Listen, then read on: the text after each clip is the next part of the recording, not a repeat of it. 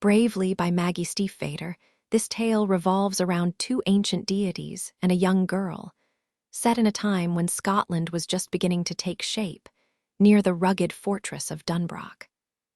The first, the Cailleach, was as ancient as the land itself.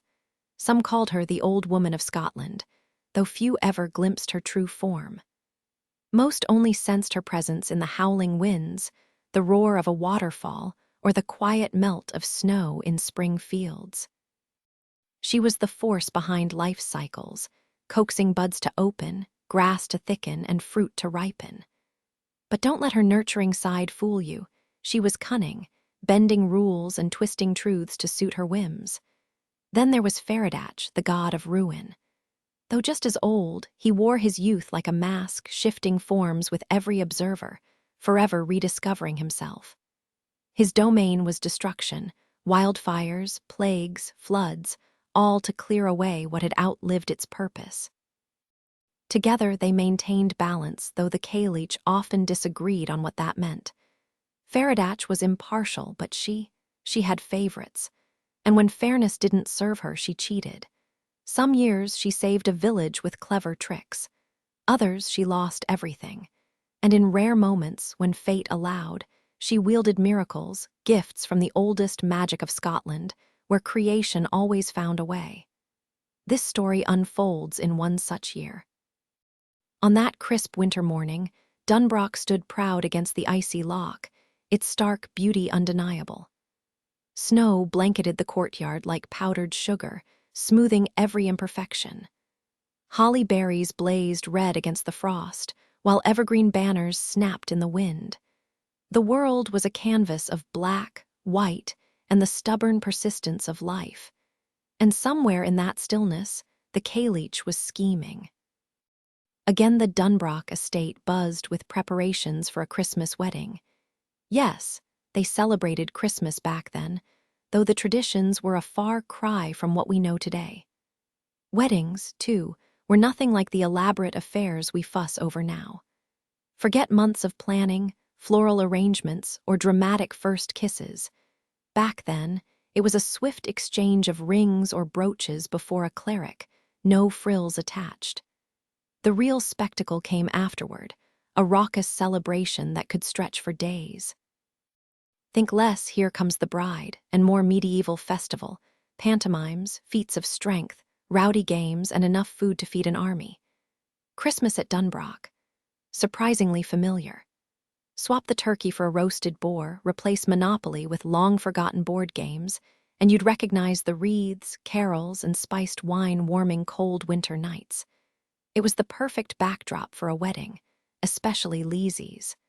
Sweet, eccentric Lizzie, who'd been part of the household so long she might as well have been family. She'd cycled through every faith and philosophy, druids, witches, even a brief obsession with Minerva that had her weaving tapestries of owls. Thankfully, astrology distracted her before anyone lost their patience. Now, she'd landed on matrimony with a man the household affectionately called the Cabbage. Not thrilling, but reliable, and that was enough for Lizzie. But this story isn't about her. It's about another Dunbroch girl. Three things carried the Dunbroch name. The castle itself, perched like a sentinel over misty hills, the sprawling kingdom of lochs, fields, and jagged mountains, and the royal family, King Fergus, Queen Elinor, their fiery daughter Merida, and the triplets Hubert, Harris, and Hamish. And Merida. Picture less a prim princess and more a human spark. Wild red hair, sharper wits, and a talent for archery that bordered on supernatural. If trouble had a face, it'd look a lot like hers long before her mischievous triplet brothers came along. Merida had spent years as the sole princess of Dunbroch, and while other kids might have filled their days with playmates, she found her closest companion in a bow. Archery became her escape, her obsession, the one thing that made sense when royal lessons in needlework, music, and books left her restless. There was something about the quiet focus of drawing a bowstring, the way everything else faded away. If a problem nagged at her, she'd shoot. If emotions tangled inside her, she'd shoot. Her fingers toughened, her arms bore the marks of countless hours, and even in sleep, her mind still calculated wind resistance between imaginary trees. The year leading up to her sister's wedding, Merida roamed the kingdom like a restless spirit. Spring took her high into the hills with shepherds, summer to Morventon's convent for lessons in maps and languages, and autumn alongside her father's trusted scouts, charting Dunbrock's wildest corners. By winter's return, Lizzie's wedding loomed, and Merida hung up her bow, fooled by the illusion that home was just as she'd left it. She had no idea fate and Faradatch were closing in. But the Kaleech knew. That ancient, cunning goddess saw the ruin Dunbrock had coming. And though she was supposed to stay impartial, centuries of watching this clan had worn her down. So she bent the rules. This is how it happened. Merida was halfway through demolishing a tower of bread rolls when the knock came. The kitchen was warm, the hearth glowing, and the rolls, oh, the rolls were perfection. Golden crusts shattered under her teeth, giving way to soft, steaming centers. She'd already polished off the lopsided ones, nobody would miss those, and was now working her way through the flawless specimens meant for Lizzie's ridiculous wedding tradition. A kiss over a bun wall. Honestly, she was doing them a favor by shortening it. Lizzie, married. The thought still didn't feel real. Barefoot in the flour-dusted kitchen, Merida absently traced her name on the stone floor, toes leaving looping letters in the powder. The cool stone beneath her feet, the fire's warmth on her skin, the way her name backward, Adirm, sounded like some mysterious, brooding alter ego, it all felt oddly comforting. Adirm of Dunbrock, a shadow version of herself, quiet where she was bold. She smirked, dragging her toe through the flour again. Dunbrock, H. Corbnud. Yeah, that one didn't work at all. The first knock came soft but clear, tap, tap, tap. Merida froze mid-bite, her roll halfway to her mouth. Was that one of her brothers playing tricks? Hubert had given her that sly grin earlier when she blew out their candles at bedtime. But the castle was eerily quiet, the kind of silence only thick stone walls and heavy tapestries could create, swallowing every sound. Everyone else was asleep, lost in dreams of Lizzie's wedding and the Christmas feast tomorrow. Probably just the fireplace settling. She finished her roll, then carefully picked another, resisting the urge to yank one from the bottom of the pile like her brothers would, just to watch the whole stack tumble. Instead, she chose a perfectly round one, tearing it open to admire the fluffy, honeycombed insides. No one baked like Aileen. The cook was as prickly as a thistle and swore like a sailor, but her bread was legendary. Queen Elinor went out of her way to bring her the latest recipes, sometimes even from France. Whenever a new one arrived, Aileen would lock herself in the kitchen for days, tweaking and perfecting before letting anyone taste. Well, almost anyone. Merida had snuck down here more than once to steal a sample. As she chewed, she grinned, remembering her grand return earlier that day. The castle had erupted, hugs, tears, and her dramatic retelling of the ballad of Merida's year from atop the great hall table, dodging garlands and holly. The triplets had howled with laughter, her father had beamed, and her mother had pretended to scold her. Home. The fireplaces roared, the blankets were soft and flea-free, and the privy was inside, pure luxury. Even the little things felt perfect. The kitchen's rosemary thyme scent, her brother's shrieking chaos in the halls, her father's deep hum by the hearth, and the nightly ritual of kissing her mother's cheek as Elinor scribbled in her journal. Then, tap, tap, tap again. Was that real? She held her breath. "Hubert, I swear," she muttered, but it didn't sound like him.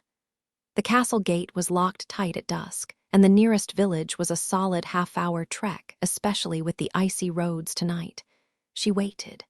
Silence. Then nothing. She tore off another chunk of bread, but the gnawing unease that had pulled her from bed refused to fade. It made no sense. She should have been overjoyed. Her family, her home, everything was just as she remembered. The warmth of the hearth, the familiar creak of floorboards, it was perfect. Yet here she was, restless as a caged fox, her fingers twitching for the weight of her bow, her muscles craving the burn of a good practice session under open skies. The same restless energy had plagued her the night before she'd left months ago. But she'd been on that adventure. Shouldn't she feel settled now? Shouldn't she be different? Then, tap, tap, tap. Not the fireplace this time. The sound came from the back door, the one used for deliveries, where the cobblestones kept the grass from being trampled. Who in their right mind would be out in this freezing night? A horrible image flashed in her mind. One of her little brothers, stuck outside, too weak to do more than feebly knock. She bolted across the kitchen, twisted the heavy iron key, and yanked the door open. Moonlight spilled into the courtyard, turning the snow into a glittering sea. The cold hit her like a slap, sharp with the scent of distant hearth fires. The stars burned so fiercely overhead they looked like they'd leave streaks on her fingertips. But the doorstep was empty. No footprints, no sign of anyone, yet she knew she hadn't imagined it. A strange, electric sensation prickled under her skin, something old and familiar stirring beneath her restlessness. Magic, something whispered inside her. Magic is close. And then movement. A shadow shifted near the castle wall, a hunched figure frozen mid-motion, glove half off, as if hoping the darkness would swallow him whole. No visitor, no lost child, an intruder. Hey! She barked, gripping the bread tighter. No bow, no problem. With a flick of her wrist, she hurled the loaf straight at his head. It smacked with a satisfying thunk. You gonna explain yourself, or do I need to find something heavier? The figure turned slowly. His face stayed hidden, but she didn't need to see it to know. This wasn't just some wanderer. Something about him hummed with the same strange energy coursing through her veins. Merida grabbed the nearest weapon, a heavy iron fireplace shovel, and stormed across the courtyard in just a few strides. I said, identify yourself, she demanded, her voice sharp with warning. The stranger scoffed. You think you can, ow. She swung the shovel hard, striking behind his knees, a move she hadn't learned in formal training but from her mischievous little brother Hubert, who'd spent weeks ambushing unsuspecting victims under the great hall table. The stranger crumpled into the snow, his gloved hands sinking deep. He shot her a stunned glare. You can't stop me, he hissed, which was not the groveling apology she'd expected.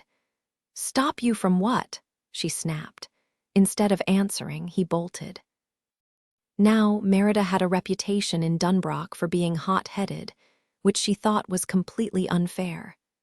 Sure, she had a temper, but so did her 3 red-headed brothers, and they never got called out for it. No, what she had wasn't anger, it was quick thinking. Sometimes that meant a sharp retort, and sometimes it meant chasing a trespasser through the snow with a fireplace shovel. A tiny voice in her head, one that sounded suspiciously like her mother's, scolded Merida. Princesses do not run barefoot after strangers in the middle of the night. She ignored it and sprinted after him. But this wasn't just some ordinary chase. One second, she was following a man in a swirling cloak. The next, he was gone, replaced by a deer, its silver coat glinting under the stars as it vaulted into the woods. Then it wasn't a deer at all, but a fox, its gray tail flickering through the snow. A wolf, a hare, a mink, a rabbit. Merida's pulse quickened. Oh, magic. Scottish magic was like a wildcat, rare, elusive, and easy to miss if you weren't looking. Most people dismissed it as superstition, something to ignore in favor of more practical concerns.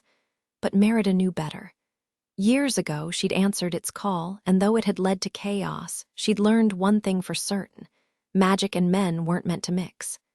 They played by different rules. And now it was back.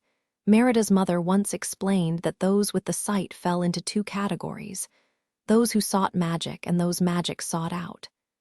After everything that had happened, Merida was sure she wasn't the type to go chasing after it. Yet here she was, sprinting through the frost-bitten woods, breath clouding in the air, determined to catch the mysterious figure slipping between the trees. Turning back wasn't an option. "You can't stop me," he'd taunted. She had to find out why he'd been lurking in the castle courtyard at midnight. But chasing him head-on was useless. He was too fast, too slippery. So she switched tactics. This was her Dunbrock.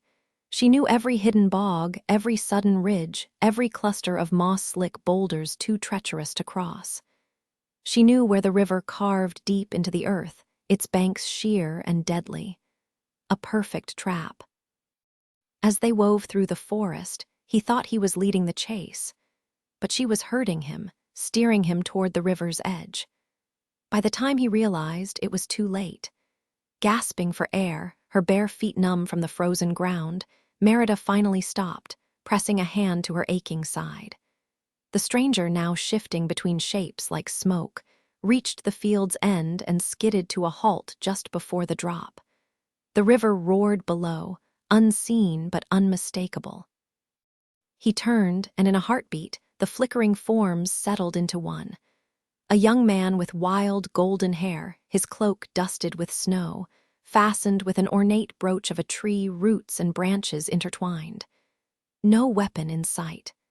"You're trapped," Merida panted, gripping the fireplace shovel like a sword. It wasn't the most intimidating weapon, but she gave it a sharp twist for effect. The metal head snapped off, leaving a jagged point. "This river's drowned cattle twice your size, and they weren't weighed down by a fancy cloak. Now, who are you?" His eyes flicked to her frost-reddened feet, then back to her makeshift spear. "I'm not something you fight," he said, voice calm. "Why do you think you can?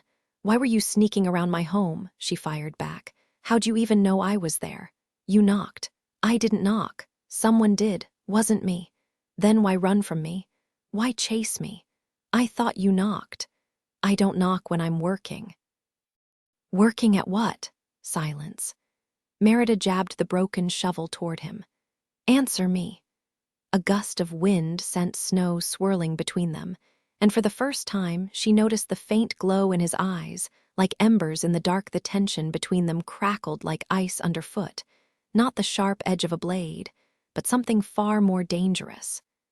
An arrow without a bow, poised on her shoulder, ready to fly straight through his skull if he dared lie.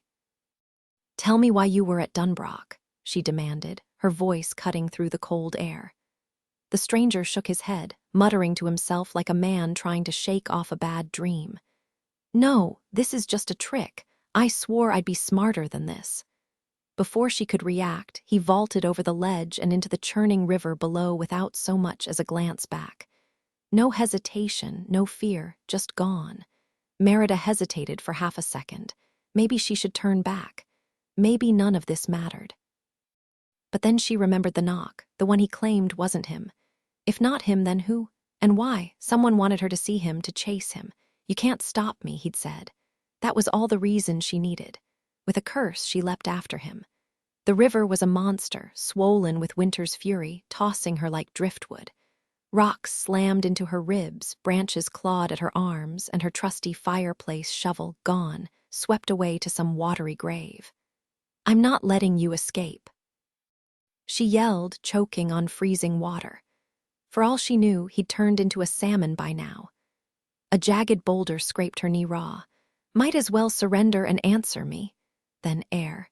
She was falling, not just falling, plummeting. The waterfall she'd admired 100 times in daylight, so quaint and charming, now felt like the maw of a beast. Seconds stretched into eternity before she hit the shallow pool below, shoulder smashing into gravel, icy water flooding her lungs.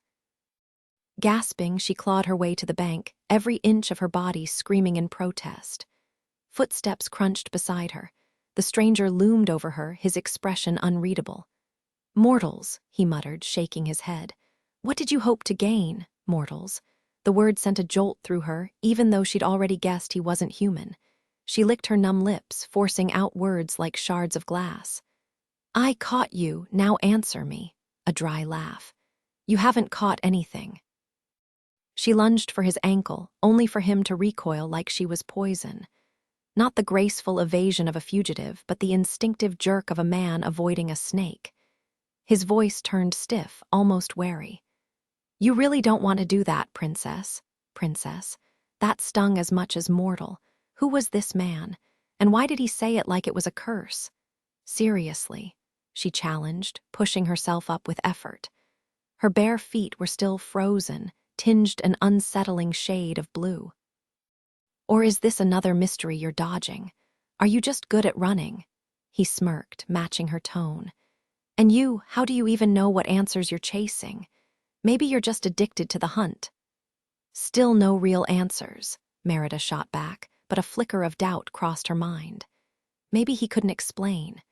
The old women at the Sheelings had whispered about magic's strange rules, creatures bound by unseen laws, cursed to twist words or hide their true forms. Some couldn't cross running water, others melted in sunlight. Maybe he was trapped in his own game. With a smirk, she taunted, "Or maybe you're just some bored sprite pulling pranks." His eyes narrowed. "A sprite? Or a trickster?" she pressed, teeth chattering. "A shadow walker, a gremlin." His lips thinned. "Fine, you want truth, here it is." Before she could react, he peeled off one glove, slow, deliberate, revealing hands too perfect, stitched gloves too fine. "Don't blink," he warned, gripping a young sapling. The moment his skin touched bark, winter itself lunged at the tree. Frost erupted like jagged glass, crawling up the trunk in seconds.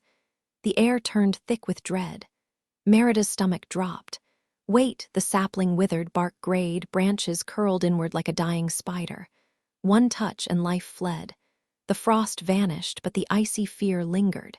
He slid his glove back on, never breaking eye contact. Magic.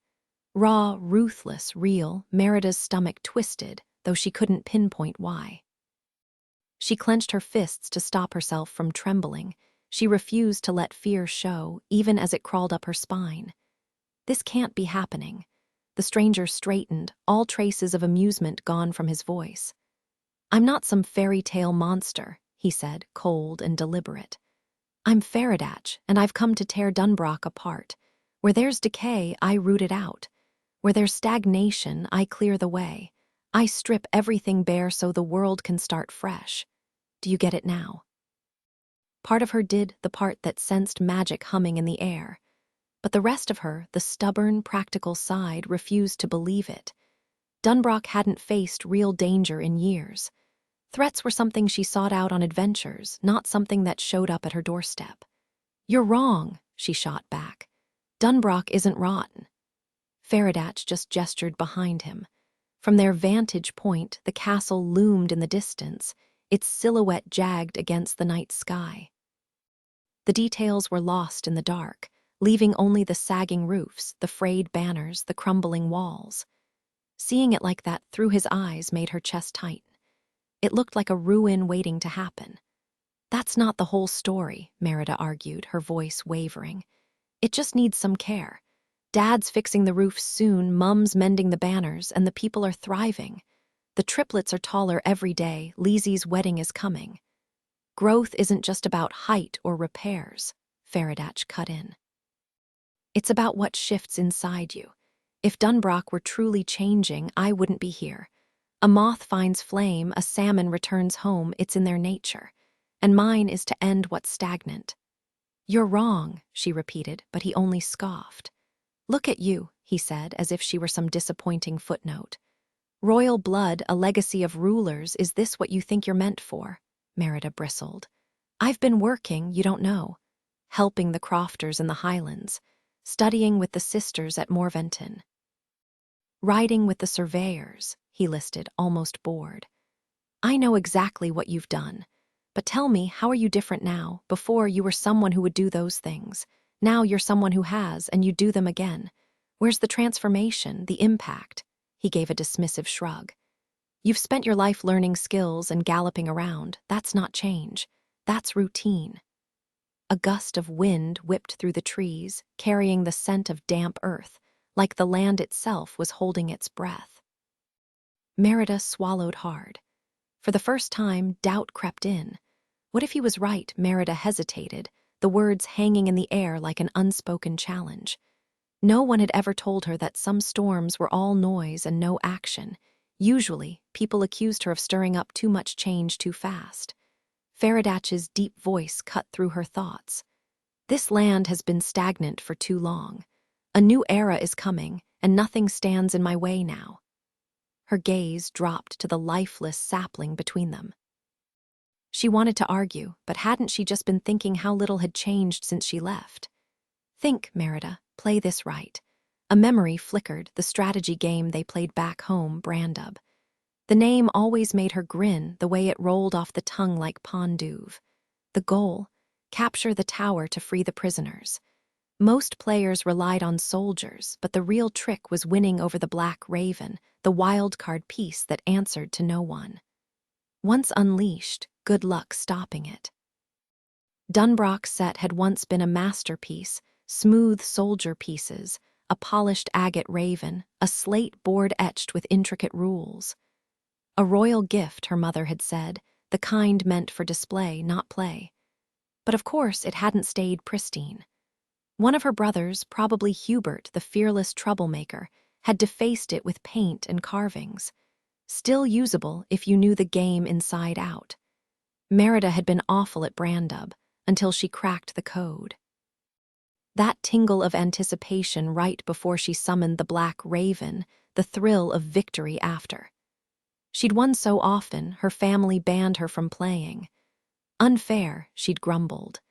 Now, facing Faradach, that same prickling sensation crept up her spine. The rules here were clear, a god versus a mortal. She was supposed to lose, to retreat and accept fate. But something, not Faradach, had led her here. And Merida never played by the expected rules. Faradach was meant to end her life, yet here she stood, alive and defiant.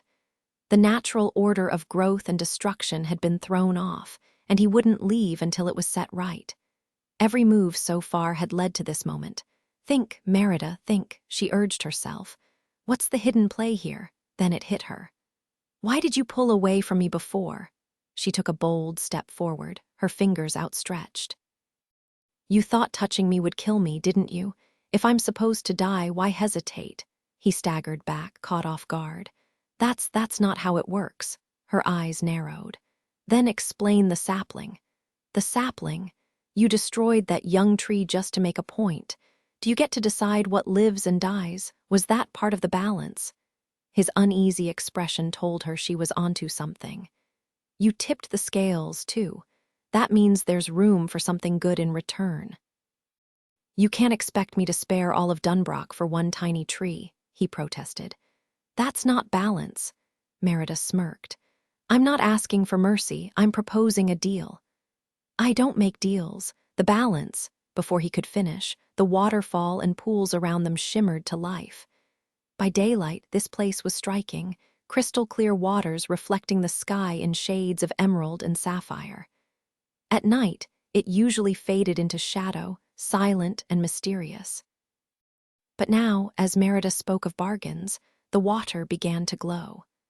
Wisps of blue light floated up from the depths, defying logic. Will-o'-the-wisps, she realized, those eerie guides that could lead you to wonder or disaster. She'd forgotten how unnatural they looked, nothing like fire or sunlight. Pure magic. Above, the night sky twisted with ribbons of vivid green, swirling like living flame.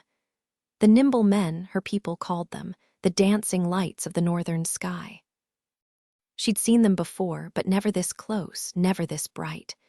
It felt like she could reach up and touch them. A haunting melody filled the air, as if the wind itself were singing through the rocks. The whole scene hummed with something sacred. Then, without warning, an old woman appeared on the far bank.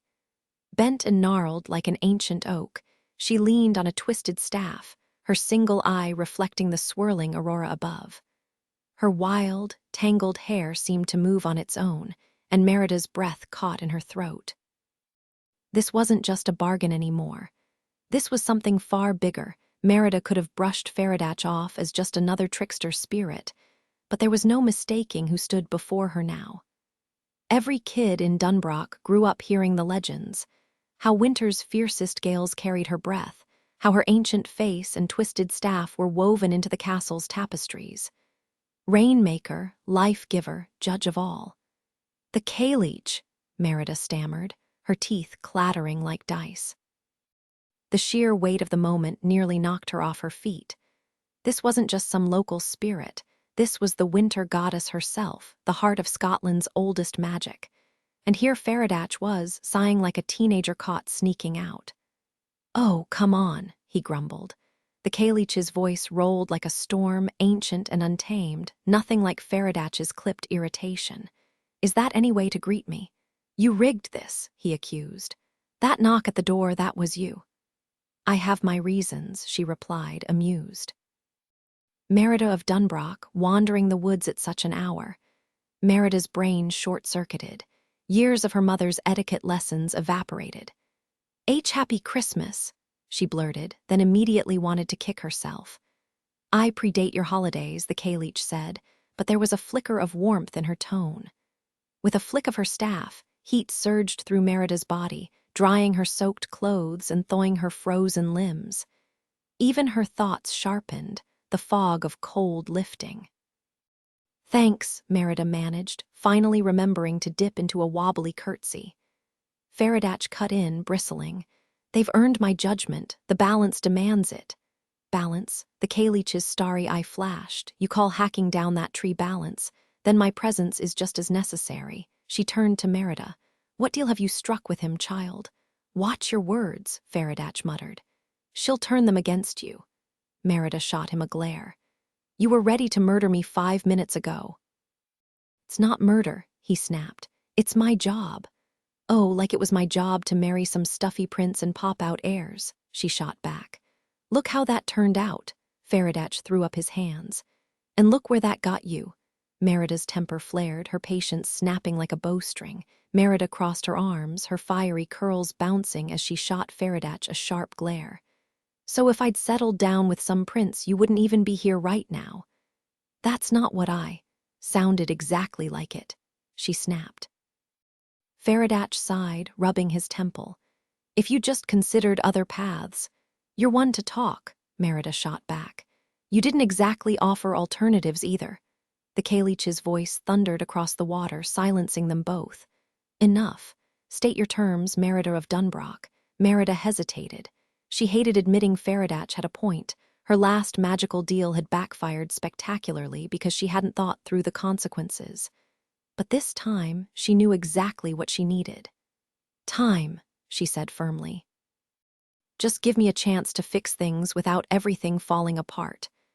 Faradatch scoffed. "They've had decades. The world moves forward, yet they cling to the past. Some things need to be torn down." "Oh, we all know where you stand," Merida muttered. The K-Leech cut in.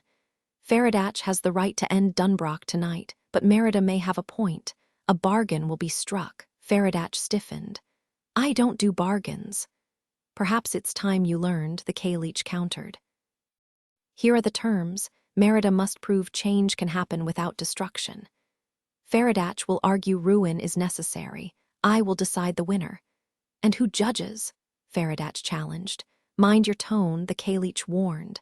"Faradatch will show Merida the ruin he brings. Merida will show him the change she creates. Speak of this to no one else." Merida swallowed. "How long do I have?" "A year. A year." That was nothing and everything. The world could shift in months, let alone a stubborn family.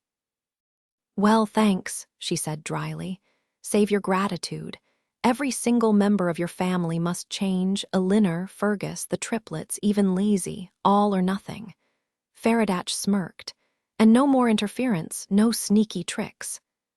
He shot the K-Leech a look that bordered on insolence, but she only sighed. "No cheating, do you accept?" Merida didn't hesitate. "Yes."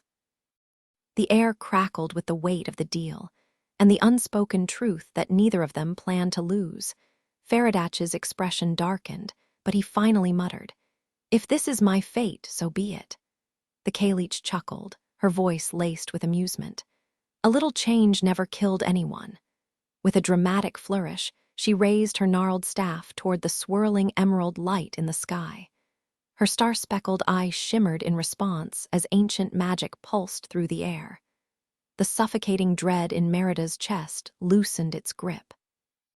The glowing orbs sank back into the dark pools, and the eerie green glow dissolved into the night. Faradach exhaled sharply, turning his back on Merida and Dunbrock. The K-Leech's lips curled into a sly grin as she faded like mist under morning sun, her final words lingering in the air. The bargain is sealed. Christmas morning arrived with a chaotic assault, not by magic, but by slobbering, overexcited dogs. Christmas?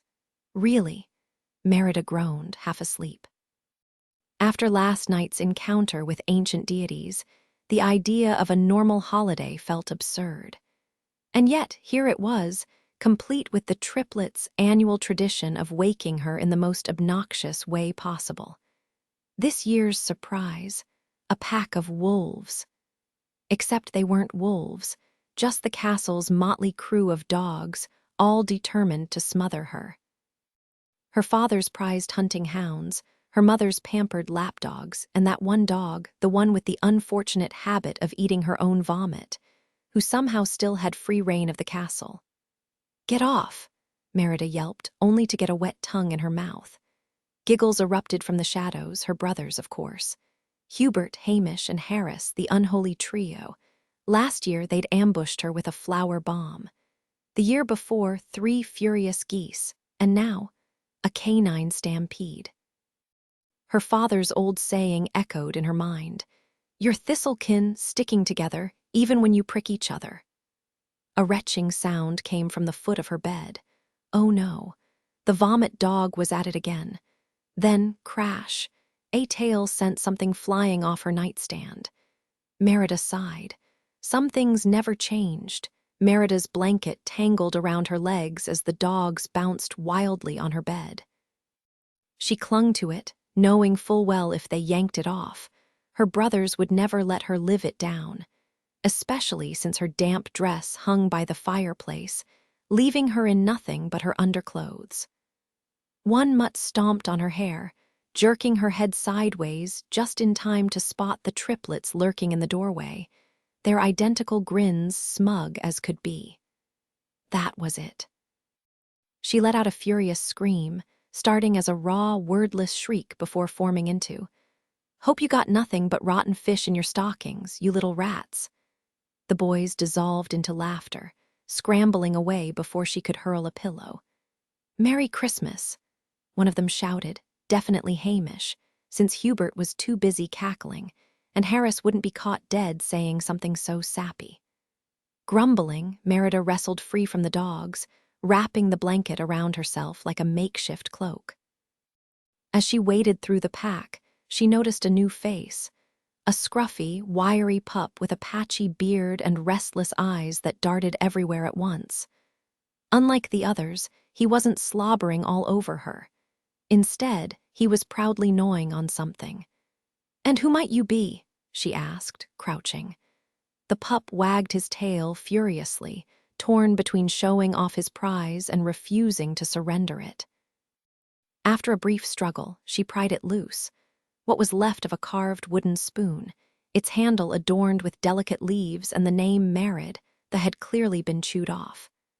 "Unless you're also named Merida," she muttered. The pup let out a series of indignant yips, as if personally insulted. She rolled her eyes. She didn't even like collecting spoons, though her parents seemed convinced otherwise, judging by the growing lineup on the mantel. But having one destroyed before she could decide if she wanted it. That was just rude. Normally, this was the part of Christmas morning where she'd start scheming revenge on her brothers, something to execute once the holiday chaos died down. Because while the days leading up to Christmas were all cozy family traditions, the actual day was pure madness. Before dawn, the castle buzzed with servants scrubbing floors, cooks roasting meats, and decorations being hung. And once night fell, the doors would swing open for villagers and travelers alike, turning the great hall into a feast of food, drink, and dancing, until no one could stand straight. The Dunbrock castle buzzed with laughter and music as the royal family hosted their annual feast, letting everyone forget their troubles for one enchanted evening, even if it meant pretending they belonged among the stone walls and tapestries. Between the festivities and Lizzie's rushed wedding plans, Merida had barely slept, and now she had bigger problems than exhaustion. Her family was in danger, and revenge would have to wait. "Out, you mangy beasts!" She herded the wolves into the spiral staircase and slammed the door shut, muttering under her breath. Of course, nothing else could go smoothly.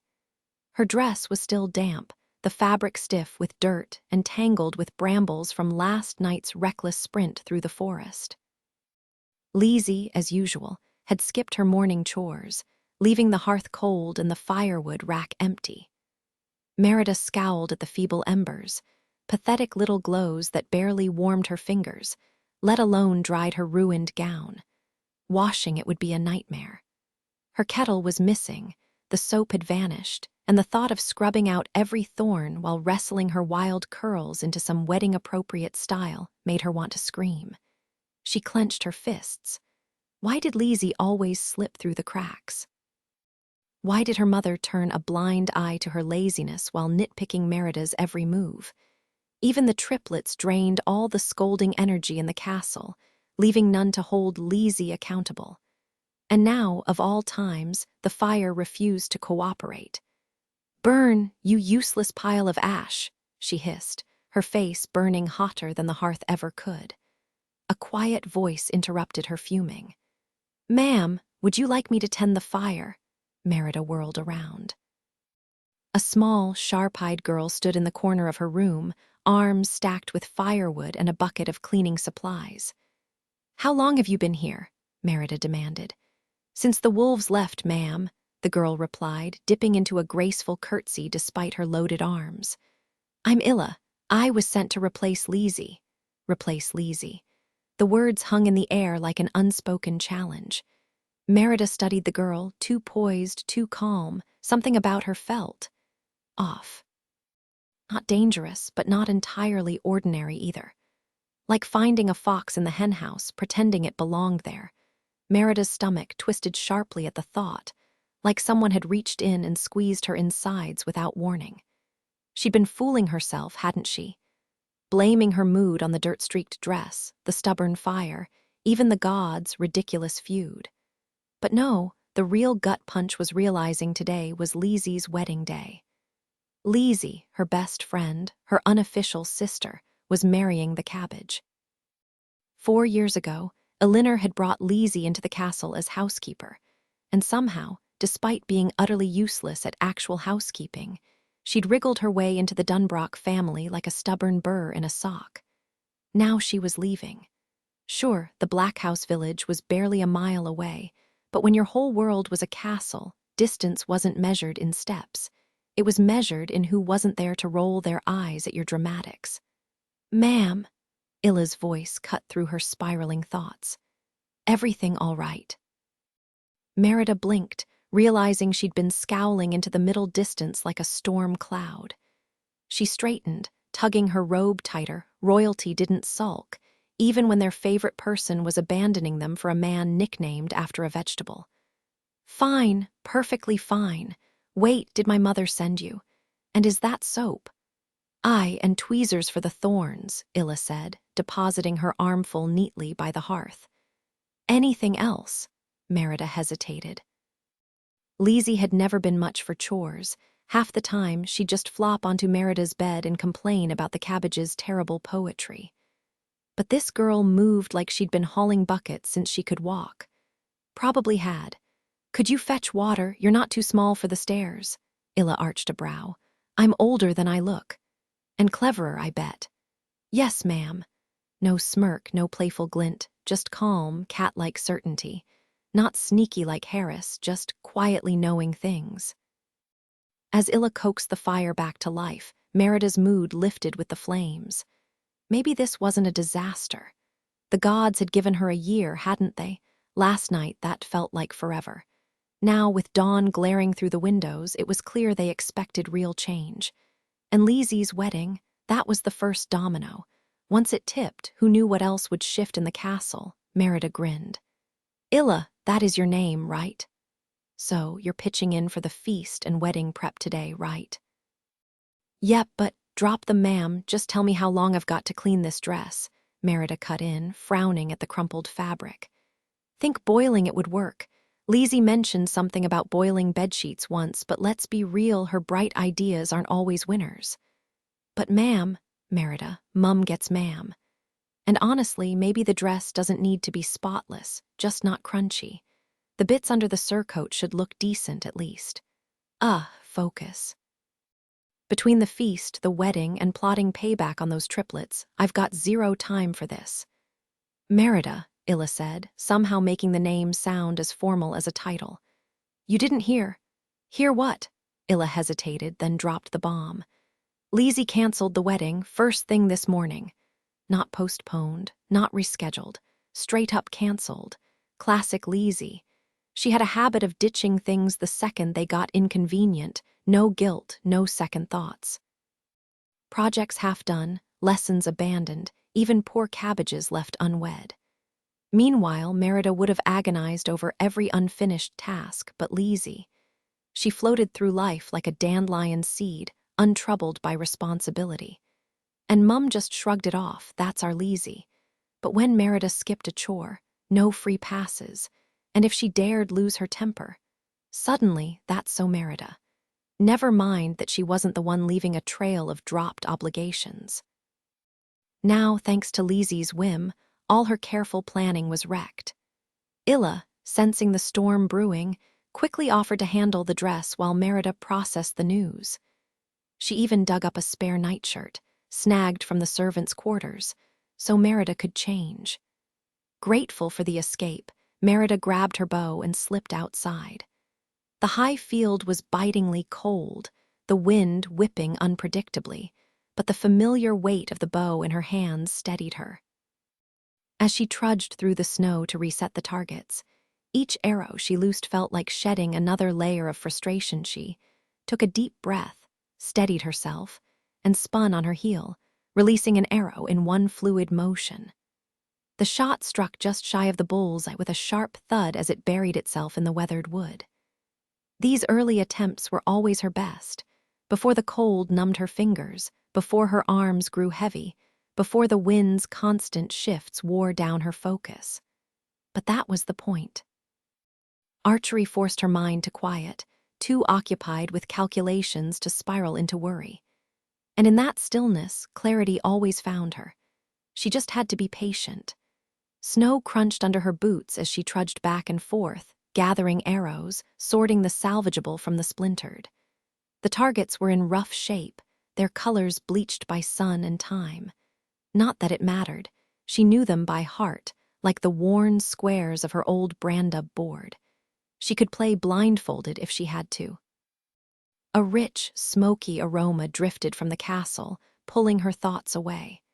The scent of roasting meat and fresh bread made her stomach growl. After months on the road, she'd forgotten how good Dunbrock's feasts could be. Then it hit her, why not take her family on the road? The triplets had never left home. Lizzie barely knew anything beyond the village, and a Linner's endless reading lessons hadn't stuck. Maybe the nuns could finally get through to her. And Hubert. He'd thrive with the map-makers, always moving, always loud. Hamish would adore the quiet Bothies, the newborn calves. Even Harris could tag along, somewhere he wouldn't spend the whole trip rolling his eyes. She didn't need every detail mapped out yet. One step at a time, just like the surveyors taught her. Find the next landmark, check the bridges, make it to the tavern before last call. Simple. The fading winter sun cast long shadows as Merida let another arrow fly, hitting the target dead center. Merida, there you are, Elinor called out as she approached moments later. Jill Peter mentioned something rather odd. He swore he spotted someone who looked just like you, but dressed in a man's nightshirt and an old hunter's cloak, shooting arrows in the snow. Naturally, I knew it couldn't be you. A princess wouldn't do something so undignified on a feast day, would she? The Queen of Dunbrock's lips tightened slightly, but the tension didn't linger. These days, they both worked harder to find common ground. Elinor had given up trying to make Merida more refined, and Merida had stopped expecting her mother to loosen up. "Must have been a trick of the light," Merida replied with a shrug, brushing snow from her sleeves. Without another word, Elinor gestured to the seat beside her, and Merida plopped down, her dress still faintly damp from her earlier escapades. The Dunbrock family had gathered in the smoky warmth of the common room, a tradition they never strayed from, even though the music room offered the same coziness without the haze. But Elinor loved the flickering firelight, so every Christmas, they endured the sting of smoke in their eyes while feasting on the most indulgent spread. This year's spread was no exception. Crispy bacon, eggs swimming in rich sauce, buttery buns that had narrowly escaped being wedding leftovers, and a hearty boar stew fragrant with onions. Golden cheese tarts, mushrooms caramelized in goose fat, and delicate pastries stamped with rabbits. And that was just the scraps from the main feast. If this was the odds and ends, Merida could only imagine the grandeur awaiting them later. The triplets, ever mischievous, piled a plate high for Merida before diving back into their rowdy game of whips and hounds, missing pieces and all. It felt like any other Christmas, as if the whole wedding fiasco had never happened. "Leezy," Merida finally asked, "wasn't he furious?" Leezy, draped in what might have once been a curtain or a horse blanket, turned with a flourish. Her wild crown of bay leaves and dried berries wobbled precariously atop her half-tamed curls. She always had this way of looking like she needed rescuing, without ever actually asking for it, and somehow people just stepped in. That was Leezy in a nutshell, effortlessly chaotic, impossible to ignore. New detail. As Merida settled in, she caught Fergus sneaking an extra tart when Elinor wasn't looking, his grin wide as he winked at her. Some traditions never changed. Tone shift. From warm nostalgia to playful sarcasm, of course. The best part of Christmas was pretending everything was perfectly normal, even when it absolutely was. Because nothing said holiday cheer like dodging questions about your secret archery sessions while inhaling enough smoke to rival a dragon's den. Festive, right, Leezy was about as useful as a porcelain vase, pretty to look at but not much else. That was just her way. "Who?" she asked absently. "Oh, John." "Yes, John," Merida shot back, rolling her eyes. "The cabbage, your future husband, the guy training to be Master Leezy. Who else? Wasn't he mad?" Fergus, Merida's father, chuckled from his massive chair, his booming voice filling the room. "The cabbage's fine. I tossed him a couple of heifers for his trouble, and he walked away grinning." "2 cows," Merida repeated flatly. "One would have been an insult," Fergus said, stretching his legs, one wooden, one flesh, like a contented bear. He was already sporting a ridiculous Christmas wreath on his head, the holly berries looking like they might topple off any second. Everything about him was oversized, his beard, his laugh, his appetite for stories. Becoming king hadn't exactly encouraged humility. In one hand, he clutched a mug of whipcull, the rich holiday drink loaded with eggs, sugar, and enough rum to knock out a horse. Crumbs from a biscuit clung stubbornly to his beard. Like his daughter, Fergus only bothered with appearances when Elinor nagged him into it. Elinor, perched elegantly by the fire, a spot Fergus had secured for her, sipped her tea with the grace of someone who'd never spilled anything in her life. Unlike her wild-haired family, she was all poise, her hair a soft gray-brown, her words measured. The queen was flawless, and Merida couldn't fathom why she'd ever need to change a thing. "How many cows do you think I'm worth?" Merida snapped, her voice tight. Elinor dipped a piece of toast into her egg with regal precision. "Let's hope we never have to find out." One of the triplets, Merida couldn't tell which, muttered, "They'd probably pay us to take her." The boys had started to grow into their own personalities, though their voices still blurred together. Hubert, now nearly a head taller since Merida had been away, had taken to braiding his fiery hair like some Viking warrior. He'd even picked out blue beads for the beard he swore he'd grow, though Merida had her doubts. Hamish, meanwhile, stayed small and pale, his fingers like ice when he sneakily pressed them against her neck in winter. And then there was Aileen, who'd complained the triplets were impossible to tell apart. But to Merida, they'd never been more different. Harris's fiery red hair, finer than Hubert's or Hamish's, stuck up in a fluffy halo, making him look like some delicate dandelion puff. There was something fragile about him, so much so that Merida often had nightmares about him shattering like glass, a fear she suspected he secretly shared. He wasn't particularly tall or short, but he carried himself with an unsettling maturity, sitting rigidly upright with his hair slicked back, sharpening his already pointed features. The effect made him less like a child and more like some scheming nobleman ready to snatch the last bite off your plate for unpaid taxes. And of course, he was insufferably smart, the kind of know-it-all who actually did know it all, which made it 10 times worse. Once, they'd had deep, meandering talks, but now, when she tried to reconnect, he just gave her that withering look, like she was wasting his time. Honestly, the only things the triplets had in common were their red hair and their knack for trouble. It was a fair trade, Harris muttered, sliding a game piece into place with quiet precision, a move that would win him the match, though his brothers hadn't caught on yet. Any hurt feelings are just bruised pride. Merida couldn't help but feel a pang of sympathy for the cabbage. Sure, he was a bit of a lump, but this whole thing felt low. "What about love?" she blurted. "Yes," Lizzie sighed, eyes starry. "What about love? You can't just repeat me," Merida huffed. Lizzie shrugged, nearly dunking her sleeve in gravy before Hubert yanked it back, his instinct to rescue even extended to the triplets, which said a lot. "I wasn't mad. I was agreeing. Why rush when you can wait for love? You didn't love the cabbage." All 3 brothers shouted in perfect, horrified unison. Lizzie just smiled vaguely, molding one of her wedding buns into a flower. "I think I was just bored. Marriage seemed like something to do." Queen Elinor gave a knowing nod. "The right man will come along when the time is right." Merida stiffened. So her mother had known Lizzie would back out. What absolute nonsense. Years ago, Merida had dared to say she wasn't ready for marriage, and it had sparked a legendary fight, curses, tears, the whole mess. Sure, it had ultimately brought them closer, but watching Lizzie waltz into the same freedom without any of the struggle. Unfair didn't even cover it. "Oh, I'm sure those 2 heifers will sweep the cabbage right off his feet," one of the triplets snickered, and Merida rolled her eyes. Some things never changed. The other 2 brothers chuckled along with Harris, their laughter echoing through the stone halls.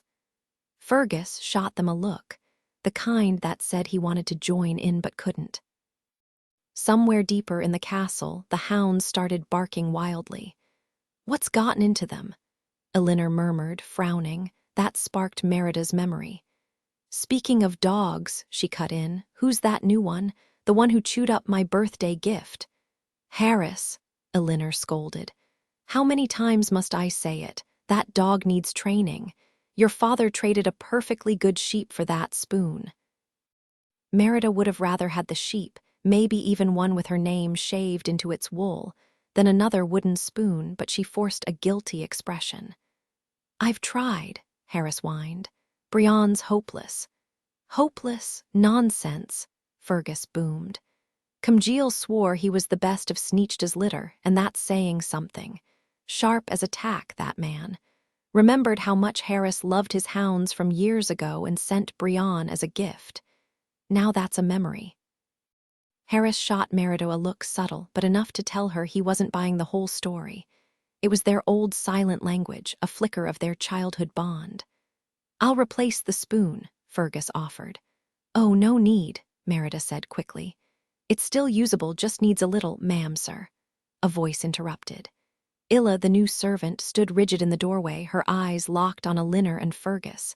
She looked tense, like a cat ready to bolt. There are men outside. They're insisting on speaking with you. Now. Insisting? Elinor's eyebrow arched, her tone icy. They can wait by the courtyard fire. We'll hear them out before supper. They took supper. This time it was Aileen who spoke, stepping beside Illa. The cook never left her kitchen unless something was terribly wrong. Her fingers twisted a dish rag as she added, "They tossed the food to their dogs. Jill Peter barely got our hounds locked in the armory before things got ugly." Merida exchanged glances with her siblings. Hubert and Lizzie looked baffled in entirely different ways. Hamish, predictably, was pale with fear. But Harris, he just seemed thoughtful. Violence wasn't unusual in their kingdom. Wild places bred wild troubles, but inside the castle, that was new. Merida's mind raced. First Faradatch, then Lizzie's wedding, now this. Is this what change looks like? But she remembered Faradatch's warning. Real change wasn't about outside chaos. It had to come from within. Fergus stood, his voice sharp. "Did they say who sent them?" "The Dassich-Tatch," Aileen answered. "They claim," Elinor cut her off with a wave. "We'll meet them in the Great Hall." Added detail. The tension in the room thickens as the scent of burnt bread drifts in from the kitchen, another casualty of the intruder's chaos. Tone shift. From familial bickering to sudden urgency, the mood pivots sharply as the threat becomes undeniable. Aileen quickly ushered the younger kids toward the tapestry room, her no-nonsense tone leaving no room for argument. "Illa," Lizzie spread the word to the staff. "No one takes orders except from us, got it?" The Dassich-Tatch. Merida rolled her eyes. Dramatic much. She barely had time to process being grouped with the children before irritation flared. After everything she'd done, they still saw her as some helpless little girl. Faradatch's words about getting stuck in old ways echoed in her mind. Lizzie calling off her wedding, Merida being treated like a kid again. Without hesitation, she turned on her heel and marched the opposite way. Aileen's sharp voice cut through the hall. "And just where do you think you're going?" Merida smirked. "Where else? To spy."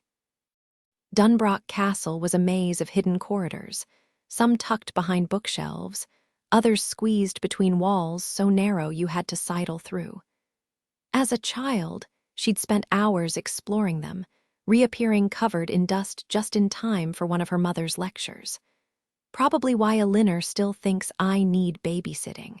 She ducked into a cramped passage, the scent of old stone and damp wood filling her nose. The triplets. Harris would love these tunnels, but Hamish would panic at the first shadow, and Hubert would probably walk face first into a wall before realizing it wasn't a door. Emerging onto the Great Hall's balcony, Merida took in the scene below. The massive room buzzed with preparation. Fires crackled, chandeliers blazed, and tables groaned under platters of roasted meat and fresh bread. Servants stood guard against sneaky dogs, while Elinor's harp waited silently in the corner, ready for the evening's music. Same old Dunbrock. But this time, she wasn't just watching. She had to plan the Great Hall, usually alive with laughter and warmth during Christmas feasts, now felt like a battlefield. The air was thick with tension instead of the usual scent of roasted boar and spiced wine. Tables lay overturned, their contents trampled into the rugs and smeared across the flagstones. Merida clenched her fists, her stomach twisting at the sight of her mother's winter tapestry, the one embroidered with the K-leech burning in the fireplace. The intruders from the Dassich-Tatch stood like a wall of steel, their polished armor glinting under the torchlight while their hounds tore apart what remained of the feast. A sharp whisper cut through the silence. "These men have awful energy." Merida nearly jumped out of her skin. "Lizzie!" She hadn't even heard her approach again. Was sneaking up on people some kind of holiday tradition now. Lizzie grinned, miming a stealthy crawl with her fingers, her headdress slipping sideways. Without thinking, Merida reached over to adjust it, then wrinkled her nose. "Did you bathe in perfume? They'll smell us before they see us." but despite everything, a flicker of relief warmed her chest. Lizzie was here, shoulder pressed against hers, watching the chaos unfold below. "They picked Christmas on purpose," Merida muttered. "They knew we'd be celebrating." Down in the hall, the leader of the intruders, cloaked in a grotesque mantle of wolf tails, snarled his demands. "We won't leave until we have your loyalty to Lord Mac Alpin." His voice was rough, like gravel dragged over stone. Elinor, ever composed, arched a brow. There were certainly more civilized ways to deliver a message. She sat straight-backed in her throne, as if this were nothing more than an inconvenient diplomatic visit. Merida's pulse pounded in her ears. These men weren't just here to talk. The destruction, the intimidation, it was all part of the game, and she hated every second of it. Merida clenched her fists under the table, watching the smug faces of Lord Mac Alpin's men as they tore into the roasted boar. Part of her wished her mother would snap, just once like she used to before the whole bear fiasco. Toss them out on their backsides, dogs and all. But Dunbrock wasn't exactly a fortress, and the handful of guards in the hall were more interested in their ale than a fight. Wulftal's voice cut through the noise. "Lord Mac Alpin's been sending letters for months, polite ones. You ignoring them is what brought him here." Merida leaned toward Lizzie, who was somehow managing to look effortlessly charming even with gravy on her sleeve. "Did you know about this?" Lizzie grinned, twirling a loose curl around her finger. "Oh, I've seen the letters. Fancy parchment, too. Signed Domhnall Mac Alpin. Sounds noble, doesn't it?" "Lizzie." Lowering her voice, Lizzie continued. "He kept going on about some danger from the south. Wants every clan to send their sons for his army. And daughters, too, not to fight, obviously, but to marry off. You know, for unity." She mimed sealing her lips, though it didn't stop her from adding, "Your parents never replied. Last I saw, the letters were ashes in the fireplace." Merida's stomach twisted. The triplets, barely trained, still more interested in mischief than swords, being shipped off to war. And herself, paraded around like some bargaining chip. Unthinkable. She glanced at her parents. Once they would have faced this head-on. Her mother decisive, her father thoughtful. Now, they just let things smolder until they caught fire. The great hall buzzed with tension, but all Merida felt was the weight of things left unsaid back in the day. The Dunbrock way of handling problems was straightforward. Act fast and hit hard, no matter the consequences. But somewhere along the line, that approach had softened into avoiding confrontation and hoping issues would just disappear. From where Merida stood, she could see a perfect example of the new Dunbrock method. A massive chest, shoved in front of the armory doorway, resting on a worn-out rug for easier dragging. There used to be an actual door, but years of snowmelt and a leaky roof had warped it beyond repair. Since planting season had been hectic, and the only real downside was the dogs sneaking into the armory at night, the family had just left the chest there, promising to fix it later.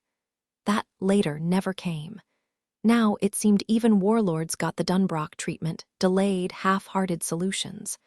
The thought made Merida uneasy, especially after Faradach's accusations the night before. A sudden realization hit her. "Wait," she said, narrowing her eyes. "How did you even know what those letters said?" "And why were you in Mum's room?" Lizzie shrugged. "I had Harris read them to me, after I, tried sounding out the juicier bits myself, and I was looking for ink for my sketches." So that was why Harris hadn't seemed shocked about the intruders. Back when Merida still lived here, he would have told her everything immediately. This was exactly the kind of drama they'd dissect for hours. Downstairs, Fergus's voice was growing louder. 6 men against our kitchen and a dead Christmas boar might have been a fair fight, but trust me, you don't want to push your luck. Wulftal's growl was rough as gravel. "We didn't come for a fight, but if we leave empty-handed, next time we won't come alone." "You will leave empty-handed," Fergus shot back. Wulftal's expression twisted into something feral, matching the wolf pelts on his shoulders. We offer peace, loyalty, safety, kinship with your neighbors, and this is how you greet us.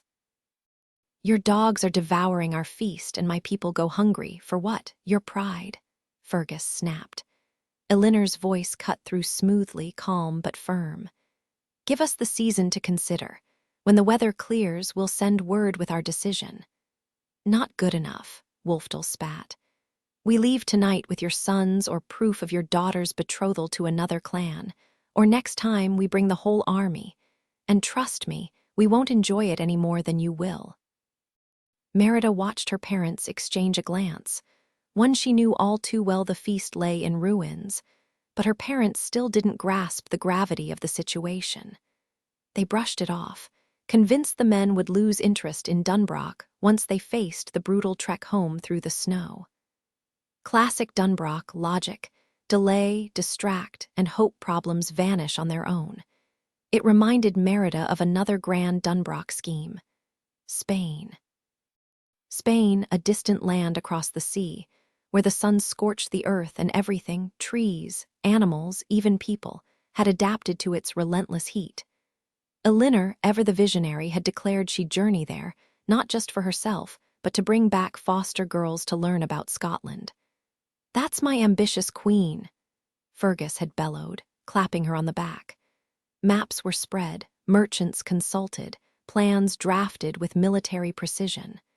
Merida had been thrilled, of course she'd tag along. What an adventure, but weeks turned to months and reality set in.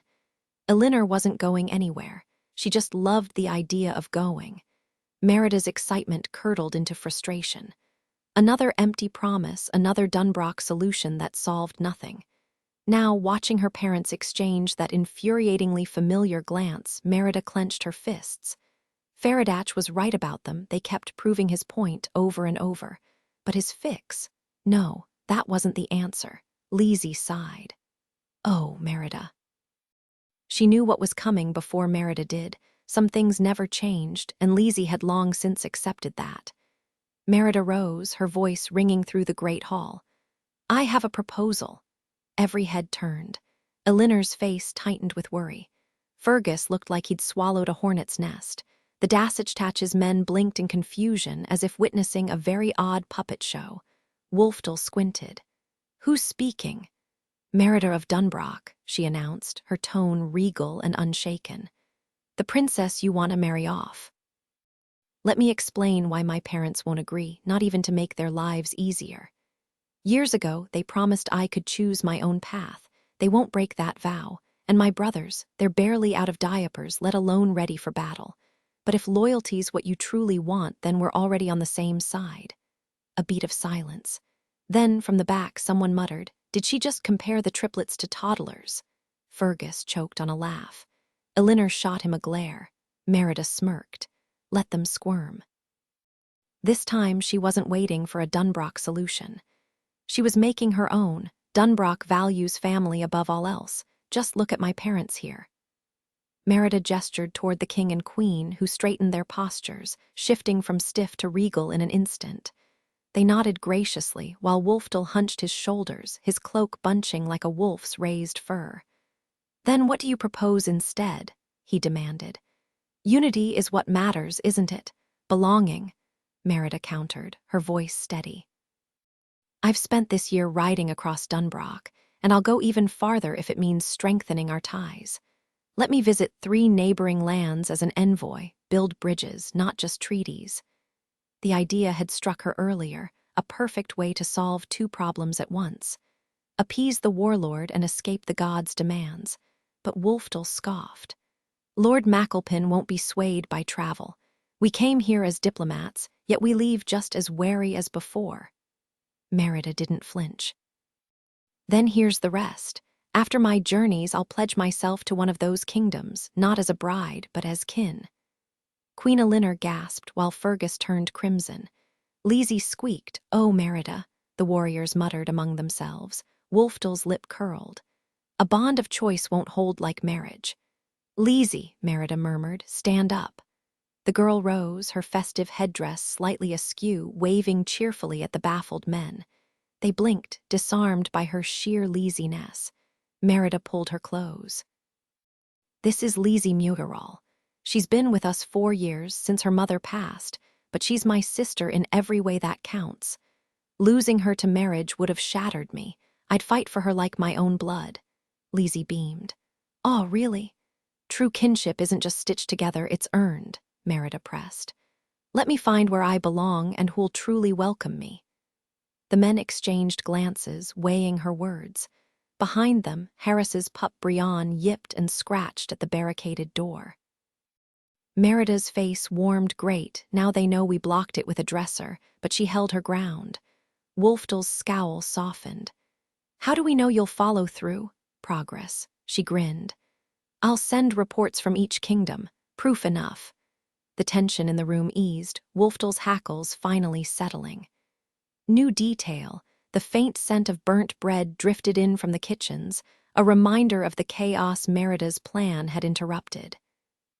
Voice shift. From tense negotiation to defiant optimism, Merida's tone sharpens, daring them to doubt her. Wolfdal gave a gruff snarl, glancing around the hall. This isn't what I expected. Elinor straightened, her composure fully restored as if the earlier tension with Merida had never happened. Merida's offer is more than reasonable, she said coolly. Do we have an agreement? Fergus let out a booming laugh. Only a fool would refuse. Isn't peace what we're after? With a shrug, Wolfdal nodded. Fine, the deal is done.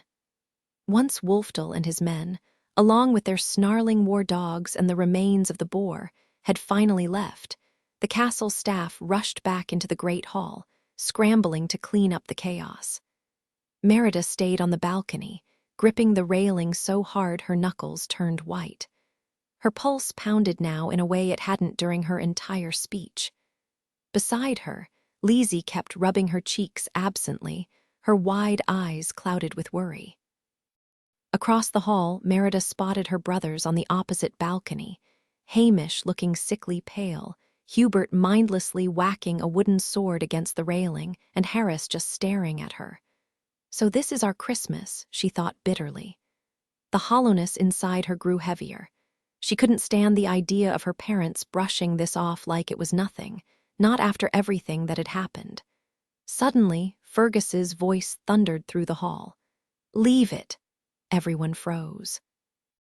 He stood in the wreckage, arms hanging at his sides like a bear ready to charge. Elinor raised an eyebrow. Fergus, what on earth are you doing? He slammed a fist into his palm. I won't let those mongrels ruin Christmas. Aileen is all the food ruined. Just the first courses and some of the meat, sir, Aileen replied. I saved the rest for later.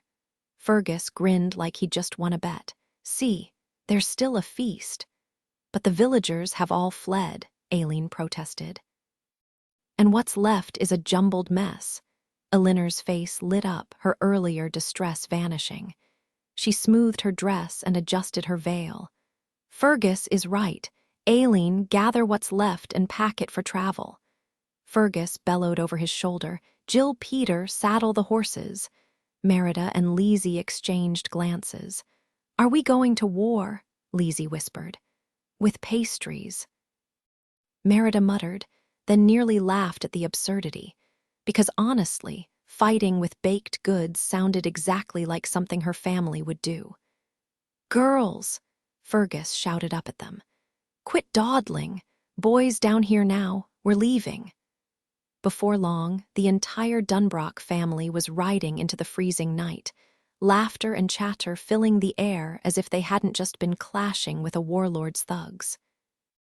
The wind howled around them, but the warmth of their stubborn, ridiculous hope carried them. Forward the horses were adorned with every festive trinket salvaged from the castle's ruined decorations. Tiny bells chimed with each step, and evergreen boughs swayed from their bridles. Behind them, sturdy pack ponies trudged along, their backs weighed down with baskets full of holiday treats. The triplets, for once not wreaking havoc, rode their matching geldings in perfect harmony, their voices blending into cheerful carols that echoed through the crisp night air. Even Fergus had gotten into the spirit, letting Lizzie weave holly sprigs into his beard, though not without first snipping off the sharpest thorns. The bright red berries stood out like tiny jewels against his fiery beard. "They bring luck," Lizzie insisted. "Do they now?" Fergus chuckled. "Seems likely," she shot back with a grin. Torches and lanterns flickered in the hands of Fergus's men, casting a warm glow over the procession as they made their way to the Black House village.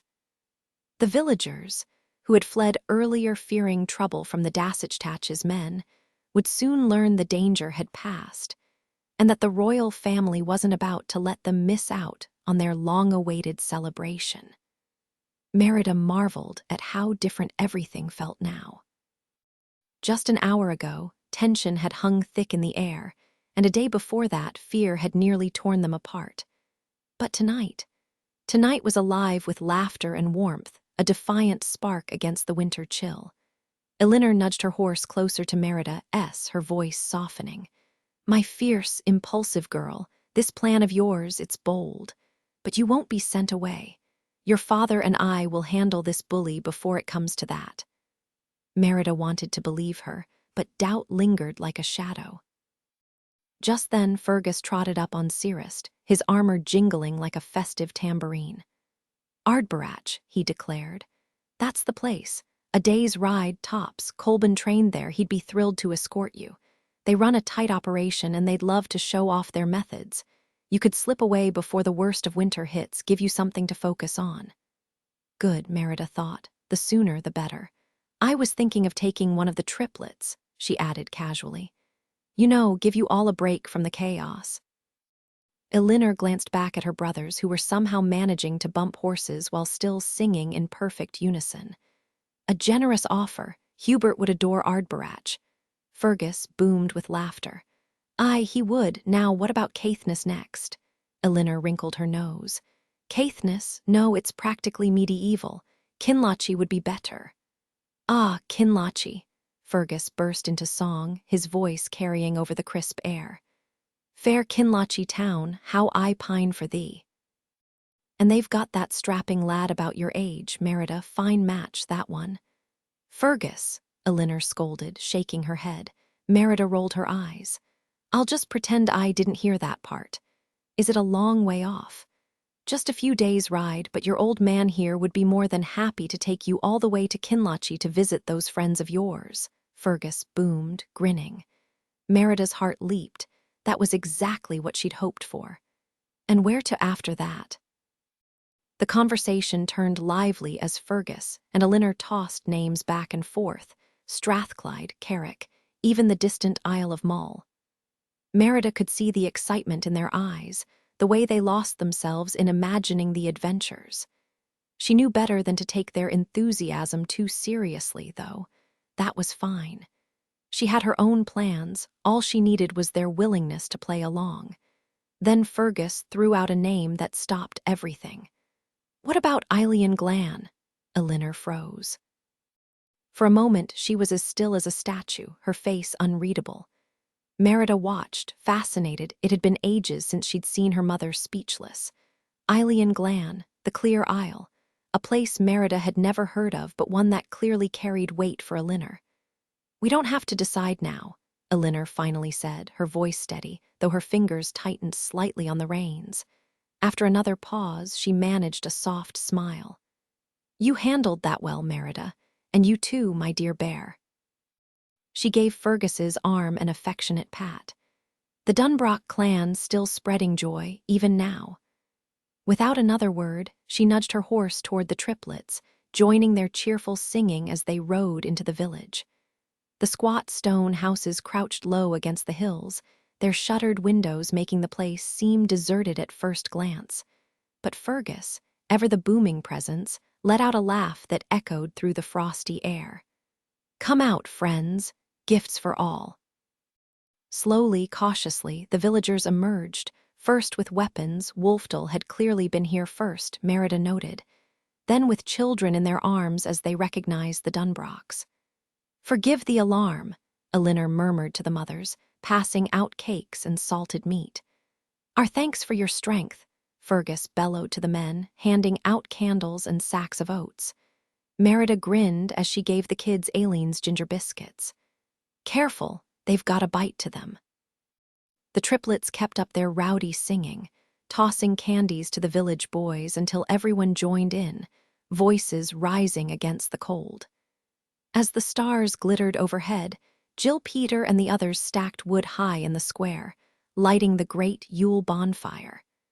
They'd brought enough to keep it burning till dawn, and soon the whole village gathered around, laughter and song pushing back the winter's chill. Magic. That's what it was, pure, defiant magic. Merida adored this kind of magic, not the wild, ancient power of the Kaleech or Faradach, but the warm, everyday enchantment of her own family. Sure, they drove her crazy sometimes, but she wouldn't trade them for anything. The Dunbrocks were loud, chaotic, and fiercely devoted to each other, and that was exactly why she loved them. 3 quests to save them. She'd take on 3,000 if she had to.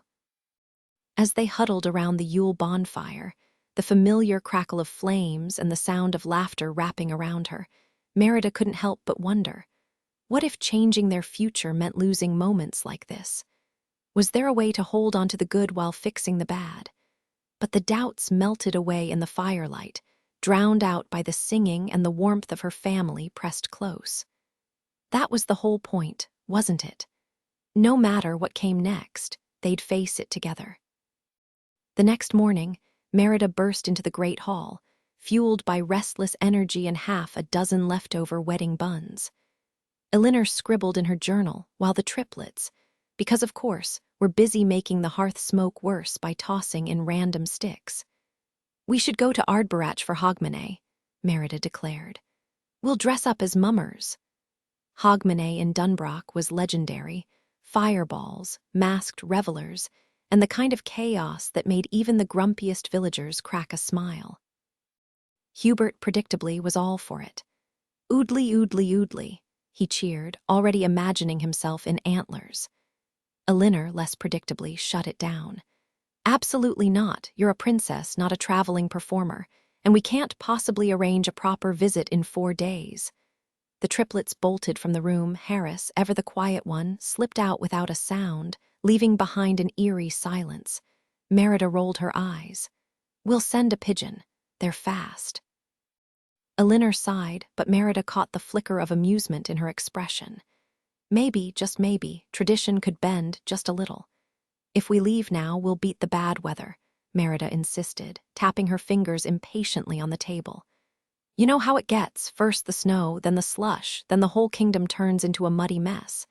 The sooner we go, the better." Elinor sighed, barely glancing up from her neatly written list as Illa slipped in to clear the breakfast dishes. "Thank you, dear," she murmured. "Your penmanship is lovely, ma'am," Illa said softly, lingering just a moment too long. "Oh, this," Elinor waved a dismissive hand, though a small smile tugged at her lips. "Just scribbles to organize my thoughts. I could teach you if you'd like." Illa's eyes lit up. "That'd be a kindness, ma'am, if it's not too bold to ask." Merida clenched her fists under the table. Of course, her mother was taking over again. Elinor and plans were like a squirrel with a nut. Obsessive, possessive, and utterly convinced no one else could handle it properly. She'd poke at it, bury it, dig it back up, and scold anyone who dared interfere. "Mine, mine, mine, Mum," Merida cut in sharply. "I've been riding all over the Highlands. I know how long journeys take." "Not as a princess," Elinor snapped. "You're representing Dunbroch now. That means no rushing, no shortcuts, just dignity and precision." Merida's gaze flicked to Illa, still admiring Elinor's handwriting, and an idea struck. "Fine," she said, grinning. "You make us one of your perfect lists, every last detail. I'll be reckless, you'll be meticulous, and together we'll be efficient." Elinor groaned. "You're insufferable." She stabbed a piece of fruit with her fork. "But fine. Your father will draft the letter. He knows the lord we're visiting. And you'll take Leezy as your handmaiden. And no disguises this time. And stop hovering, I'm finishing my meal first." "If you're so restless, go finish that embroidery you abandoned months ago." Merida snorted. She'd rather wrestle a wild boar than sit still with a needle and thread. Instead, she grabbed her bow and stormed out to the high field, arrows thudding into targets with satisfying force. The reality of the trip settled over her. This wasn't just another adventure. It was survival. Elinor might still hope for a peaceful solution, but Merida wasn't fooling herself. Some battles couldn't be avoided. Some storms move no rooftops. She gritted her teeth. Even Faradach's cryptic words haunted her now. Well, she would move rooftops. She'd move mountains if she had to. Halfway through her practice, Fergus lumbered up beside her, clumsily knocking an arrow. He was hopeless with a bow, swords were his strength, but his presence was a quiet comfort. At least someone understood the weight of what lay ahead. The cold afternoon light faded quickly as they practiced archery side by side, the silence between them stretching like the shadows across the field. Finally, Fergus broke the quiet with a gruff chuckle. "So, Ardbarach for New Year's, eh?" His tone was light, as if discussing nothing more important than the crisp winter air. "That's the plan," Merida replied, matching his casualness. She bit back the question burning in her chest. Why had her mother gone so still at the mention of Eilean Glan? Pushing would only send Fergus retreating back to the castle walls. These days, real conversations between them were rare. The deeper the feelings, the quicker they both shut down. Instead, she deflected. "Did you send the letter?" "Your mother wrote it," he said, scratching his beard. "Told them you're a handful who eats like a starving wolf." "Dad, don't worry," I said, "please." "That's something, at least." Merida's fingers tightened around her bow. She needed him to say more, though she couldn't name what. The weight of their secret bargains pressed against her ribs, one with ancient forces they couldn't speak of, the other with a man whose name made Fergus's jaw clench. So she settled for, "Will I like Ardbarach?" Fergus loosed another arrow, missing the target entirely. "It's no Dunbroch," he muttered. "But then, what is? Hubert'll love it, though. This bow's useless, see how it fights me. Must be warped." Merida took it from him, her fingers tracing the intricate carvings of bears and thistles still sharp on the wood, unlike her own worn-down weapon. She hopped onto a stump to compensate for its size, knocking an arrow with a grin. "Care to bet where this one lands?" Fergus snorted. "I'm not a fool. I know exactly where it's going." "With this wind, nothing's certain," she countered, nearly slipping into old words, this breath of the K-leech, before catching herself. The near miss made her falter, but she forced the smile back. Fergus noticed, of course. "Wind or not, you never miss," he said, shaking his head. "Poor target never stood a chance." Merida exhaled, feeling the breeze steady against her skin. She waited, then released. Thwack. "Dead center," Fergus said, then fell silent again. The unspoken things between them hung heavier than the coming night. Merida met Fergus's gaze, her pulse quickening. This was her choice, at least part of it. What she really wanted was for him to acknowledge her boldness, to recognize that she had been the one to challenge tradition while he stood silent. She longed for him to mention how Elinor had stiffened at the name Eilean Glan, or to reassure her that she wouldn't be forced to leave home against her will. Most of all, she wished he would ask the question burning in her mind. Did you strike a deal with something beyond this world? So she could answer with just a look, letting him see the weight she'd carry for the year ahead. But instead, Fergus just gruffly demanded, "Hand over my bow before it forgets who taught it anything." And just like that, the moment slipped away. Still, Merida held onto the warmth in his eyes, tucking it away for later. Days later, under a crisp January sky, they finally set off for Ardbarach. The air was sharp, the clouds stretched thin like lace above them. The world seemed frozen in place, branches coated in ice, the ground crunching softly beneath the horses' hooves. They needed to reach shelter before nightfall. Winter wasn't the worst season for wolves, but it was deadly for anyone foolish enough to sleep outside. Merida relished the freedom of the open road. Maybe it was the thrill of finally acting on her bargain, or maybe she'd just grown restless after too long inside castle walls. Either way, The journey felt right, even if their pace was painfully slow. She rode Midge, the spirited mare she'd been given last spring, while Jill Peter, one of Fergus's seasoned guards, sat astride Angus, her retired warhorse. Behind them, the friendly box, Dunbrock's rickety old cart, lumbered along, pulled by a Linner's ponies, Humor and Valor. Inside, Hubert, Leasy, and another guard, Colbin, bounced uncomfortably. Bringing up the rear was Harris's disaster of a dog, Brian, who had bolted after them and refused to turn back no matter how many curses were thrown his way. Midge was lightning fast, always dragging Merida into trouble and out again. Angus, despite his age, still had strength in his long strides. The real problem, the friendly box. Built for smooth roads, not snow-covered trails, it creaked and groaned like an old man complaining about the cold. Every bump threatened to shake it apart. And yet, despite the slow progress, Merida couldn't help but smile. The wind in her hair, the crunch of snow beneath them. It was adventure. Finally, the journey was slow going, every few miles. They had to wrestle the cart through thick, slushy snow or take detours around icy streams. The cart was non-negotiable, though, thanks to Colbin. The old man was so brittle he might as well have been made of ancient parchment, and without careful handling, he'd probably crumble into a pile of Scottish dust. Of all the guides Fergus could have picked, he knows the route, Fergus had insisted, because he trained there. Trained there back when the hills were still forming, Hubert muttered under his breath. When rocks were still soft, Merida added dryly. Jill Peter wasn't much better.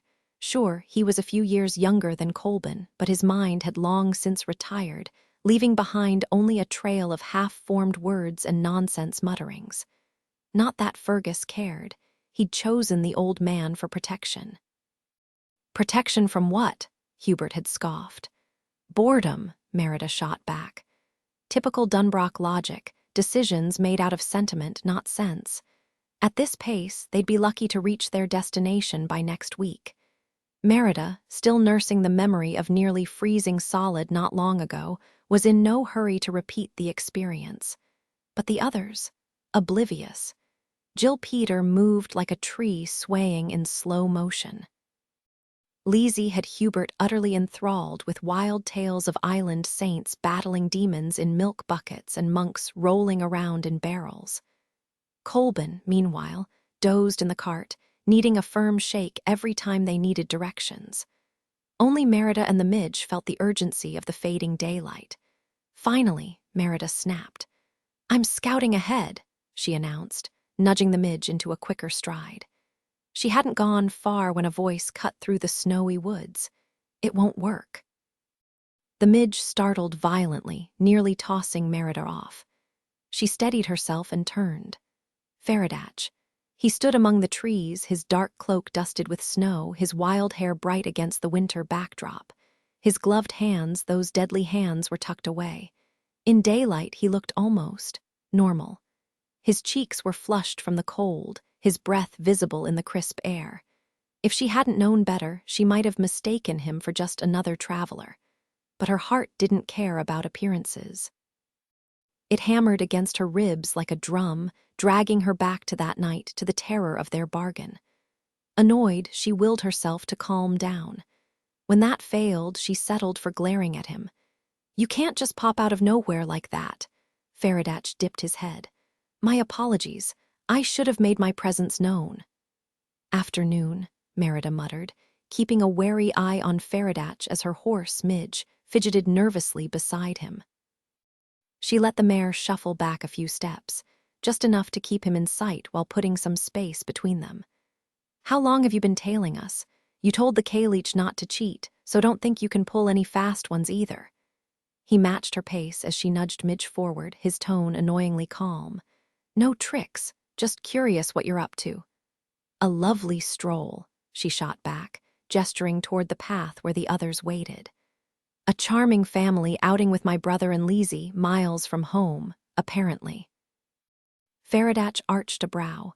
"Home-s relative, but tell me, what makes you think forcing change on others ever works?" Midge stumbled over a tangle of branches, kicking up a fuss until she freed herself. Merida tightened her grip on the reins, lifting her chin. "And what makes you think I need your advice? Call it honesty." He tilted his head, studying her. "So, what's the grand plan?" "Like I'd share it with you," he shrugged. "Wouldn't stop you if you did. Dunbrock's already handing me this bargain without any help, your kingdom's doing all the work for me." That stung. Sure, her family drove her mad sometimes, but hearing him dismiss them so easily lit a fire in her chest. "Funny," she snapped, "since the two people in that cart up ahead haven't left the castle grounds in years." "Change starts within," he countered, almost gently. Merida scoffed. "Hubert's never even seen beyond the village. Doesn't that count for something?" "What if he changes in ways you hate?" Midge tossed her head, irritated by Merida's tense grip. She forced herself to relax. "Now you're just arguing for the sake of it. Don't you have some other poor village to doom?" "Actually, yes." His smirk was infuriating. "Though you won't make it to Ardbarach at this rate, you're going the wrong way." Merida yanked Midge to a stop, both girl and horse glaring. "Why should I trust you?" "No tricks needed," he said, spreading his hands. "Where's the glory in winning because you froze to death halfway there? Ask your guard if you don't believe me." Just then, Jill Peters' voice cut through the brush, his words a garbled mess of ancient dialect as he and Angus picked their way toward them. Faradach leaned in, voice low. "Brace yourself. This is about to get weird." New detail added Merida's defensive reaction to Faradach's dismissal of her family, heightening tension.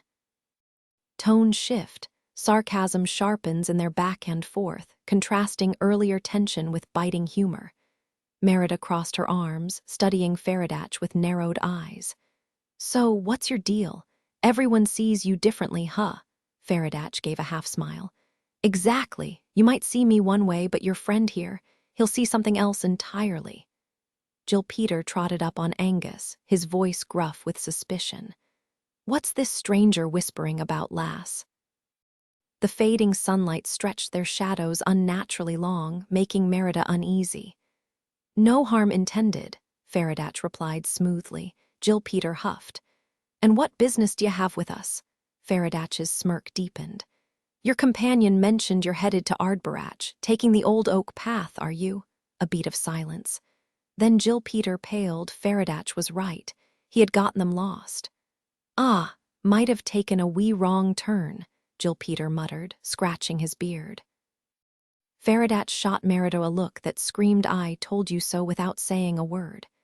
"Happens to the best of us," he said, feigning sympathy. Jill Peter bristled. "Aye, well, no need for cheek, lad." "Older than I look," Faradach countered. "But if you'd like, I can point you toward a faster route before nightfall if you hurry." He clasped his gloved hands together, cloak draped carefully over them, like he was making a show of keeping his distance. Merida hesitated, trusting a god who could doom them in a year. Risky, but Jill Peters' navigation skills were clearly unreliable. "Fine," Merida snapped, then caught herself and smoothed her tone. "That would be appreciated."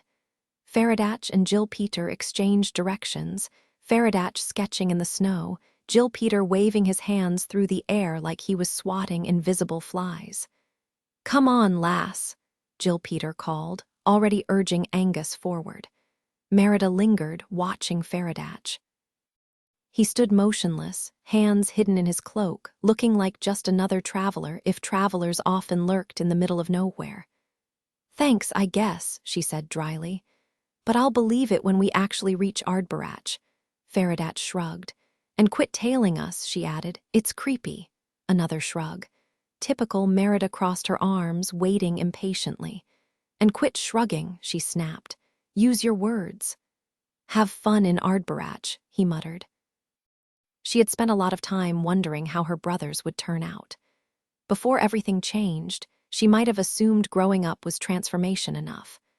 But Merida's own childhood had been a whirlwind. First, her father losing his leg to a bear. Then the triplets arriving after years of her being the only child. The fights with her mother, the witch, the endless shifts in their lives, Maudie leaving, Lizzie moving in, the trip to the Sheelings. Yet the triplets had lived a completely different life. A decade younger, raised by different versions of their parents, always lumped together as the triplets rather than Hubert, Hamish, or Harris. "Where are the babies?" their mother would call. "Someone take them outside. The triplets need to practice their letters. Feed the triplets first, then we'll eat. Merida, teach them whips and hounds." Their room, their lessons, their games, everything about them was measured against each other. They echoed each other's words, finished each other's schemes. Any individuality was just a comparison. Hubert was louder than Harris, Harris sharper than Hubert, Hamish kinder than both. Maybe just being one boy, not a third of some chaotic trio, would be enough. Fergus had picked Hubert for this trip, thinking he'd enjoy Ardborach. Looking back, Merida was glad. He was the easiest of the three. Not because he was the best behaved, that was Hamish's role, but because he was like her. Neither could sit still unless they were doing something with their hands, her with her bow, him hammering planks. Neither cared about noise or mess. Sometimes, chaos helped them think. They both loved wandering alone but always came back to music and laughter. That meant she already knew how he'd react to Ardborach, because she knew how she felt about it. And sure enough, "Whoa," they breathed in unison. Merida had traveled plenty this year, but nothing prepared her for this. Feradach kept his promise. Even with the pony cart slowing them, they reached the stronghold just after nightfall. The land had shifted gradually from Dunbrock's snowy hills to a barren, treeless stretch, colorless and strange. New detail. As they stood there, a cold wind whipped past, carrying the faint scent of something metallic, like old armor left out in the rain. Hubert wrinkled his nose. "Smells like a blacksmith's nightmare," Merida smirked. "Or your socks." He shoved her, and for a second it was just them, laughing in the dark like always. The tone shifts here, starting with Merida's frustration, then slipping into reflection, before landing on that familiar sibling banter. The original's nostalgia stays, but with sharper edges and a dash of humor, the narrow trail had transformed into a smooth, meticulously maintained highway wide enough for multiple wagons to pass side by side. Merida had only seen one road like this before, the bustling trade route stretching all the way to Gowrie. But this one was different. It wasn't just worn down by travelers.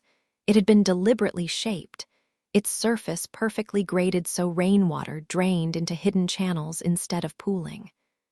This wasn't just a road, it was a statement. And at the end of it stood Ardborach, a fortress so stark and precise it looked like it had been carved from steel rather than stone. Compared to Castle Dunbrock's weathered towers draped in ivy, Ardborach was all sharp angles and cold efficiency.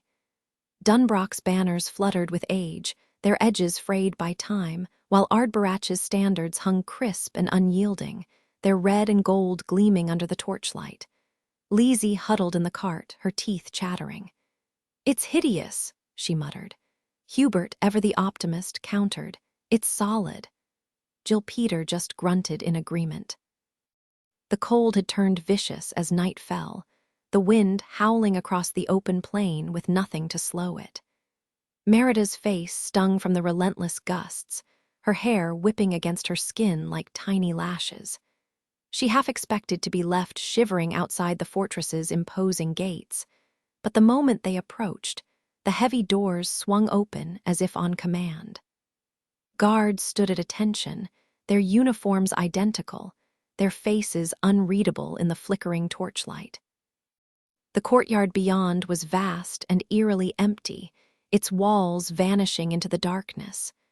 Every stone, every angle was unnervingly precise, like the road, like the fortress itself. "Merida and Hubert of Dunbrock?" one of the guards asked, his voice clipped. She nodded, surprised they already knew their names.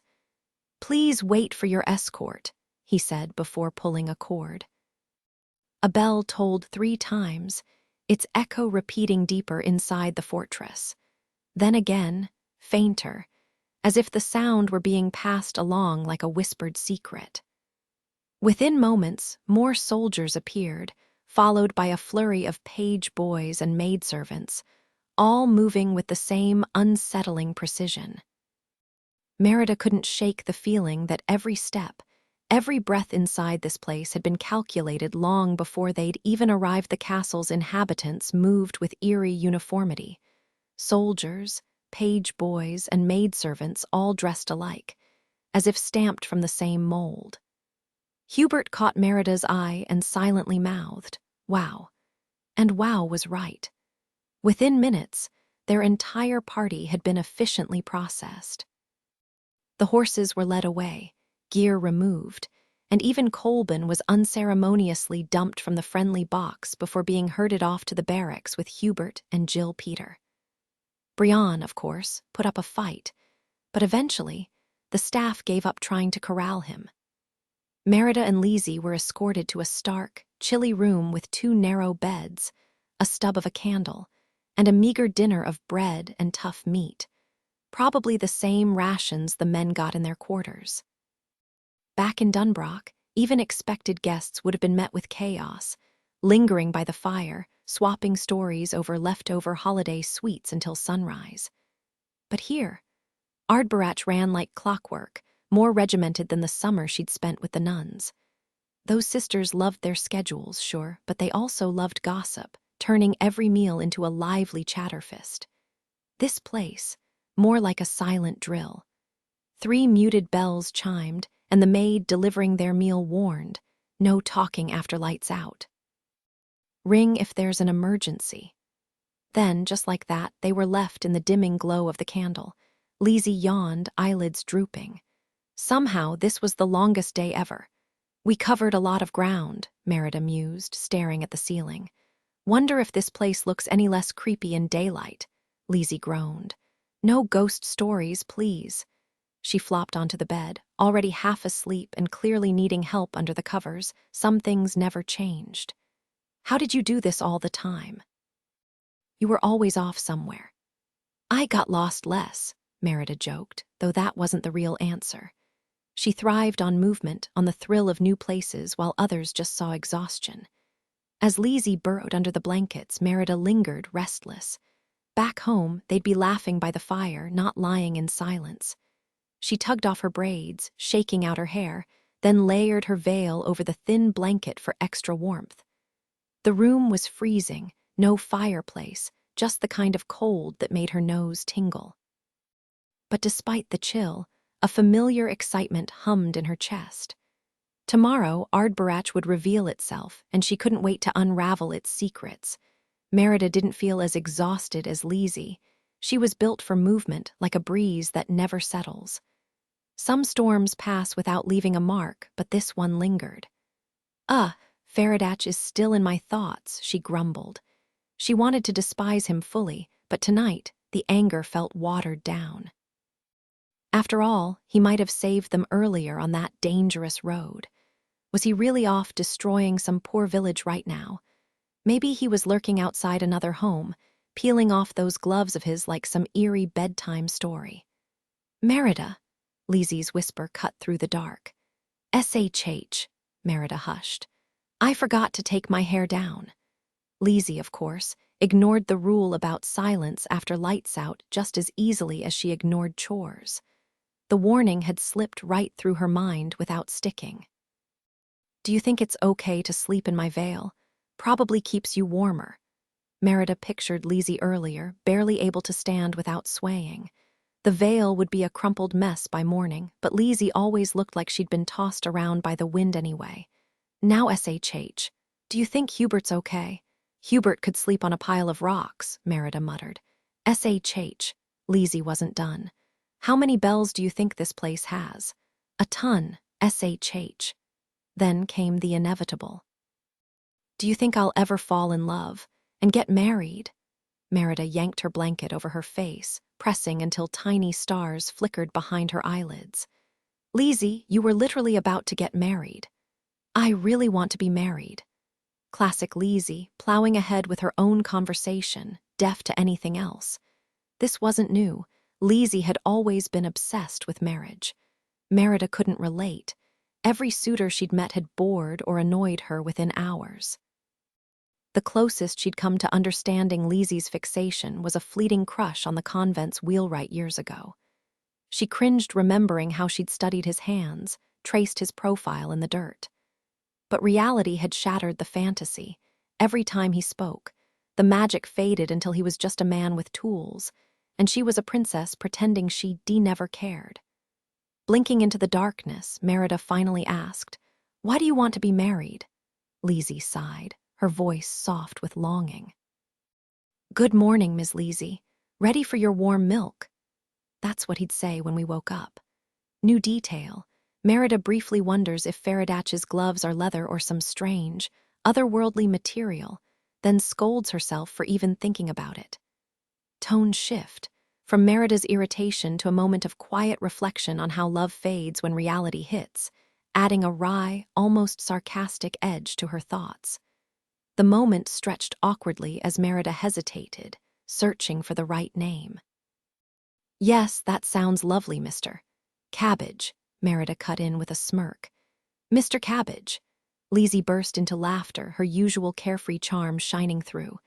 But the sound was cut short by a sharp rap on their door, knuckles drumming impatiently against the wood. Both girls froze. After a tense silence, Merida finally whispered, "Good night, Miss Lizzie." "Good night, Miss Merida," Lizzie replied, her voice barely audible. The next morning, a jarring bell shattered the quiet, jolting them awake. The door creaked open just long enough for a maid to slide a tray of breakfast inside before slamming shut again.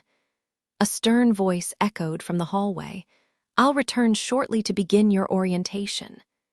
Lizzie padded to the window, squinting against the harsh morning light. "Would you look at all these squares?" she murmured. Merida joined her, pressing her palms against the cool stone sill. The courtyard below was nothing like the wild, overgrown gardens of Dunbrock. This place was rigid, precise, like something out of an old Roman legend. Geometric patterns of stone stretched across the grounds, but it wasn't the architecture that caught Lizzie's eye. It was the soldiers.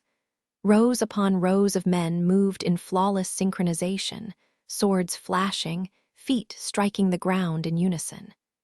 Younger recruits drilled in smaller formations, their movements just as exact. Merida scanned the sea of identical faces, searching for Hubert or even Colbin, but they all blurred together from this height. A shiver ran down her spine, part thrill, part unease. This wasn't just discipline, it was something fiercer, something that reminded her of the hardened warriors she'd crossed paths with before. The kind who didn't just carry swords, they carried purpose. "Where are the women?" Merida finally asked, frowning. Lizzie leaned forward, scanning the courtyard again. Maybe we're the only ones. They didn't have to wonder long. Another bell chimed, and the door swung open to reveal the same maid, now flanked by a severe-looking woman in a crisp black dress and wimple. Behind her stood a cluster of young women, all poised and polished, their hair neatly tucked beneath veils. Lizzie's wild curls and rumpled nightgown suddenly felt out of place. Merida resisted the urge to smooth her own tangled hair. "Have you been fostered before?" The woman, Mistress Mac Lagan, demanded, her tone leaving no room for hesitation. Fostered. The word settled heavily in Merida's chest. She knew the tradition, even if Dunbrock had never followed it. But standing there, surrounded by strangers and rigid expectations, she couldn't help but wonder, what exactly had she gotten herself into in noble families? It was common to send children to live with neighboring households for months or even years. A tradition called fosterage, meant to broaden their skills and experiences. As a young girl, Merida had gone from fearing the idea to craving the excitement of it, only to dread it all over again. Part of her longed for the comfort of Dunbrock, while another part yearned to step into someone else's world, if only for a little while. But this wasn't fosterage. That was for children, for those who still needed guidance, and Merida refused to be anything less than an equal. "No," she blurted, then awkwardly tacked on, "Ma'am, my lady." The words felt stiff on her tongue, and Mistress McLagan's expression didn't soften, but she didn't correct her either. Instead, the woman simply said, "You'll follow the routine of a foster daughter here. You'll be well cared for, your handmaid can join the others." Behind the first row of girls stood another line, all dressed in identical gray gowns and white veils. Without hesitation, two of them shifted aside, making space for Lizzie, who drifted over with her usual dreamy smile. She stuck out like a wildflower in a perfectly trimmed hedge, but if she noticed, she didn't seem to mind. Then, brrrrrong. Brrrrrong, brrrrrong. The bells tolled, and Mistress McLagan announced, "Girls, let's begin." Just like that, Merida was swept into the rigid rhythm of life at Ardborach. The next few hours passed in a blur of regimented precision, each activity marked by the relentless ringing of bells. 3 chimes. She was shown the shared bedchambers where the warriors' sisters and daughters slept. 3 chimes. They knelt in the chapel, murmuring prayers while clerks in uniform marched past like clockwork soldiers. 3 chimes. They hunched over embroidery in the sewing room, stitching cloaks, banners, and horse trappings, all for the glory of warriors who never seemed to be around. 3 chimes. They recited war poetry in the dining hall, their voices rising in unison to praise battles Merida had never seen. 3 chimes. They studied languages, logic, and eloquence in the library, as if polished words could win wars. 3 chimes. They paused again to pray in the common area, where visiting bards spun tales of distant lands, stories that felt more alive than the rigid routine around her. 3 chimes. Every movement was calculated. 3 chimes. Every person a cog in Ardborach's war machine. 3 chimes. Every second accounted for. The place ran like a flawless mechanism, except, apparently, for the Merida-shaped gap Mistress McLagan was determined to fill. As the bells signaled their evening walk through the frost-laced gardens, Merida leaned toward the girl beside her. "Does it ever stop?" she muttered, eyeing the perfectly trimmed hedges with suspicion. The other girl just blinked, as if the question made no sense at all. The garden at Ardborach was stark but striking in the fading light. No blossoms softened its rigid symmetry, just tightly pruned yew and holly lining the precise gravel paths. Mistress McLagan had made it clear that the girls were to walk slowly, hands clasped, minds fixed on their duties. "Of course," Merida murmured, though she quickened her pace just enough to feel the bite of the wind. The torches in their alcoves flickered weakly against the encroaching dark, doing little to warm her numb fingers, let alone inspire deep reflection. Instead of pondering her place at Ardborach, she found herself wondering if frostbite was a real concern. When the girl behind her caught up, Merida squinted. Was this the same one she'd spoken to earlier? The identical veils and wimples made it impossible to tell without scrutinizing the curve of her nose. "So," Merida ventured, "where'd you grow up?" The girl blinked as if Merida had just asked her to juggle live eels. "Why? Just making conversation. This is for meditation," the girl hissed, shooting her a look that suggested Merida might be missing a few crucial brain cells. Merida grinned. "I was meditating on your mysterious origins." The girl's baffled silence was almost impressive. "Seriously, though, no chatting allowed, not even a little. Please stop. I've been waiting for this since library hour." Her sincerity was so intense Merida almost felt guilty, almost. Then Mistress McLagan's voice cut through the cold. "Merida, step aside." As the others marched off in perfect unison, the mistress fixed her with a stare that could have frozen lava. "Is there an issue?" Merida hesitated. She'd endured rough roads and unwelcoming inns before, but this place. One day in, and she already felt like a puzzle piece jammed into the wrong box. "When do we get time to ourselves?" she asked.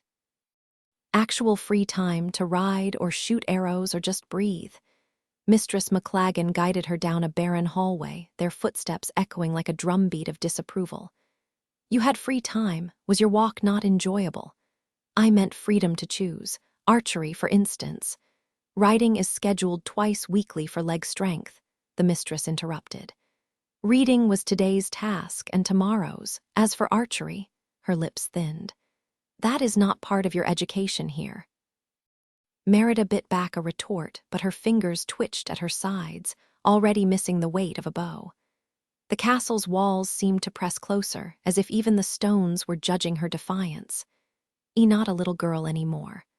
The woman studied Merida's expression before adding, I know Dunbrock raised you differently. Children there get to stay children longer. Out in the middle of nowhere, it doesn't make much difference. Merida stiffened. Doesn't make a difference. Exactly. In places like Dunbrock, no one cares if you know the rules or how to act in proper society. It's just a patch of land with a castle plopped in the middle. But here in Ardborach, power means something. You'll learn soon enough. Now, put away those childish ways and start acting like a woman. Any other questions? Heat rushed to Merida's face. Anger, humiliation. She wasn't sure which burned hotter. Was this what people really thought of her home? She clenched her fists, wondering if Hubert was getting the same lecture from some stuffy officer in the barracks. Did he believe it too? Can I at least see my brother? BRRR wrong. BRRR wrong. The bell for lights out clanged through the halls. No, Mistress McLagan said flatly. Then, after a pause, she motioned Merida toward a thin slit of a window in the hallway. Look. Merida pressed her cheek against the cold stone and squinted outside. A line of page boys marched across the moonlit courtyard, shadows against the deep blue night. One silhouette stood out, wild, untamed hair. Hubert, she called. The figure paused, turned, and flashed a thumbs up before vanishing into the barracks. Mistress McLagan cleared her throat. No more disruptions, understood. She gave Merida's shoulder 2 stiff pats, pat like she was doling out sympathy in exact, measured doses. Merida forced a tight thank you, though gratitude was the last thing she felt. Back in the cramped room she shared with Lizzie, the door swung open just as Mistress McLagan left. Lizzie stumbled in, breathless, clutching a half-melted candle and a wobbling dinner plate. Gone was her ridiculous, frilly gown. Now she wore the same drab gray as the other servants. Where's the princess's dress? Mistress McLagan snapped. Lizzie lifted her arm, nearly spilling the food, revealing the dark fabric draped over her wrist. Without a word, she scurried past Merida, shoulders hunched like she was trying to disappear into the shadows the moment Mistress McLagan blew out the candle. Silence swallowed the room. Lizzie barely managed to shove the bread into her mouth before collapsing onto her bed, exhausted. Merida snatched the flickering candle just before it could ignite the blanket, then picked up the dark, sharply tailored dress lying crumpled on the floor, identical to Mistress McLagan's, complete with a crisp white veil. Seriously, I have to wear this, Merida muttered. Lizzie only responded with a drowsy hum. Hey, how was your day? Merida pressed. Did they feed you enough? Were they awful? And where's your dress? But Lizzie was already out, her soft snores filling the room. With a sigh, Merida undressed, carefully unpicking the hidden treasures stitched into her seams. A few coins, her mother's brooch for identification, and the tiny stuffed bear she'd brought for Hubert, just in case he needed courage. She tucked everything beneath the straw mattress, hesitating before adding her bow and arrows. No way was she risking them disappearing like Lizzie's clothes. Slipping into the stiff new dress, she didn't need a mirror to know she now blended in perfectly with the other girls in the winter garden. Good grief, she whispered. The candle sputtered out, marking the end of her first day at Ardborach. Days blurred together in an endless cycle. At first, she didn't bother counting, then she couldn't. Each morning, the same jarring bells. BRRR wrong, BRRR wrong, the same rigid routine. The same hurried dash to the window at dusk just to catch Hubert's reassuring wave. The same exhausted lazy, asleep before her head hit the pillow. "Can I see Hubert?" she'd ask. "The pages are training the foals. Can I see Hubert? The pages are polishing armor." She considered asking Mistress McLagan to deliver the little bear to him, until she imagined the woman scoffing, calling it a foolish trinket before tossing it into the fire. So it stayed hidden, along with every other reminder of Dunbrock. Brrrrrong, brrrrrong. What had she expected? To be welcomed like family, to meet the Lord himself. Back home, strangers became kin. Here, she was just another face in the crowd. The realization settled like a stone in her chest. This place would never feel like home. Merida's parents had agonized over crafting the perfect letter to convince Ardbarach to take her in. But now she realized it didn't matter. This place never turned anyone away. There was always room for fresh faces, each slotted into their rigid roles like clockwork, just as she and Hubert had been. But family, that didn't fit into Ardbarach's cold, unchanging world. She imagined Hubert, bored stiff, but otherwise the same, because nothing here ever changed. That was the whole point, wasn't it? The same routine, the same bells, the same suffocating monotony. Honestly, she was surprised Faradach hadn't burned the whole place down already. Brrrrrong, brrrrrong. The relentless bells hammered into her skull. She mentally listed reasons to ditch this place and head back to Dunbrock. Spring was coming, her other brothers needed her, the Dassich demanded more from her. They had to leave. But then Faradach's words echoed in her mind. Some storms don't move roofs. Why did that have to stick with her? She clenched her fists. No way was she letting him be right about her. She wouldn't give up just because this place made her skin crawl. Then came the night Hubert wasn't in line with the other pages. Another endless day, another round of bells, another frantic dash to the window. But no shock of red hair, just rows of identical shaved heads.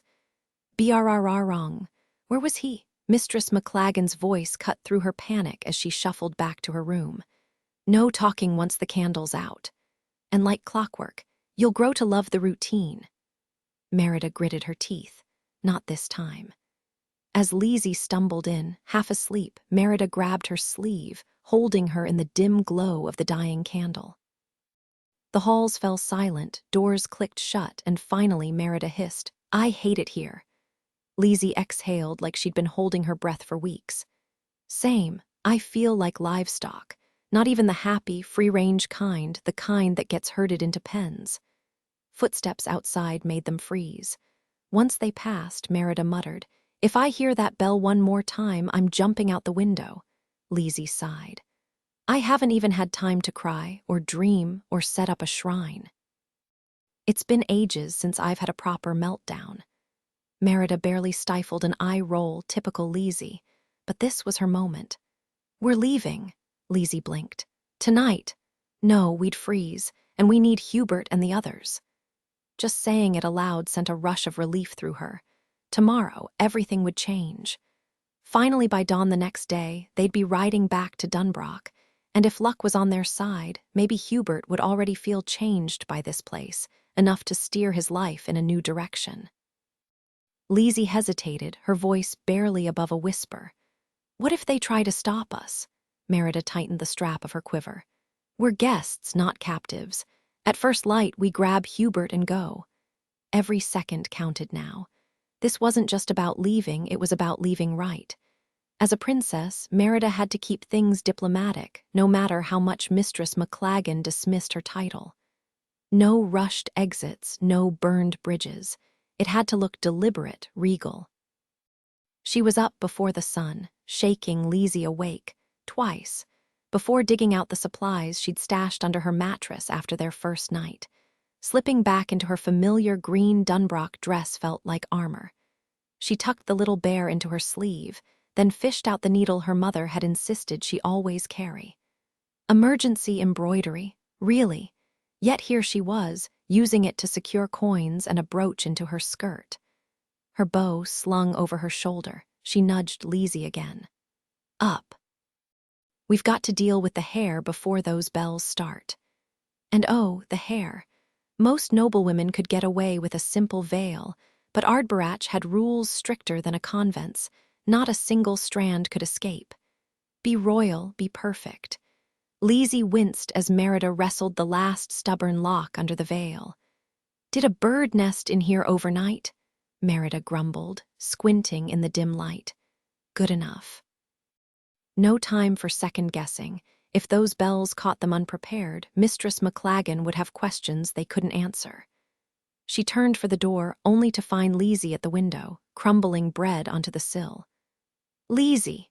An offering to Lug, Lizzie said brightly, as if that explained everything. Of course. Leave it to Lizzie to have a god for every occasion. Merida didn't know who Lug was, but hey, they could use all the blessings they could get. They slipped into the hallway, the bells still silent. The castle held its breath. The dim glow of dawn barely illuminated the narrow corridor, as Merida and Lizzie crept forward, their footsteps muffled against the cold stone. The spiral staircase leading down to the courtyard swallowed them in complete darkness. Merida's fingers traced the rough wall for guidance, while Lizzie clutched the back of her dress, clinging close. For a fleeting moment, Merida remembered sneaking through Dunbrock's hidden tunnels. As a child, a pang of regret hitting her. She'd never shared those secret adventures with Lizzie. But those days were long gone. They weren't kids anymore, playing games in the shadows. Now, secret passages meant something darker. Escape, not exploration. Then, just like that, the blackness gave way to soft morning light as they stepped into the garden. A triumphant grin passed between them. They'd outsmarted Mistress McLagan's rigid schedule. No handmaiden would drag them into another dull routine today. And glancing at each other, they realized their disguises weren't half-bad, wimples in place, hair tucked neatly. Now we just have to find Hubert, Merida muttered, scanning the unfamiliar grounds. Lizzie smirked, reveling in the rare chance to take charge. Oh, I know exactly where he is. At Merida's surprised look, she added, his group always passed hours when we were scrubbing the privies. Follow me. With a smug confidence, Lizzie wove through the shadows, dodging clusters of Ardbarach's clockwork citizens. Sure enough, they reached a side courtyard where a group of page boys moved in eerie unison, lunging, jumping, swinging from bars, their breath fogging the chilly air. It looked like training, but Merida recognized it for what it really was, war games disguised as exercise. These boys weren't just playing, they were being molded into weapons. The realization twisted in her gut. Was this any different from what the Dasich wanted from her brothers? Stripped of childhood, turned into soldiers before they could even grow into themselves. Then Lizzie gasped. His hair! Merida's gaze snapped to Hubert. His fiery red curls, once wild and untamed, were gone, shorn close like the others. Merida scanned the sea of identical faces in the training yard, her stomach twisting. Had Hubert been among the boys last night too, just another blur in the uniformed crowd? It unsettled her how easily he'd disappeared into this place. The same kid who'd once stood out so clearly from his brothers now blended seamlessly into the ranks. A sharp pang of regret hit her as she remembered Lizzie's warnings about secret passages and wasted time. She should have trusted her instincts sooner. Hair grows back, she told herself firmly, but getting Hubert to leave, that was another story. The supervising guard raised an eyebrow when Merida asked to pull Hubert aside, but shrugged and waved them off. Hubert's confusion turned to outright irritation the moment she announced they were leaving. "No way," he said flatly. Merida leaned in, voice hushed. "You don't have to pretend, just tell me the truth." 12 days, he shot back, eyes darting past her to where the others were drilling. "That's nothing," Lizzie muttered under her breath. "Feels like a lifetime." and it did every regimented hour, every blaring bell. Merida gaped. "I thought you'd be begging to get out of here." Hubert flexed his arms with a grin, flashing a thumbs up to one of his new friends. "Why, this place is awesome, look at that." He gestured wildly at the obstacle course like it was the greatest thing he'd ever seen. The ear-splitting clang of the training bell made Merida wince. "What's actually good about it?" "Everything." Hubert beamed as his group shuffled to the next station. "Your whole day's planned down to the minute," she argued. "Yep," he said it like it was a perk. "They're molding you into a soldier." "Aha," still grinning. Merida stared at him, his cropped hair, his eager stance, and suddenly the stuffed bear tucked in her bag felt ridiculous. This wasn't the little brother who needed comforting after nightmares. This version of Hubert was a stranger. "Your head S in the clouds," she burst out. "Since when do you love rules and drills?" "Since now," he admitted, sheepish but glowing. "I'd never have known if you hadn't dragged me here." For the first time, the Dunbrock siblings stood on opposite sides of something, equally baffled by the other. Merida's throat tightened, but she swallowed the lump down. Hubert fidgeted. "I can stay, right? They said I could." The question hung between them, heavier than any bell. Merida had hoped they could wait until spring, when the weather warmed up and their father could visit, see how well she was handling things. But Hubert didn't have to leave. That was the hardest part. Of course he didn't. Ardbarach was more than happy to slot him into the space Hubert had carved out, like a missing piece finally found. And Merida, she had to let him stay.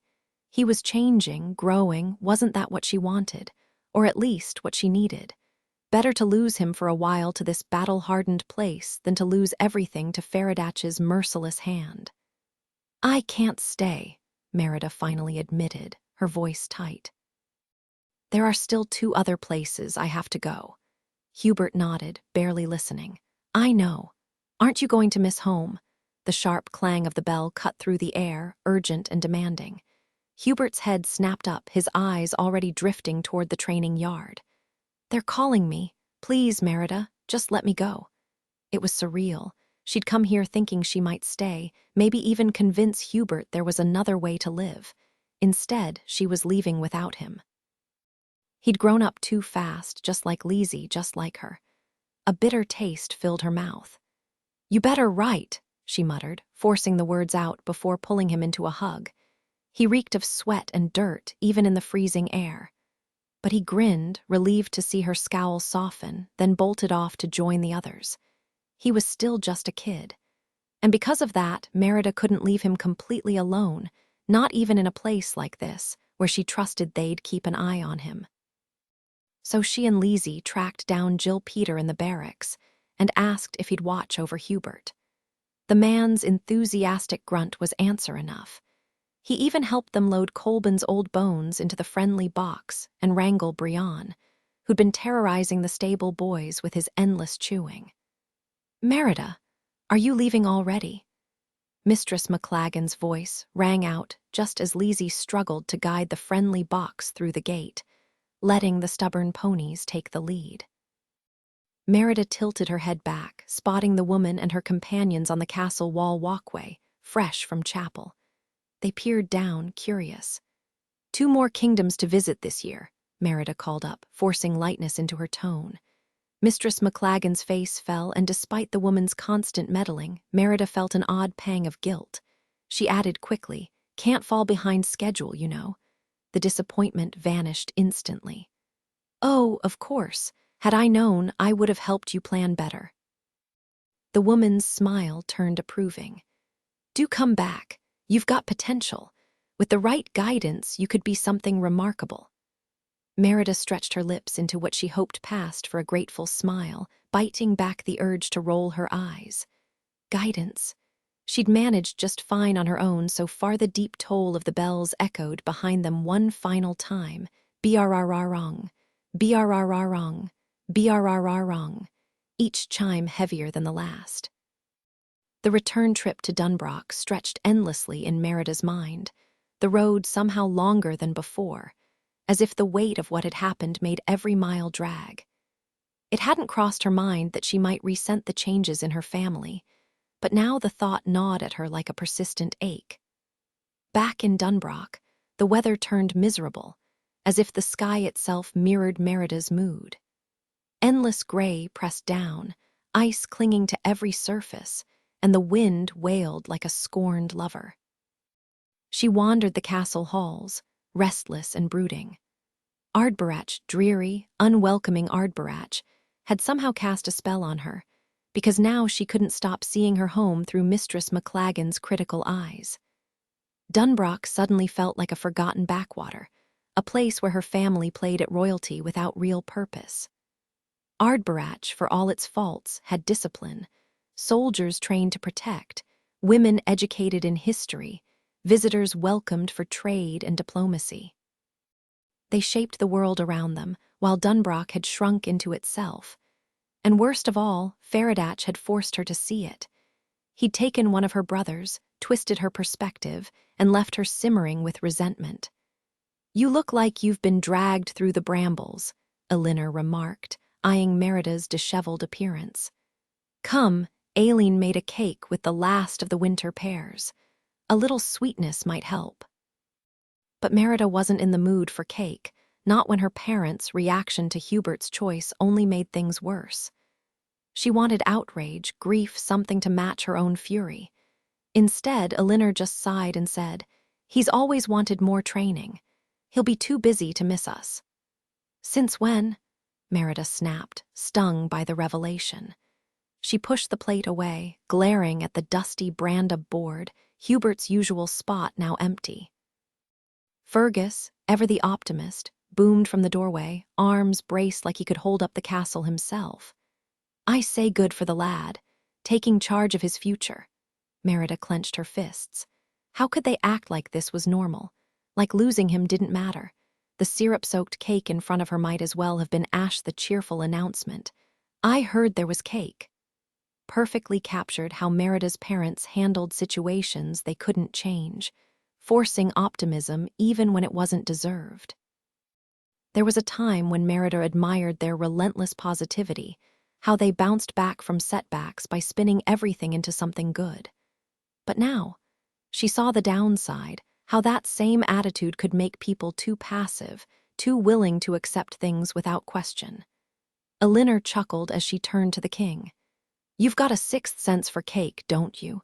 This is turning into quite the gathering. Where's Leezy?" Fergus settled into his chair, stretching out his wooden leg. "Last I saw, she was in the kitchen, peeling apples." "Leezy, peeling apples," Merida scoffed. That didn't sound like her sister at all. "Peeling and tossing them over her shoulder," Fergus clarified with a grin. "Trying to see if the peels spell out her future husband's initials. You know how she is always chasing romance." Elinor rolled her eyes. She's barely finished celebrating the last wedding, and already she's scheming for the next one. Fergus laughed, then waved off Illa as she drizzled more pear sauce over his cake. "That's plenty, save some for yourself." Illa, who looked like she'd never indulged in anything in her life, murmured a polite thanks before adding, "Oh, sir, you asked me to remind you Kinlachi." "Did I?" Fergus boomed, crumbs flying. Elinor sighed. "Sounds like you. But let's not plan anything until after the spring rains. Remember that bridge last time? What a disaster." Normally, the mention of Kinlachi would have excited Merida, new lands to explore, new maps to sketch. But after the mess at Ardborach, she wasn't in the mood for optimism. "It'll be spectacular," Fergus insisted through a mouthful of cake. "You'll love it, Merida, the stories we could tell you. Maybe you can even help chart the best route with your map skills." She knew he was just trying to cheer her up, but it only made her more stubborn. Pushing back her chair, she stood. "Don't go shooting in the rain," Elinor said calmly. "You'll be soaked for hours. Why not work on that new dress instead?" Merida barely suppressed a groan. That dress, another one of her mother's suggestions, had been gathering dust in the tapestry room for weeks. Elinor adored this kind of sewing, detailed, precise, and demanding hours of focus, while Merida despised it for the exact same reasons. "Forget archery," Merida muttered, even though she'd been itching to practice. Instead, she stormed into the triplets' room, where Harris was hunched over a book, squinting like it held the secrets of the universe. "Harris," she barked. "What?" he droned, not even glancing up. His dismissive tone made her fingers twitch, but she swallowed her irritation. "Get up, I'm taking you to the hidden tunnels." Harris barely lifted an eyebrow. "Already know them." "Prove it. Where's the nearest entrance?"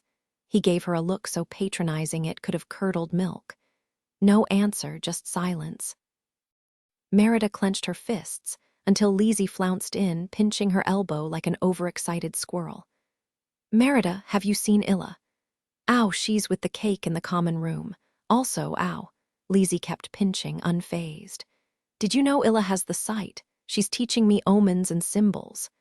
Unlike Hubert, Lizzie hadn't changed after Ardbarach. If anything, she'd leaned harder into her quirks.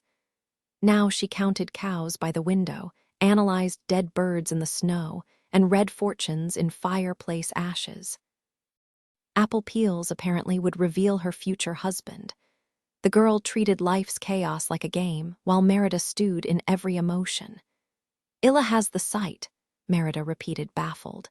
Magic seemed too untamed for someone so composed, like imagining Elinor chasing fairy lights into the forest. "How'd you figure that out?" Lizzie clasped her hands, starry-eyed.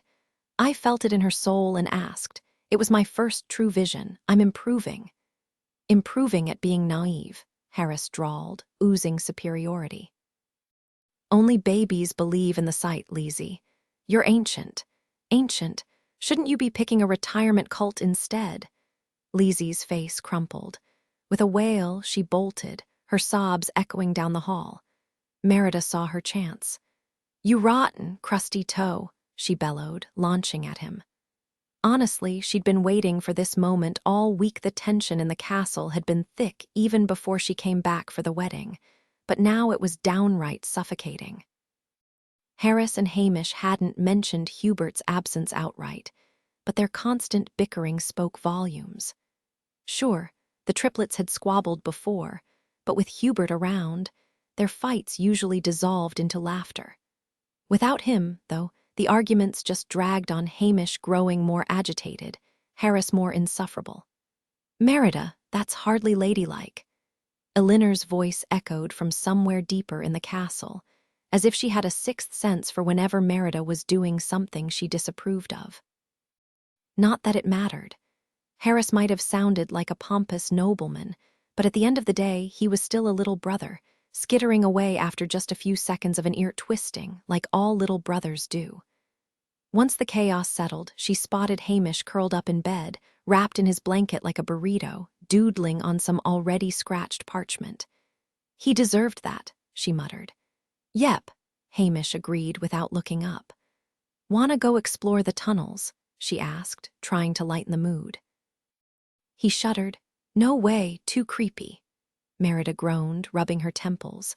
Outside, the wind howled against the stone walls, relentless and bitter. The fights between Hamish and Harris never stopped. Lizzie's sniffles were a constant background noise, and Elinor and Fergus, still avoiding the topic of Kinlachi like it was cursed. I messed everything up, Merida thought, guilt gnawing at her. One little change, and now it's all falling apart. Then, just like that, spring arrived. Overnight, the world thawed. The sky shifted from dull white to a deep, endless blue. Trees warmed with the promise of new buds, and birds burst into song at dawn, their melodies louder and brighter each morning. With the change in weather came visitors. First, a pigeon returning from Ardbarach, a letter from Hubert tied to its leg. The bird was rewarded with a buttered bun and fresh greens, while the family gathered in the common room, mouths puckering at Aileen's custard made with the first tart berries of the season. "Dear Mother, Father, Merida, Hamish, Hubert, and Lizzie," Elinor read, squinting through the fireplace smoke. "I send my warmest regards." Hamish frowned. "That doesn't sound like him." "It's proper letter etiquette, sweetheart," Elinor said, turning the parchment toward them. "See, his handwriting." The boys barely glanced before waving her on. "Just keep reading." Harris huffed, already reaching for another spoonful of custard. Elinor had made sure everyone in the family could read and write, except Lizzie, who insisted the letters danced away whenever she tried to focus. But Elinor, raised by educated tutors in France, was leagues ahead, fluent in multiple languages and able to read aloud effortlessly or scribble letters while carrying on a conversation. She even dominated the word games Fergus kept in the study, though he often dozed off when she read to him by the fire. Now, as she recited Hubert's letter, the room buzzed with interruptions. "I'm stronger than ever," she read, "and you wouldn't believe how well I handle a longsword now." Harris scoffed from his spot on the floor cushion. "Ardbarach, that's sheep country. Hubert always did enjoy taking orders." "Quiet," Hamish snapped. "I was quiet first. And I was quieter second." Merida, irritated that Elinor hadn't scolded them, took matters into her own hands. "Would you two quit acting like absolute ninnies?"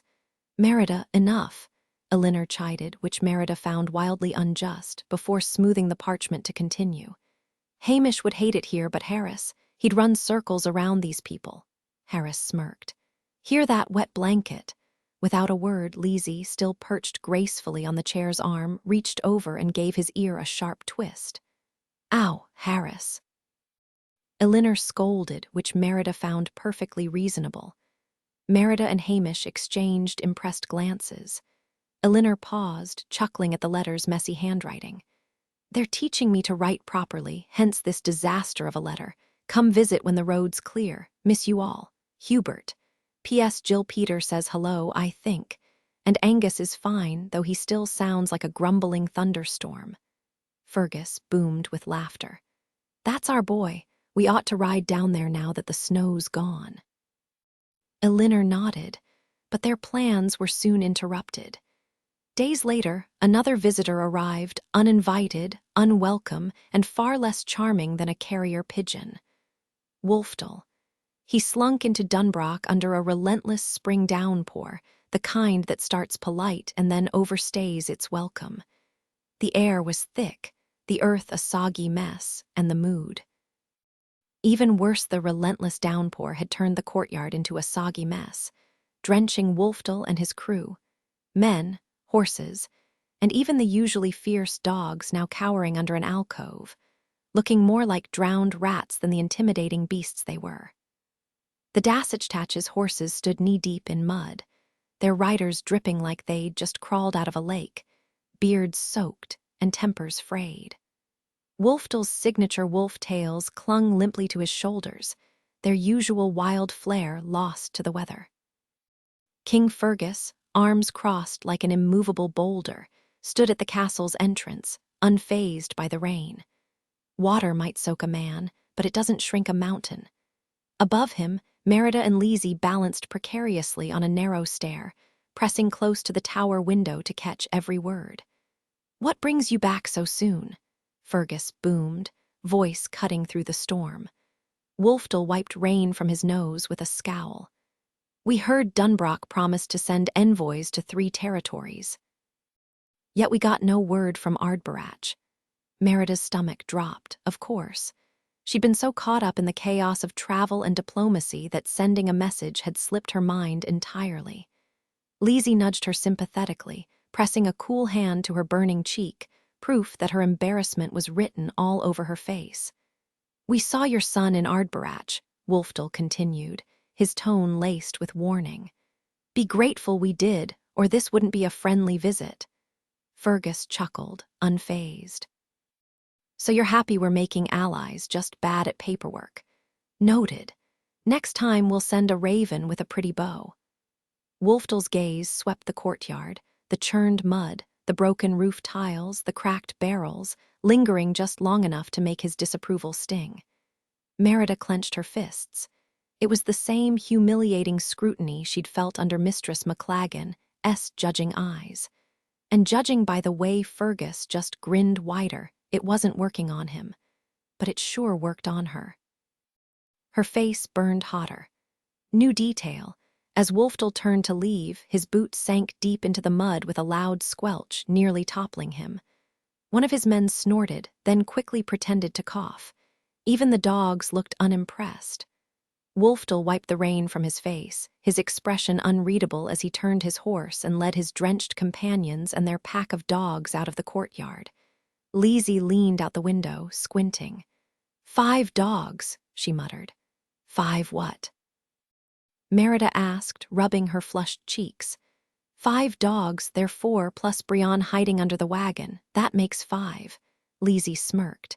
Still looking like a boiled beet, by the way. Merida rolled her eyes. What's the big deal about 5 dogs? Supposed to mean rain, usually. They both glanced up at the downpour. Told you, Lizzie said before ducking back inside. Merida lingered, watching her father, who stood motionless in the storm, his gaze fixed on the departing riders. His eyes flicked to the broken rain barrel, then to the loose roof tiles. With a grunt, he spat into the mud and stalked inside. She knew that feeling, like the weight of the sky pressing down. Ugh, Wolfdal. 2 visitors down, 1 to go, and then came the third. Faradatch arrived on a rare sunny afternoon while Merida was out in the fields, arrows thudding into straw targets. She didn't notice his arrival, not until she stomped her boots clean at the door, propped her bow against the wall, and headed for the kitchen, stomach growling. The satisfaction of a good practice still buzzed in her limbs, and she hummed, plotting her next trip to Kinlachi over a quick bite. But the kitchen wasn't its usual battleground. Instead of Aileen's usual kitchen warrior shrieks, Merida heard something far stranger, cheerful, detailed instructions on vegetable stew. And then that voice. Him. Faradatch stood there, gloved hands cradling a turnip, his oxblood-stitched gloves and tree brooch gleaming in the golden light from the low window. Aileen, of all people, was smiling. The scene was so bizarrely normal it sent a prickle down Merida's spine. You, she blurted. Aileen tusked. Manners, lass. Merida ignored her, arms crossed. What are you doing here? Faradatch merely tilted his head, the turnip still in his grip. Visiting, he said, as if it were the simplest thing in the world. Merida could feel the clock ticking, only a few months left to figure everything out. The last thing she needed was Faradatch standing in her family's kitchen, chatting with Aileen like some harmless visitor, casually holding a turnip like he belonged there. I know this man, Merida started, but Faradatch smoothly cut her off. Who knows a man who knows me? Thank you for the recipe, Aileen. I'll have to try it once the spring onions come in. Aileen beamed, far friendlier than usual. Oh, I'd love to hear how it turns out, madam. Is Merida the one you're here to see? Madam, Merida barely held back a scoff. Yes, Faradatch replied smoothly. She's the one I was told to find. Aileen turned to Merida, still oddly cheerful. Will you be meeting in the great hall or the common room? I can have Illa bring a tray. The lady. Merida's mind raced before she remembered. Faradatch wasn't just one person. To everyone else, he looked different. Out in the wild, it had been a strange but harmless quirk. Here, in a castle packed with people, a disaster waiting to happen. No tray, Merida said quickly. This won't take long. She steered him into the dim back hallway, where the lingering scent of holiday baking still clung to the air, despite the season having passed. Standing this close, it was hard to believe anyone could see him differently. His features were too sharp, too real, the dark gray of his eyes, the way his hair darkened at the roots before fading to near white at the ends.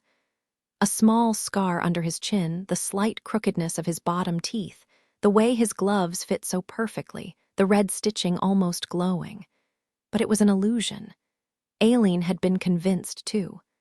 I told you to stop following me, Merida hissed. I can't, he said, unfazed. You still smell like decay. She opened her mouth to snap back, but he continued. But that's not why I'm here, have you forgotten? The K-Leech expects us to share our progress. No, Merida lied. She had forgotten both the deal with the Dasich and this obligation. Details like these always slipped her mind. With forced indifference, she added, I was just hoping you had. I wasn't exactly eager for a reunion. He hummed, amused. I thought you'd be eager to brag about your brother Hubert's transformation. Her stomach dropped the moment hit Merida like a sudden jolt, part hope, part heartache. Hubert had changed, which meant victory was possible. But that same change meant he'd never be the same brother she'd once dragged to Ardborach. The realization twisted inside her, sharp and bittersweet. Elinor's voice sliced through the tension. Merida, who is this? Both Merida and Feradach spun around to find the queen at the end of the dim hallway. Even in shadow, Elinor carried herself with regal suspicion, spine straight, chin raised, every inch the ruler assessing a potential threat. Merida scrambled for an answer that wouldn't raise more questions. Aileen kicked us out of the kitchen, she offered, shrugging. Elinor's frown deepened. And that warrants lurking in a shadowy corridor, hardly proper. Proper for what exactly? Was Feradach too noble for a hallway greeting, too common to be inside the castle, or just too conveniently unmarried to be alone with her daughter? Feradach, of course, stayed infuriatingly silent, gloved hands clasped, watching the exchange like a spectator at a tournament. Merida decided to deflect. Where would you prefer us to be, then? Elinor's silhouette practically radiated exasperation. Anywhere with decent lighting and witnesses, Merida. A dark hallway is never the place for private chats with strangers. Ah, so that was the issue. He's not courting me, Merida said flatly. And yet you're still my daughter and he's still. Elinor stepped closer, her expression shifting into something guarded. Distrust, disapproval. After their explosive fight years ago, neither had dared broach the subject of marriage again. Now the unspoken tension crackled between them. Take this to the great hall, and sir, she eyed Feradach's hat with forced politeness. Lovely tricorn, French fashion, is it? A gift, Feradach replied smoothly. Charming. Elinor turned abruptly as Fergus's booming voice cut in. There ye are, woman. He lumbered into view, armor pieces clanking in his grip. Spotting Feradach, he grinned. Grand-lookin' cloak, old man, but bit late for a masquerade, eh? Elinor, I've turned the armory upside down, those ailets are gone. Merida stifled a groan. Grandpa, masquerade. Fergus's version of Feradach was clearly wildly different from Elinor's. This was spiraling fast. Time to make an exit before someone accused him of being a lost jester or a visiting dignitary. New detail added the specific mention of a tricorn hat to ground the fashion reference more vividly in the scene. Voice twist shifted from Merida's internal conflict to sarcastic exasperation during the hallway debate. The second anyone suspected magic was at play, Merida knew the bargain would be impossible to hide. Great hall, she commanded Feradach, and he followed without question. Once they were safely out of her mother's hearing range, Merida leaned in, her voice barely above a whisper, though the cavernous space seemed determined to echo her words anyway. So, let me get this straight, she muttered. You're Aileen's housekeeper, my mother's potential suitor, and my father's court jester. What's next?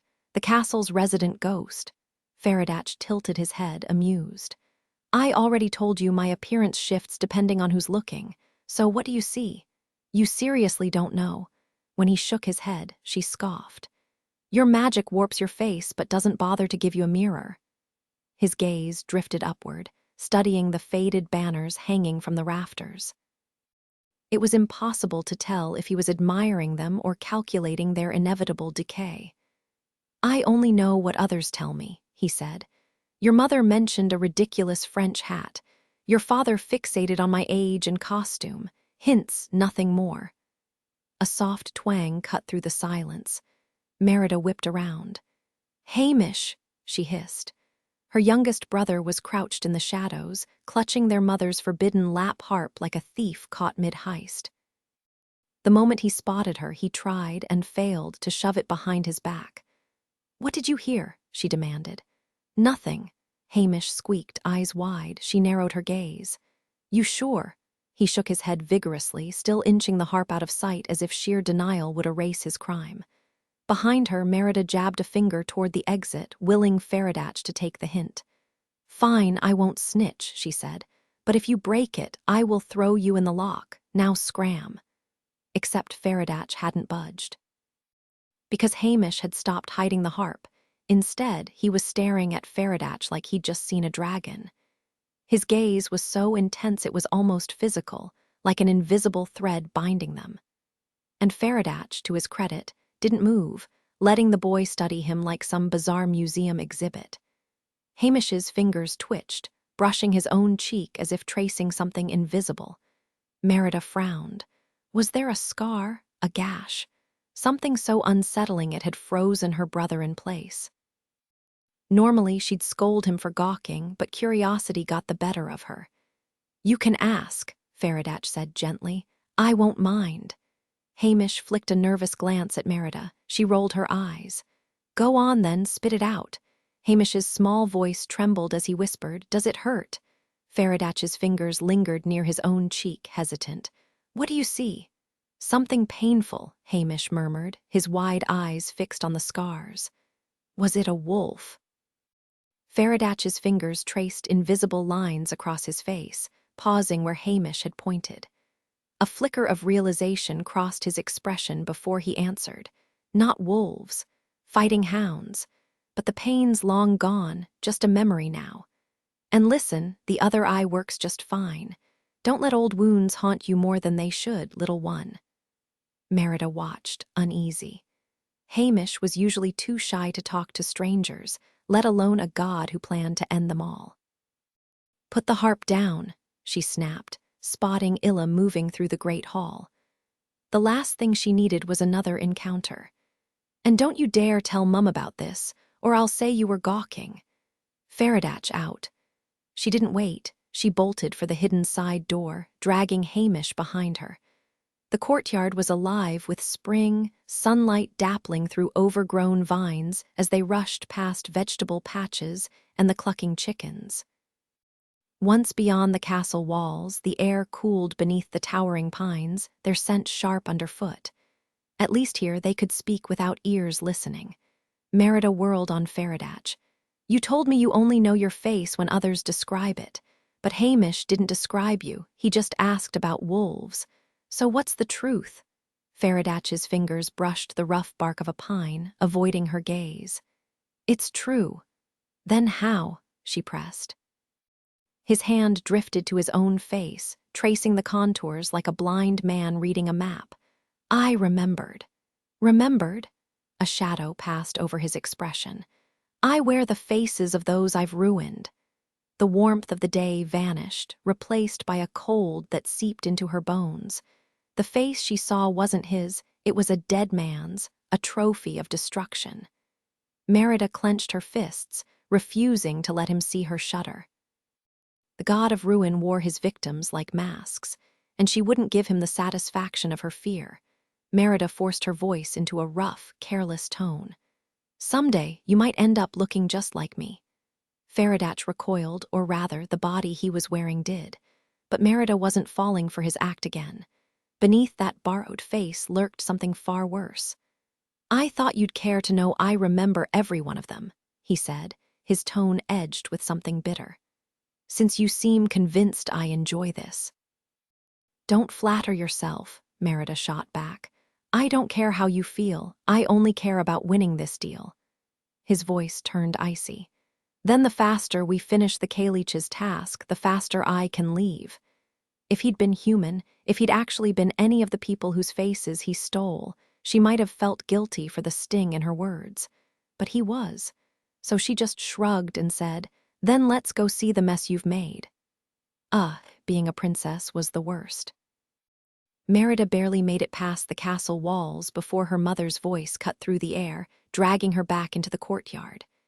Elinor sounded suspicious, probably thought Merida was sneaking off with that so-called suitor again. When Merida insisted she just wanted a walk, Elinor demanded she take Lizzie along. "I'm going alone," Merida snapped. "All the more reason to bring her," Elinor countered, her tone sharp. A princess doesn't wander off by herself. Merida clenched her fists. She'd spent most of the year traveling alone. Lizzie wouldn't be any help if trouble came, and she certainly wouldn't stop Merida from doing whatever she pleased. Elinor knew that. Worse, the last thing Merida wanted was Lizzie tagging along to witness the destruction Faradatch had caused. She'd have to lie again, and she was sick of it. But then she saw Lizzie, her wreath of bog myrtle and campion drooping like wilted tears, her face puffy from crying. Of course. Elinor wasn't just being controlling, she was handing Merida a problem to fix. Lizzie, Merida sighed, adjusting the slipping branches in her wreath. Why are you crying this time? Lizzie sniffled, but her voice was oddly bright. If I tell you, I'll stop, and I don't want to stop yet. She wiped her nose on her sleeve, then suddenly perked up. Oh, brother, are you coming with us? Faradatch stepped into view just as the door shut behind Elinor. His fingers brushed his face absently, as if checking to make sure it was still his own. Faradatch spoke clearly, making sure Merida heard every word. This monk is joining the princess for a stroll. Lizzie beamed. 3's a luckier number, isn't it? How far are we walking? Faradatch studied her, that familiar puzzled look crossing his face. Lizzie had that effect on people. Merida couldn't help but wonder if, in all his centuries, he'd ever met someone like Lizzie Mugaral. Or worse, if he'd ever ended someone like her. Not far, he answered simply. Lizzie didn't press for details, which was just as well. Merida had no idea where they were headed. Somewhere Faradatch had supposedly destroyed. But when they arrived, Keithnil looked anything but ruined. Nestled along a wide, sparkling river, the village was downright charming. Neat timber houses with fresh thatched roofs lined a bustling main street where chickens darted between children's feet. Shaggy, long-horned cattle grazed lazily on spring grass, and playful kittens batted at wildflowers. The sky stretched overhead, a perfect blue dotted with wispy clouds mirrored in the river below. Merida frowned. You're sure this is the right place? It is, Faradatch confirmed. Lizzie sniffled, wiping her nose on her sleeve, a habit Elinor let slide, though she'd have scolded Merida for it. It's so lovely, I could just devour it, she declared, grinning. Then she pointed at a weathered stone at the village edge. What's that say? Keithnil, Merida read, instantly regretting it. She always fell into the trap of helping Lizzie, even when Lizzie didn't ask. You know, Mum could teach you to read. You'd outfish the cabbage in no time. Lizzie's eyes welled up at the mention of the cabbage, but her voice stayed bright. Illa's been teaching me to read. The clouds, see those wispy ones? They mean luck coming for fishermen, or maybe the fish. I forget which. She tilted her head, suddenly zeroing in on Faradatch. Your gloves are fancy with those red stitches. Not very monk-like, though. They were a gift, Faradatch said, just as he had about the invisible hat. Lizzie grinned. I adore them. Thank you, Faradatch replied, solemn as ever. The walk to Keithnil had been quiet, Faradatch avoiding conversation, which Merida hadn't minded at first. But now, standing in this oddly perfect village, she couldn't shake the feeling that something was terribly wrong beneath the surface. The three of them moved along the sunlit trail, the quiet between them thickening, until it felt like an uninvited guest tagging along, Merida, Lizzie, Faradatch, and the awkward hush. If this had been one of her siblings or parents, Merida would have guessed they were nursing some deep grudge, stewing in silent resentment. But sulking, that seemed too petty for a god. Surely Faradatch wasn't that fragile over a little human disapproval. Yet when she caught him watching her, his expression unreadable, she noticed something odd. Lizzie was admiring the same gloves Merida could see. Even though his appearance shifted for others, those gloves never changed. So, she ventured, keeping her tone casual, do those gloves stay on no matter who you're with? Faradatch answered almost before she finished, as if he'd been waiting. Always. They never leave my hands. Lizzie sighed dreamily. They must be special. Who gave them to you? Merida rolled her eyes. She doesn't care about the who, she wants the dramatic backstory. Lizzie batted her lashes, looking every bit the tragic heroine framed by the wild roses near the marker stone. Surprisingly, it worked. Faradatch relented. It's not much of a tale. I needed gloves that would last forever, but none existed. Then I met a craftsman who swore he could make them, and he did. He didn't explain why he needed them, and thankfully, Lizzie didn't press, though she did ask, "Does he still make them now?" Faradatch clenched his gloved hands together. He died soon after finishing them. The silence that followed was heavy enough to crush bones. Merida didn't need it spelled out. She could guess what happened next. Lizzie, oblivious, sighed. I ruined it by asking for the epilogue. Never ask how the story really ends." Her eyes shimmered suspiciously. Merida nudged her. "What are you crying over the cabbage again?" Lizzie sniffed. "Oh, please." Lizzie sighed, pulling the wreath from her hair and placing it gently on the Keithnell grave marker. Her fingers lingered over a strange, tiny symbol carved into the stone before she suddenly blurted, "I almost married him, and that's why I'm so miserable." Merida raised an eyebrow. "But you didn't." "I came this close," Lizzie insisted, pinching her fingers together. "Still didn't." Lizzie groaned, flopping dramatically onto the grass. I wish I had your life, Merida. At least your mother bosses you around. Someone tells you what to do. I'd kill for someone to just point me in the right direction, hand me the perfect man, and say, 'There, go that way.' Instead, I have to figure everything out myself." Merida nearly choked. That was exactly why she'd spent the last 10 years fighting with her parents. The irony wasn't lost on her. She'd trade places with Lizzie's carefree existence in a heartbeat. "Lizzie, let's be real." You wouldn't listen even if someone did tell you what to do. For a second, they just stared at each other. Then, as if on cue, they both burst into laughter. Lizzie jumped up, twirling in a circle before skipping off toward the village, humming some silly tune under her breath. Faradatch nudged Merida. "Go on, follow her. That's the whole point of being here, exploring." Merida rolled her eyes. "I have explored. What am I even supposed to be looking for?" "Just see what this place is like." Merida huffed. It sounded pointless, but rules were rules. The K-Leech had insisted she witness Faradatch's work, even if she didn't understand it yet. Turns out, she and Lizzie had an absolute blast. The village, though close to Dunbrock, barely recognized Merida as royalty, which was fantastic. No stiff bows, no forced My Lady S. Just two girls enjoying themselves. They watched newborn lambs stumble around, and Merida bartered for a scarf, learning a weaving song in return. She even outshot the local boys in an archery contest, winning a carved frog, only to lose it minutes later in a game of 9 men's Morris. Meanwhile, Lizzie charmed the village girls into teaching her flower language, scribbling coded poems with petals that sent them all into fits of giggles. The highlight: a trip to the Crannog, an ancient, pointy-roofed hut on a man-made island in the river. Merida had never seen one up close, and they spent ages poking around. Until Lizzie, ever the klutz, tumbled right off the edge into a waiting boat. She flailed adorably as the current carried her downstream, until half the village dove in after her. Then, of course, everyone had to pile into boats to rescue her properly, which really just meant a spontaneous river lesson in steering. Lizzie beamed, thrilled by the attention and the villagers. Well, they couldn't resist helping her. Some things never change. Faradatch and Merida stood by the water's edge, the crisp spring wind tugging at Merida's wild curls as she watched the scene unfold before them. It struck her then. Lizzie's laughter carried across the river, mingling with the villagers' voices, and for the first time, Merida realized she actually liked people. The thought unsettled her. Faradatch had brought them here to marvel at this place, to see what he found beautiful. But why?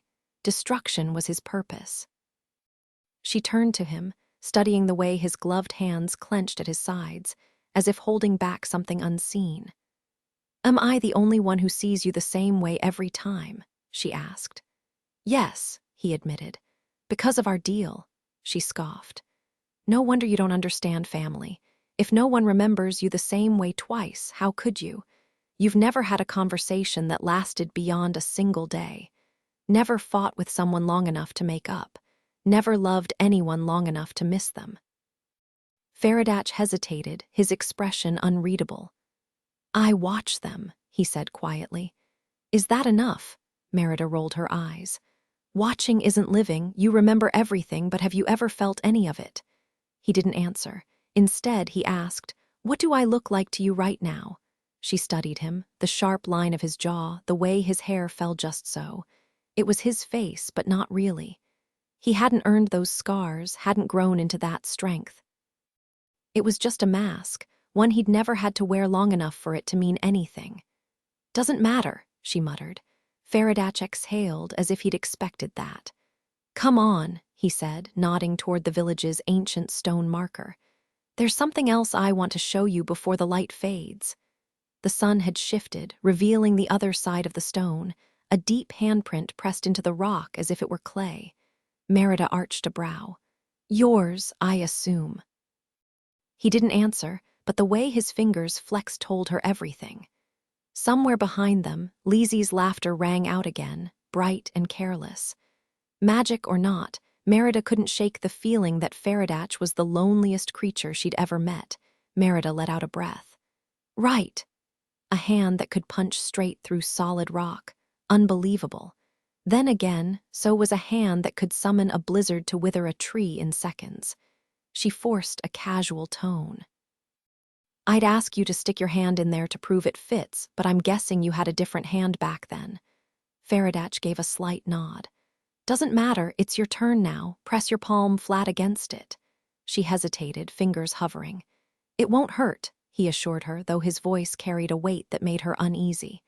Well, not physically. The truth can sting worse than any wound.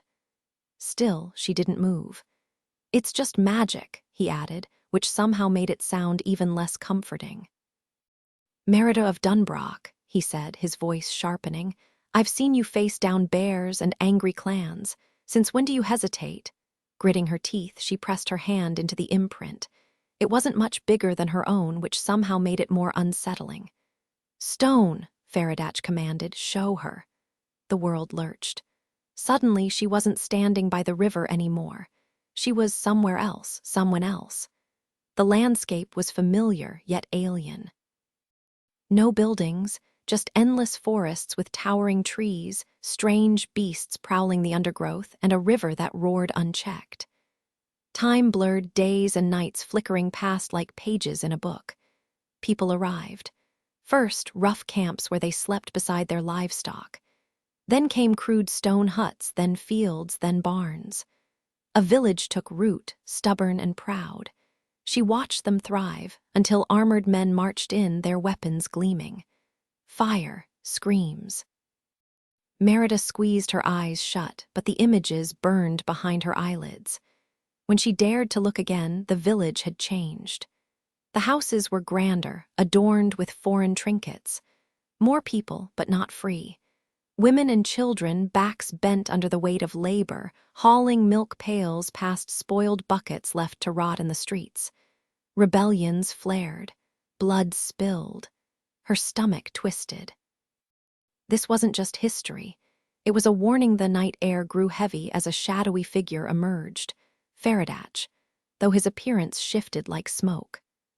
Merida recognized him instantly by those gloves, the deep oxblood stitching holding them together, crafted by someone who understood how to bind a god of countless faces. He moved through the empty streets, pausing here and there, his gaze sharp. With deliberate calm, he peeled off one glove and pressed his bare hand against the stone wall. It yielded like wet clay beneath his fingers, just as Merida had imagined.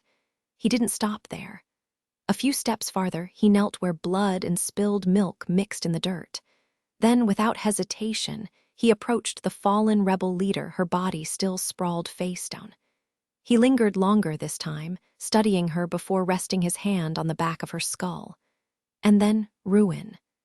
The vision swallowed the night, hurling Merida through time. The village unraveled before her eyes. First, the cattle coughing themselves to death. Then the people, the weak, then the strong, until silence swallowed everything. Nature crept in, vines strangling abandoned homes, rain washing bones into the river. Years bled together until at last, survivors crept back from the wilds, wary but determined.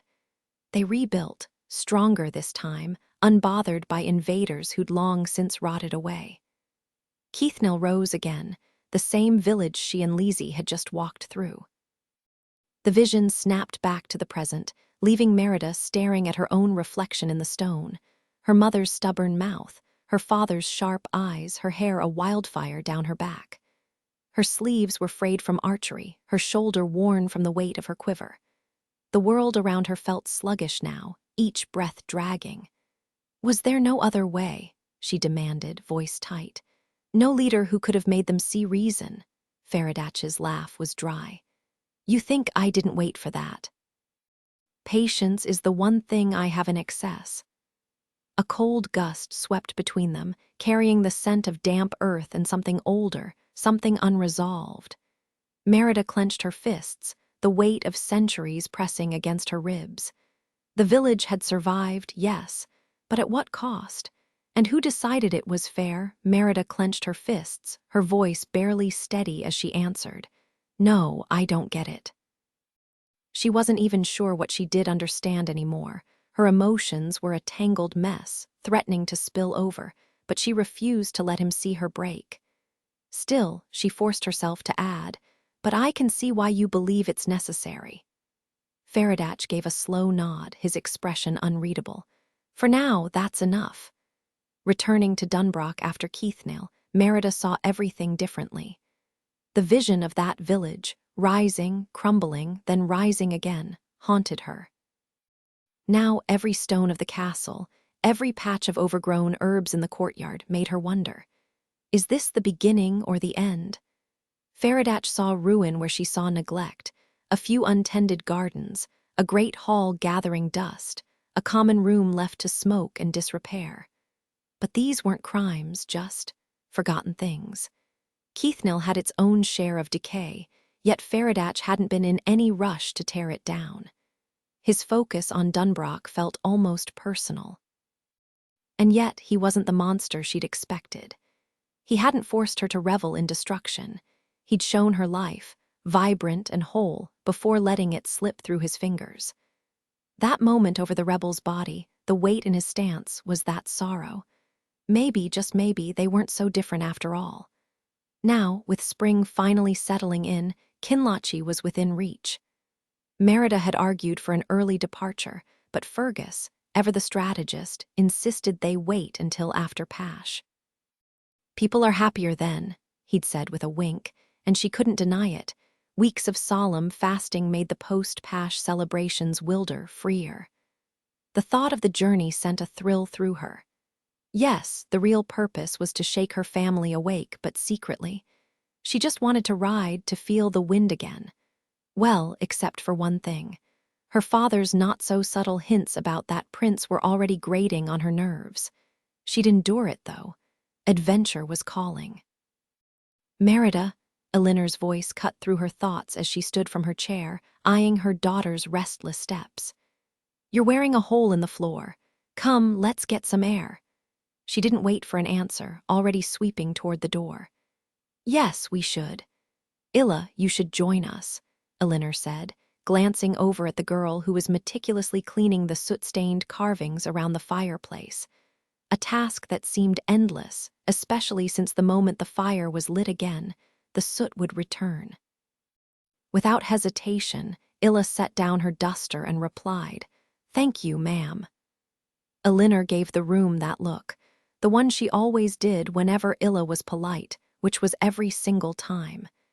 It was as if she wanted to turn to the others and say, see, this is how you should behave, but she knew how obnoxious it would sound. So instead, she just sighed internally. Harris barely glanced up from whatever tiny notes he was scribbling by the fire, while Hamish made a face like he'd bitten into something sour before stomping off toward the music room, where the frustrated plucking of a harp soon followed. Merida blew a raspberry under her breath, but Elinor ignored them all. "Leezy," Elinor continued, "are you coming for some fresh air? We're heading to the wall." Leezy was sprawled lazily on the floor, her dress dangerously close to the hearth, flipping through one of Elinor's pressed flower books with slow, deliberate movements. Her damp curls framed her face, and every now and then she'd pluck a honey-glazed almond from a nearby tray, licking her fingers clean after each bite. Merida couldn't imagine anyone less inclined for a walk. "Take my spirit with you," Leezy murmured, not looking up.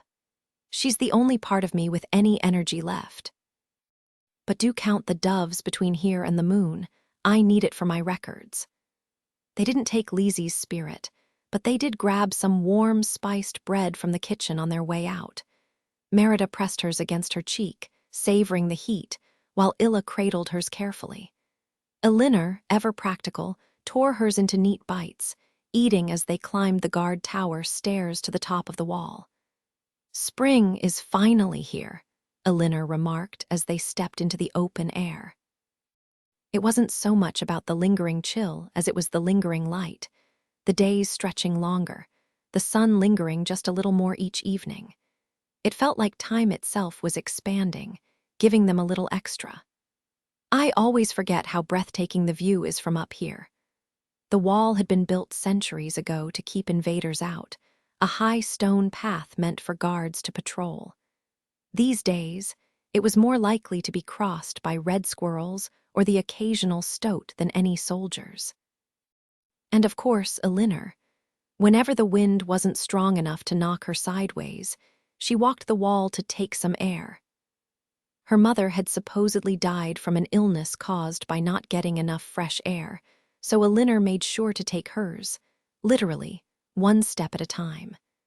New detail: as they walked, a sudden gust sent Merida's bread tumbling, and she let out an exaggerated gasp before laughing. Illa, ever quick, caught it midair without breaking stride. Merida used to drag the triplets along on these walks, but their endless complaints about the distance finally wore her down. Once you started down the path, there was no turning back. It was like being trapped in a winding stone corridor. Guard towers dotted the route every 100 yards, but most were overgrown with thorns and crawling with whatever creatures thrived in that mess. Only the towers at either end were cleared for use. Illa clutched her untouched bread, watching the sky. Perfect weather for traveling, she mused. Merida, meanwhile, was busy squishing her spiced bun into odd shapes, much to the dismay of Aileen, who prided herself on light, fluffy pastries. But Merida liked them better dense and chewy. Elinor nodded absently. "Yes, you'll have a lovely time, I'm sure." Merida kept walking before the words fully registered. "Wait, I'll have a good time." Elinor took a deep breath, the damp scent of moss and ivy clinging to the air. "That's right," Merida's voice sharpened. "I'll have a good time, you're coming too." Elinor kept her pace steady, unfazed. "You heard us discussing this. Your father and I agreed one of us has to stay. The kingdom doesn't run itself, especially not this time of year." Merida clenched her fists. This was a trap, just like the Kalich's tricks. "You knew it was this season when you agreed." "I was hopeful," Elinor admitted with a sigh. "Reality has other plans." Illa, ever the peacemaker, offered, "Perhaps the king could stay instead. I'd keep an eye on things for you." Elinor chuckled, linking arms with her. "That's sweet of you, but Kinlachi means everything to him. I won't take this trip away." Of course. Elinor always made it sound like there was no other way. Merida should have remembered the Spain debacle. Instead, she'd let herself think of their last real journey together, to the Sheelings years ago when she was the triplets' age. Back then, Merida had no idea how most people lived. She'd assumed everyone had castles, that the servants just went home to their own grand halls. But that spring, Elinor had packed their things and taken her beyond the castle walls for the first time. The Sheelings were temporary, simple, alive with the rhythms of the land. It had been magical. Now, standing on this moss-covered walkway, Merida realized She was being left behind again every autumn. The villagers herded their cattle down to the lush lowland meadows near the settlement, where the animals grazed all winter until the grass was nearly gone. Come spring, the farmers led their lean cows back up to the high mountain pastures, the sheilings, giving the valley fields time to recover. This wasn't just a routine, it was a way of life. Through the warm months, families lived in rustic summer huts, sleeping on beds of heather and feasting on simple meals of oatmeal, cheese, and fresh milk from their own cows. Nights were filled with songs and stories under the open sky, a humble but joyful existence, worlds apart from the grandeur of castle life. Merida thrived in this freedom. No veils, no stiff gowns, no pretending. Every day was an adventure. But what surprised her most was how her mother, Elinor, refined, elegant Elinor, born for courtly grace, became a force of nature among the herds and huts. Even in a plain tunic, her hair tangled from churning butter, she commanded respect without ever demanding it. Villagers sought her wisdom, her fairness, her knack for solving disputes. She ruled not by title but by sheer competence. For the first time, Merida saw herself in her mother, and she ached to be more like her. Now, standing by the castle wall, Merida felt that old longing return. "Mum, please come," she pleaded. Illa, ever the diplomat, chimed in with a sly smile. "You did say I made it sound effortless, didn't you? Just a few weeks away, hardly a burden." Elinor's gaze drifted over the loch, its waters shimmering gold in the fading light. A pair of swans glided past like silent shadows. Nearby, a fox yipped sharply. "It's not the right time," she murmured. Merida's frustration boiled over. "You always do this. You dangle the idea and then take it back." Elinor remained calm. "Don't be dramatic," she said, nodding toward two doves perched nearby. "Tell Lizzie about these when you see her." "I don't care about the birds," Merida shot back. "You let me believe you'd go, and now you're acting like I imagined it." The old sting of disappointment flared. Had anything really changed? Elinor's voice tightened, just a fraction. "Being a queen isn't an excuse, it's a responsibility."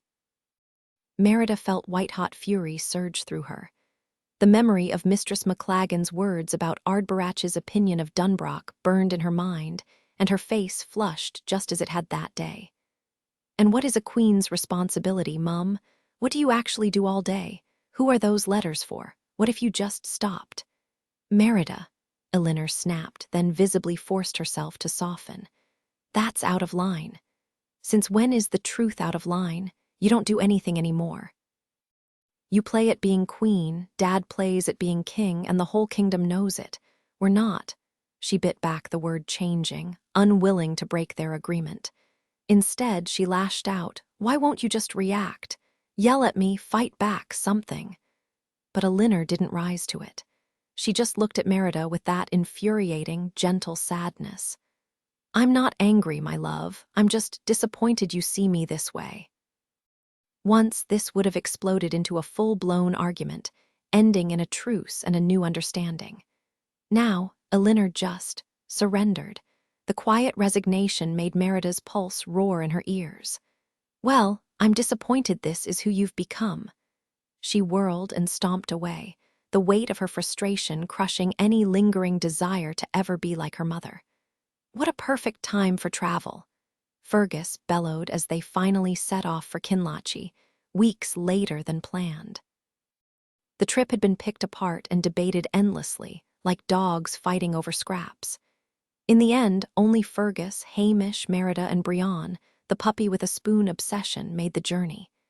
Harris had been grounded for biting Hamish, sentenced to a month of scribe duty.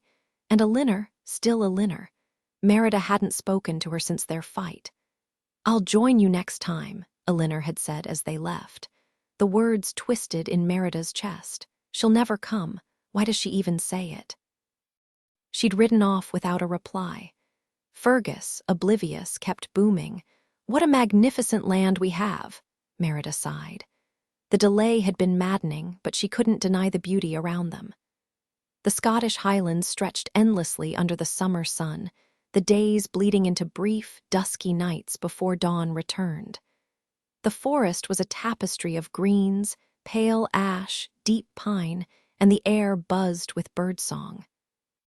For a moment, the anger faded, replaced by the quiet awe of home. The journey from the castle had been alive with wildlife, capercaillies strutting with their fan-like tails, kites slicing through the sky, and swallows darting cheerfully overhead. Without the slow pace of a pony cart or the formality of guards, they made swift progress. Fergus had insisted they travel light, dressed plainly to avoid drawing attention. Merida didn't mind.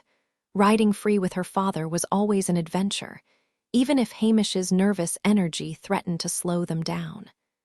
Just then, a massive shadow swept over them. Merida gasped as a white-tailed eagle, wingspan nearly as wide as one of her little brothers, dipped low overhead. The midge shied sideways, and for a heartbeat, Merida could see every detail of the bird's hooked yellow beak and powerful talons. Fergus chuckled, calling it the king of the sky, while Hamish let out a terrified squeak. "Relax, it's not going to eat you," Merida teased, though she couldn't help rolling her eyes. Honestly, Hamish was a bundle of nerves.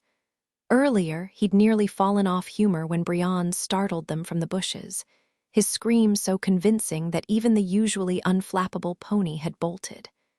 Now he rode securely in front of Fergus, while Merida led humor like a pack animal. At least they didn't have to keep stopping to check on him. Fergus had long since accepted that Hamish was just Hamish. The list of things that terrified him was endless: darkness, loud noises, weasels, wolves, stinging insects, even harmless earwigs. Heights, depths, crowds, solitude, you name it, Hamish feared it. And Harris? Well, that was a whole other story. The road stretched ahead, the Scottish countryside rolling beneath their horses' hooves. Merida grinned.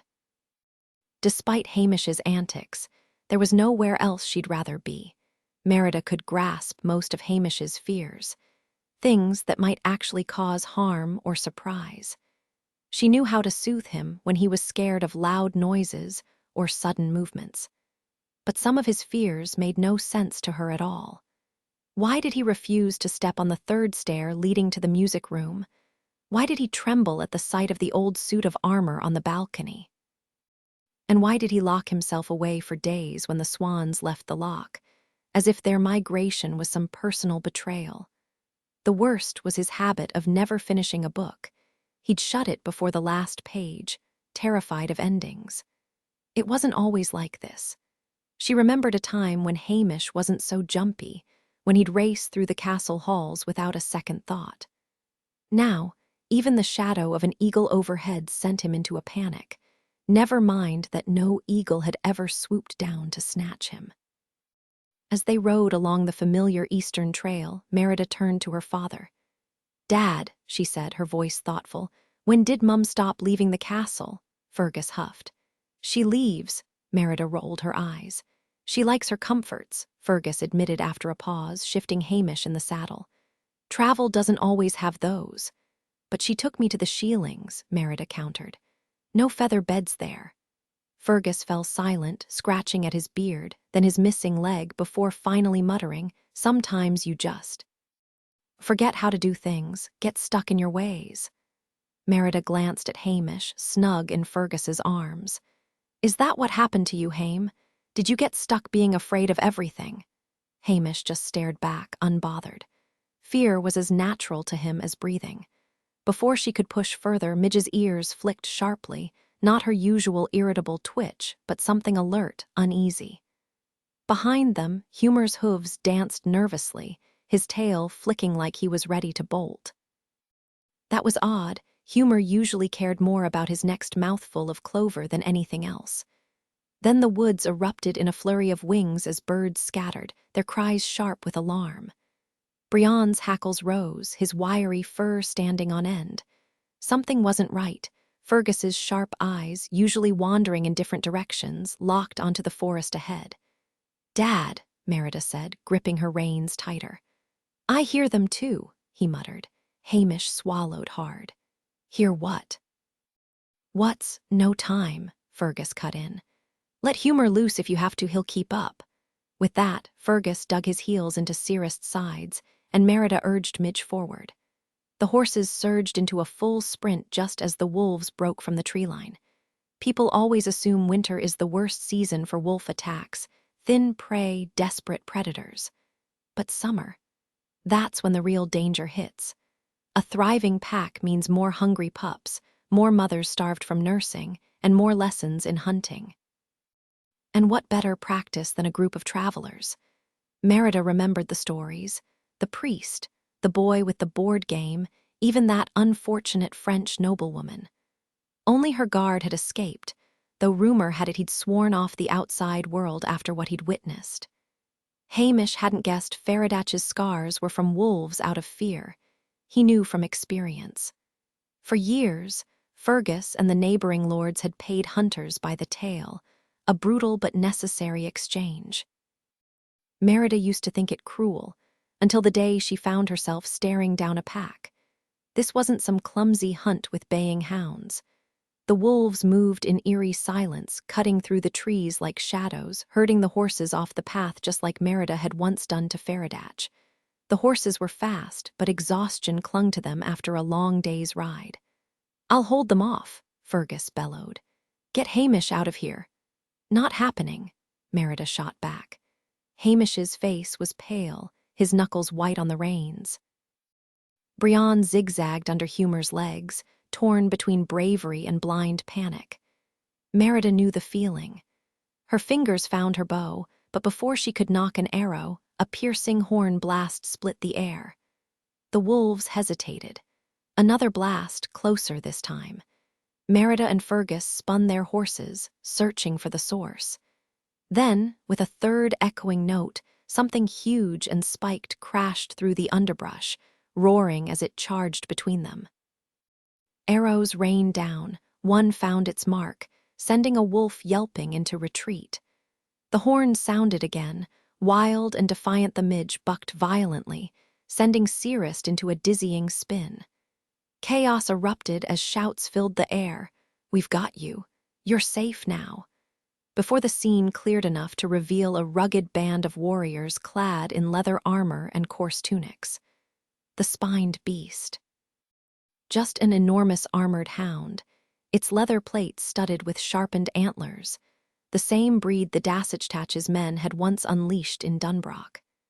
The eerie horn, a crude but effective instrument, its deep blasts scattering the wolves, who knew better than to challenge its authority. Leading the group was a broad-shouldered man with jet-black hair and eyebrows so thick they could have been mistaken for caterpillars. His armor mirrored his dog S, spines jutting from the back like some kind of walking pincushion. The moment he recognized Fergus, his expression shifted from fierce to stunned. Dropping to one knee, he bowed his head. "Forgive me, my king," he rumbled in a thick countryside brogue. "Didn't realize it was you in that plain garb." The rest of the men followed suit, hitting the dirt so fast Merida and Hamish exchanged bewildered glances. It was one thing to be rescued, another to have your saviors groveling at your feet. Fergus, ever the down-to-earth ruler, just chuckled and swung off Cirrus, plopping Hamish onto the ground with a thud that made the boy wince. "Enough of that, lads," Fergus boomed. "Save the kneeling for weddings and bad decisions." He clapped the spined armor leader on the shoulder. "Name's Fergus. Who do I owe my thanks to?" The man straightened, scratching his hound's battle-worn ears. "Maldoin, right hand to the Earl of Strathmannan. No thanks needed. We'd be honored to escort you wherever you're bound." "East to Kinlochie," Fergus said. "Too far for you to stray, but we'll gladly share a meal if you'll have us." Maldoin grinned. "Your wish is our command."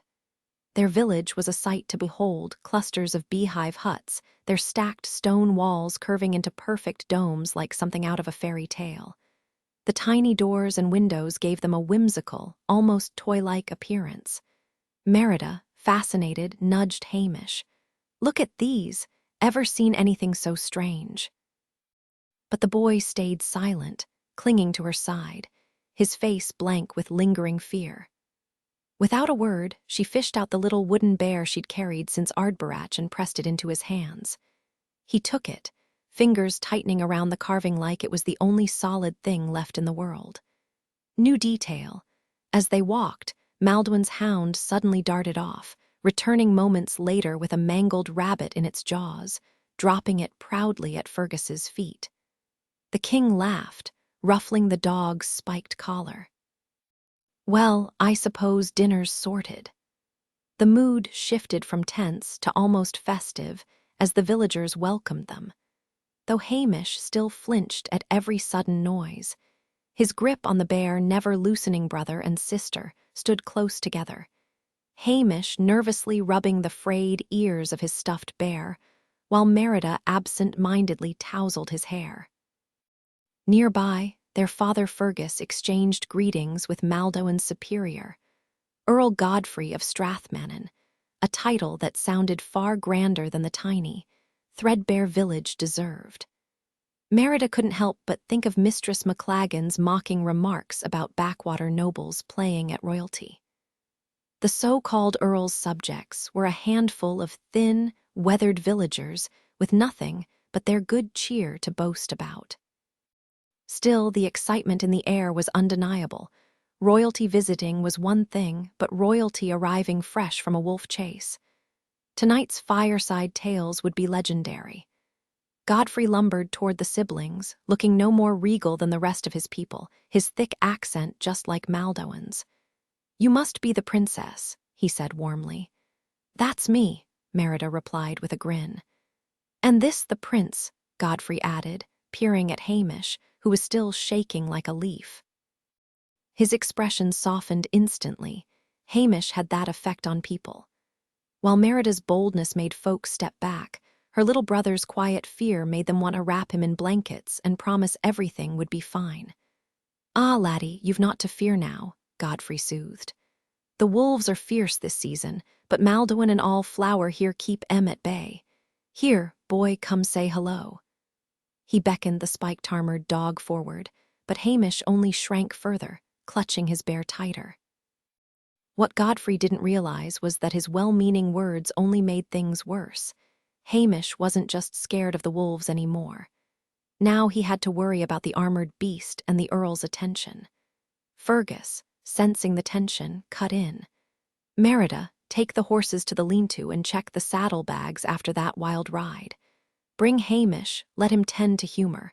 And for pity's sake, do something about Harris's mutt." Merida smirked. "I thought you said he came from strong bloodlines." They both watched as Brienne zigzagged around all Flower, yipping in a way that sounded more like a rusty hinge than a proper bark. Fergus sighed. "Aye, well, even the best stock has its odd ones. Just don't tell Harris I called him cockeyed, though that dog was clearly born under a cursed star." The villagers eagerly offered to handle the horses, but Merida waved them off.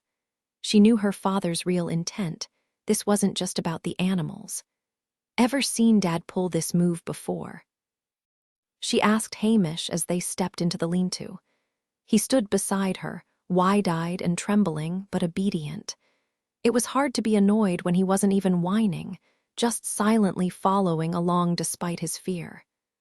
She glanced down to make sure he still had his bear. He did, and kept up a stream of cheerful chatter, hoping to distract him.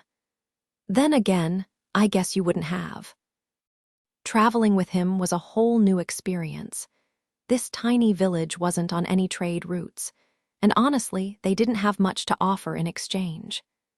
They lived simply, raising a handful of goats and maybe a couple of scruffy ponies, gathering what they needed from the land and storing it for the harsh winters.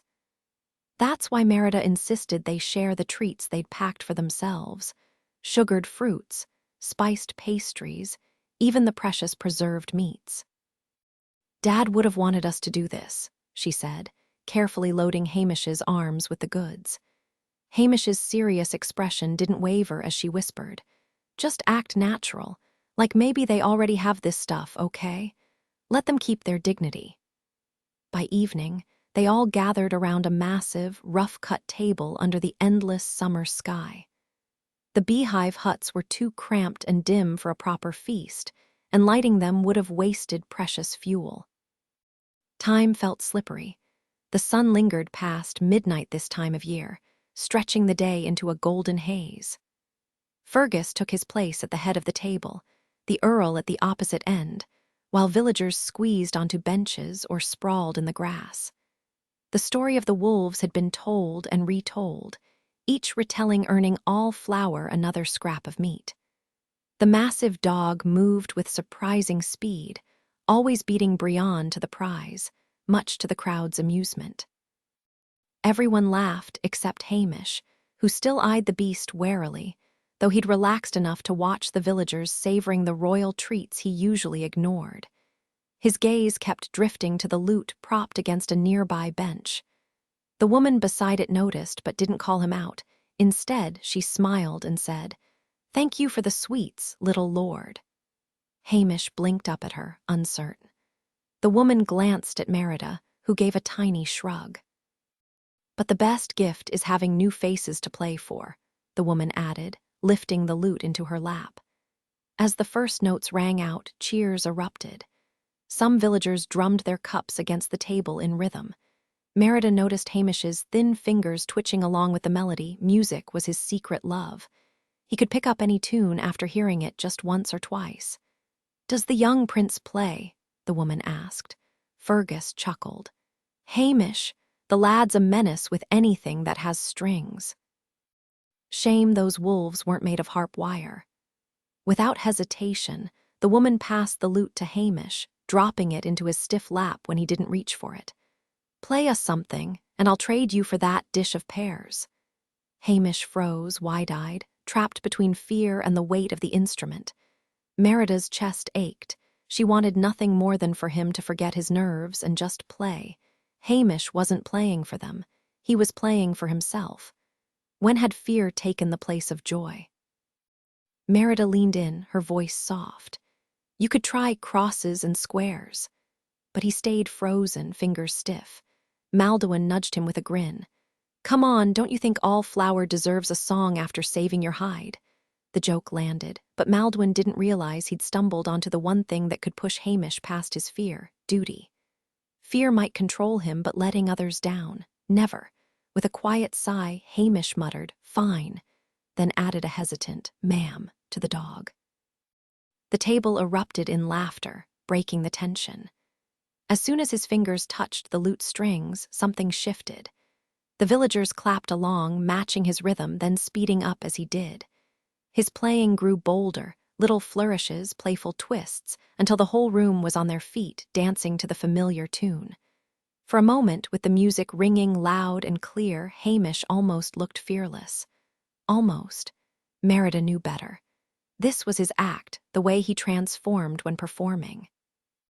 Shoulders straight, confidence sharp, like Hubert or Harris at their best. But it was just that, an act, a gift for all flower, nothing more. And when the last note faded, so did the illusion. The moment the lute left his hands, Hamish shrank back into himself, eyes darting away like he wished the floor would swallow him whole. Merida bit her lip. She did reckless things without a second thought, but Hamish, he faced every moment terrified, yet he still pushed through. If only this performance could change him, make him see that fear didn't always win. But as the music ended, so did the spell.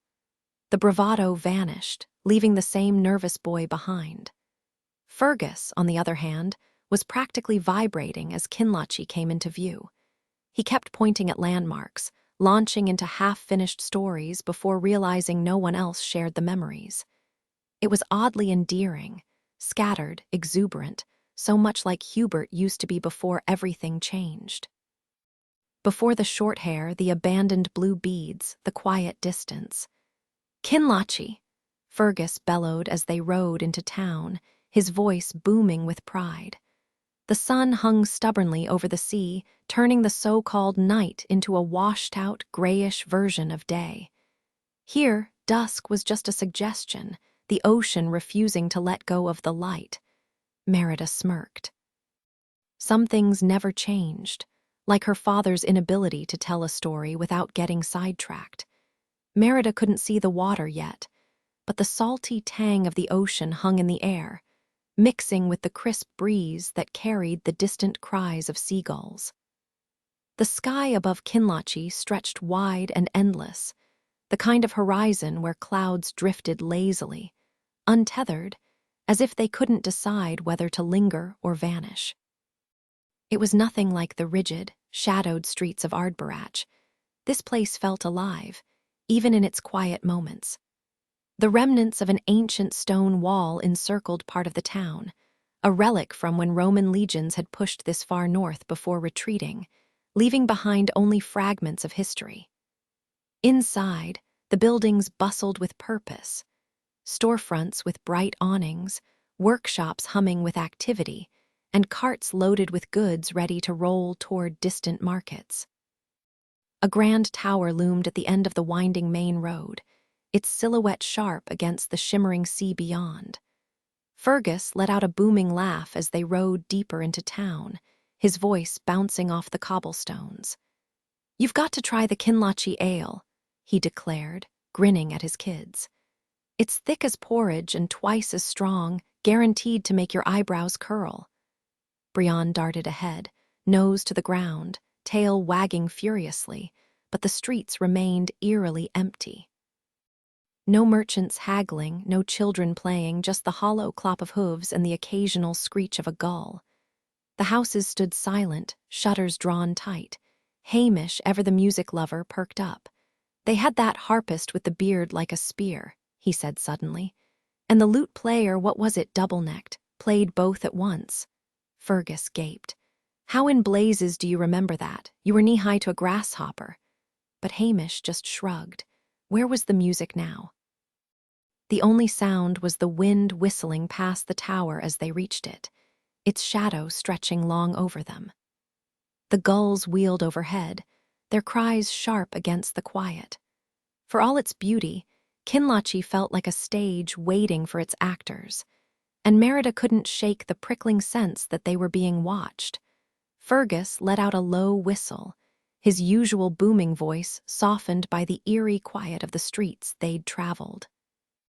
The tower door stood slightly ajar, not held open, just hanging loose like it couldn't be bothered to close properly. Swinging down from Cirrust, Fergus strode forward and called out before nudging the door wider. Merida tensed, half expecting some grand reveal, but all she found were two drowsy attendants slumped in chairs just inside. Their outfits screamed wealth, gold threads laced through the man's beard, pearls draped like a delicate crown over the woman's hair, but their energy screamed nap time. Neither stirred much at the intrusion. "Who's there?" the woman mumbled, blinking slowly. Fergus, never one for subtlety, announced, "Fergus of Dunbroch, here to rouse Ronald of Kinlochie. Light a fire under him if you have to." The woman just turned to her companion. "You understand any of that?" The man shrugged, yawning like the effort of greeting guests was beneath him. Fergus's patience snapped. "On your feet. You think kings ride in every day. Go tell yours he's got company." His tone was all bluster and charm, the kind that usually got people moving with a laugh. But these two, they exchanged a glance that said, fine, then ambled off at a pace that suggested they might forget why they were walking halfway there. Merida huffed. "That wasn't just rude, it was pathetic." Fergus grunted. "Discipline slipped since my day." He shot a glance at Hamish, who was already dozing against Humor's neck. "Save the sleep, Ronald's feasts are legendary." Mead flowing like rivers, bards wailing till sunrise, swordplay on the tabletops. Last time he imported dancers from Valencia just to show off. But as minutes stretched, the silence thickened. No footsteps, no music, no clatter of preparation, just the restless shuffle of their horses and the creeping dusk. Merida squinted into the shadowy tower. "See anything?" Fergus asked. "Not a whisper," she muttered. Finally, she and Hamish dismounted, the latter scooped onto Fergus's shoulders. The night settled around them, heavy and still, as if the tower itself was holding its breath. New detail. The mention of dancers from Valencia adds a touch of extravagance to Ronald's reputation, reinforcing the contrast with the current lethargy. The tone shifts from Fergus's nostalgic enthusiasm to Merida's growing unease, sharpening the scene's tension. The group guided their horses carefully into the castle, hooves echoing unnervingly against the stone floor. The grand entry hall was barely lit, just faint streaks of moonlight filtering through stained glass windows, making it impossible to gauge the room's true size. But the way their footsteps and the horses' steps bounced off the walls told Merida it was enormous. She half expected someone to storm out, furious at the intrusion of animals in such a place. But no one came. The silence was unsettling. Maybe those two we saw earlier were just spirits, she muttered, more to herself than anyone else. She wasn't usually one for ghost stories, but after everything she'd seen lately, she wasn't ruling anything out. Fergus snorted. Trust me, ghosts don't smell like old sweat and bad decisions. Merida smirked but couldn't shake the creeping unease. The darkness here wasn't like the open night sky. It felt deliberate, like the tower itself was holding its breath. Unlit candles lined the walls, untouched. Whoever lived here had chosen the shadows. Then, finally, movement. Handmaidens stood motionless against the walls, dressed in lavish gowns but utterly lifeless. Fergus, ever the optimist, boomed, "Ladies, where's your lady? Or better yet, a stable hand. We've got horses trampling through your halls and not a single welcome in sight." The women barely glanced at him, some even turning away with disinterest. Hamish, perched on Fergus's shoulders, looked nervous. Handmaidens ignoring them, terrifying. Merida almost laughed at the ridiculousness. Horses in a castle, nobles acting like statues, an entire town abandoned on a perfect summer night. Then, on a whim, she asked in halting French where the king was. To her shock, one of the women lazily gestured further inside. Fergus gave her a quiet nod of approval, no grand speech, just a small moment of connection. And somehow, that meant more than all his usual bravado. Merida had always known her father adored her. But for the first time, she sensed something different in his gaze, like he truly saw her as an equal, not just his little girl. The deeper they ventured into Kinlochie Castle, the stranger things became.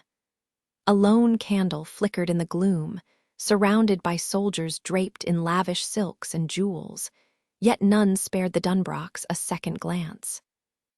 One finally gestured vaguely down the hall, offering no escort, no courtesy. Fergus muttered under his breath, "This isn't the Kinlochie I knew."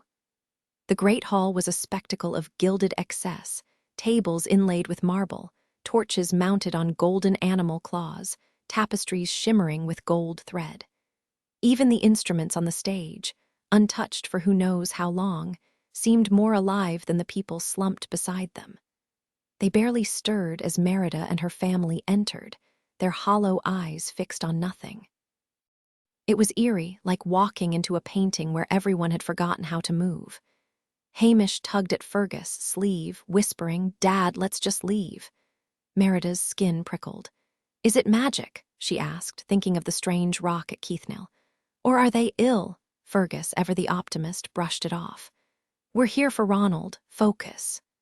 Then they found Rory.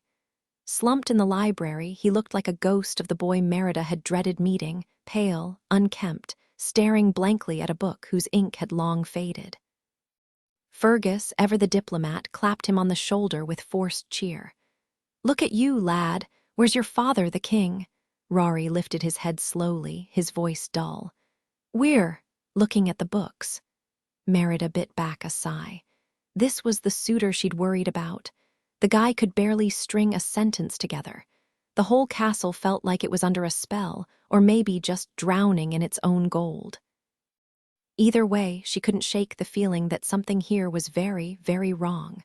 Rory's voice droned on like a tired schoolboy reciting multiplication tables. Flat, lifeless, like he'd said these exact words 1,000 times before. "The money's coming, eventually. If you can't wait, grab something from the room. A chair, maybe. I'll mark it in the books. Don't worry, I'll find you. Fergus slammed both palms onto the desk, making the ledger jump. Forget the damn money. We didn't ride all this way to talk business. Where's the welcome, the music, the food? Where's your mother, Rory? Where's you? This place feels like a tomb.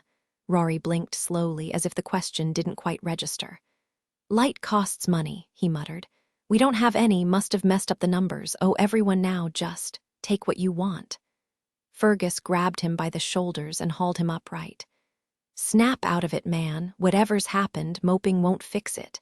Take me to your father. Rory didn't resist, just shuffled forward like a puppet with half its strings cut. When his gaze flickered over Merida, she stiffened. His eyes were glassy, empty, like a deer caught in torchlight before vanishing back into the dark. He didn't even react to the horses clopping through the halls behind them. Merida tightened her grip on Hamish, feeling his pulse race against her fingers. Her own heart hammered in sync. Logically, she knew there was no immediate threat, but her body didn't care. Every muscle was coiled, ready. The castle unfolded around them, a shadowy labyrinth of towering ceilings and endless corridors. That lone tower they'd spotted earlier. Just the tip. The real monstrosity sprawled downward, a maze of grandeur now rotting into silence. They passed rooms full of sleeping children, exhausted clerks slumped over ledgers, nobles draped over moth-eaten cushions, all ignoring them like ghosts. Finally, they stepped onto a massive stone terrace, the ocean roaring far below. The tiles underfoot were still vibrant, painted with intricate patterns, but the air smelled of salt and neglect. A crumbling railing was all that stood between them and the sheer drop to the jagged rocks. At the far end, a treacherous staircase carved into the cliffside led to a sliver of white sand. New detail. As they walked, a cold gust whipped through the terrace, sending a loose tile skittering off the edge. No one flinched. Not even Rory. Added twist, Merida's unease sharpened into frustration. This isn't just bad luck, she muttered. Someone broke this place. Fergus shot her a look, not disagreement, just grim acknowledgement. The beach below was littered with the skeletal remains of half-buried merchant ships, their rotting hulls jutting from the sand like broken ribs. A few battered rowboats lay overturned nearby, their wood bleached gray by years of salt and sun. The air reeked not of crisp ocean spray, but of something far worse, a putrid fish-gut stench that made Hamish gag as he took his first uneven breath of sea air. He'd never laid eyes on the ocean before today, and this wasn't the grand introduction he'd imagined. Rory froze mid-step, rubbing his temple with a dazed expression. Wait, I thought. His voice trailed off, lost in confusion. Fergus gripped Rory's arm, his tone uncharacteristically gentle. Easy, lad. Don't let go of hope now. Merida blinked at her father, startled. For so long, she'd known him only as the booming, larger-than-life figure who filled every room with bluster. But this quiet, steady Fergus, this was the man she barely remembered from childhood. Hamish edged closer, eyes wide with fascination, as if seeing his father for the first time. Before Merida could dwell on it, a gust of wind whipped across the patio.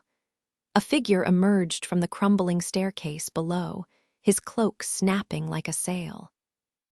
His hair, wild and sun-bleached, tangled in the gale as he peeled off one glove, oxblood-red stitching stark against the leather, and pressed his bare hand to the stone railing. Merida's shout tore through the air. You, what are you doing here? Faradatch jerked back, but the damage was done, a smoldering handprint seared into the stone.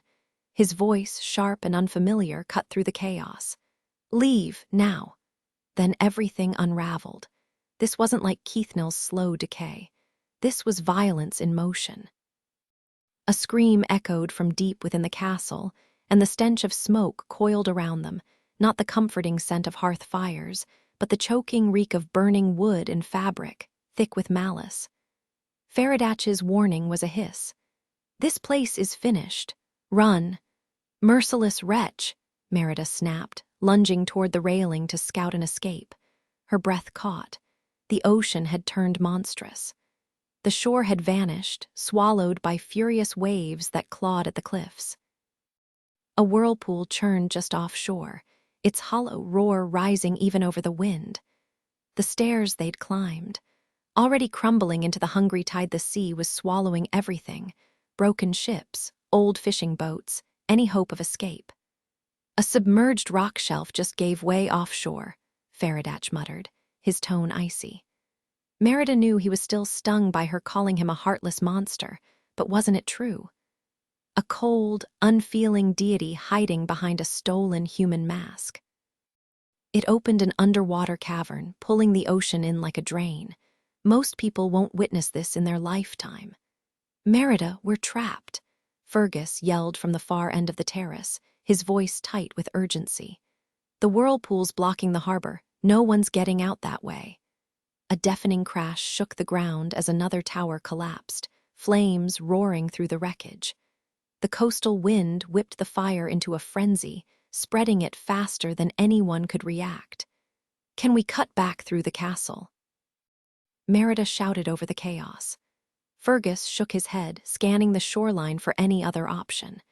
Meanwhile, Faradatch's voice cut through the noise like a blade. "Neglect built this disaster. A forgotten torch set a tapestry ablaze. Empty water basins in every tower. Laundry left to dry for weeks, now kindling. The Queen's obsession with exotic palms turned them into tinder, dead, brittle, waiting to burn. And the walls, nothing but nests, dry as bone." "Convenient," Merida spat. "They drowned in their own excess," Faradatch replied. "Never question the cost of their comfort. You stand on the bones of those who paid for it. And you were happy to deliver their fate. I saw you, you didn't even hesitate." "You knew what I was," he said simply. Merida turned away, her stomach twisting. "Dad, we have to move," Hamish cried, tugging at Fergus's sleeve. Fergus gripped Rory's shoulder, desperation in his voice. "You know these halls lead us. Take the pony if you have to." Rory blinked, his face eerily lit by the fire. I don't remember how to ride." Merida wanted to shake him. "Then run." "This isn't happening," Rory murmured, staring at the flames like they were a dream. Fergus exhaled sharply. "Son, focus." For a tense moment they argued, Fergus pleading, Rory lost in denial. Then, with a frustrated growl, Fergus gave up. He turned toward Faradatch, who stood motionless by the railing, untouched by the chaos.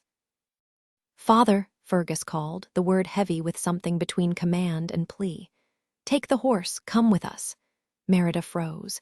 It took her a second to realize he wasn't talking to Rory. Merida scoffed at Faradatch, her eyes flashing with defiance as she challenged him to accept her father's offer. The stranger stood unmoved, his tone courteous but firm. "I appreciate the kindness, but I'll take my chances with the sea." Fergus threw his hands up in exasperation. "You'd trust fate over common sense." "Fine, but I won't waste time arguing, not with my kids here." "Merida, mount up." The horses were frantic, tugging at their tethers. As Merida freed the midge, Fergus cursed under his breath and swung down to haul Rory onto Humor. He secured himself on Cirrist, gripping Humor's reins tightly before kicking off, hooves clattering against the stone. Merida leapt onto the midge, pausing just long enough to shoot Faradatch a glare. "Leave while you still can," he warned, his voice eerily calm. "This isn't how I wanted our wager to end." The midge let out a panicked whinny, blending with the screams echoing from the castle. "How can you be so heartless?" Merida demanded. Faradatch's face was unreadable. "Cruelty isn't my nature, Merida. I am nature." Chaos swallowed the castle whole. Flames devoured everything in their path, ceilings caved in at the worst possible angles, trapping merchants inside. Gusts of wind whipped tapestries into fiery banners, spreading destruction down the halls. Even the grandest rooms, seemingly safe with their stone walls, became death traps as dried palms ignited like kindling. Every escape route Fergus and Merida tried crumbled just before they reached it. Doors collapsed into glowing ash, beams crashed behind them. "This place is a cursed labyrinth," Fergus bellowed. "Why are you stopping?" "The nursery," Merida yelled, sliding off the midge. She shoved at the rubble blocking the door, but it wouldn't budge. Silence from inside, or maybe the screams outside drowned it out. Her stomach twisted. "Merida!" Fergus's voice was a command, not an explanation. She dove aside just as a wall exploded behind her, sending embers spiraling into the air. The corridor was unrecognizable now, open to the sky had the entire roof vanished. Humor bolted past, riderless, the midge close behind. Merida whirled, spotting Cirrus with Hamish still clinging to the saddle. Fergus stood a short distance away, his sleeve burned away, raw skin beneath. "Where's Rory?" she shouted. Fergus's voice was ragged. "Gone." New detail. As the flames roared higher, a gust of wind sent a shower of sparks swirling around them, casting eerie shadows on Fergus's face. Just for a moment, he looked as ancient and untouchable as Faradatch himself. The moment everything collapsed around him, Fergus froze in place, his expression unreadable as debris rained down. "Dad, hurry!" Hamish cried, his voice cracking with terror. Tears streaked his dusty face, his small frame trembling. The air was thick with smoke and dread. None of them had expected this. Merida's chest tightened with regret. Why hadn't she apologized to her mother before leaving? The thought twisted inside her just as the ground beneath Fergus gave way. "Dad!" Merida and Hamish screamed together, their voices swallowed by the roar of flames. The walkway disintegrated, swallowing Fergus whole. One second he was there, the next gone. Panic clawed at Merida's throat, but Hamish didn't hesitate. He spurred Cirrus forward, the powerful horse charging toward the crumbling edge in 3 thunderous strides. Fergus's massive hand shot up from the abyss, grasping Cirrus's breastplate. "Back!" Hamish ordered, his voice shaking but firm. He yanked the reins with all his strength, his small body straining. Inch by inch, Cirrus obeyed, hauling Fergus from the collapsing pit. The ground kept breaking apart, but the horse dug in, muscles rippling as he dragged Fergus free. With a final kick from Hamish, Cirrus twisted and lunged clear, Fergus clinging to the saddle. His wooden leg scraped against stone as he pulled himself up behind his son. For a heartbeat, Fergus locked eyes with Merida, "Move," before she bolted toward the only gap in the destruction. Beyond the flames, Humor, Brian, and the midge waited. Merida scrambled through, coughing, her family stumbling onto the cobblestone street. Kinlachi burned behind them, an inferno devouring everything. Smoke choked the sky. Fergus crushed Hamish in a rough embrace. "You saved me, lad." But there was no time for relief. Faradatch wasn't finished. The fire roared on, relentless. The midge darted ahead, but Merida seized Humor's reins instead. "Rory's really gone," she rasped. Fergus's jaw tightened. "They all are." They raced through the ruined streets, flames licking at their heels.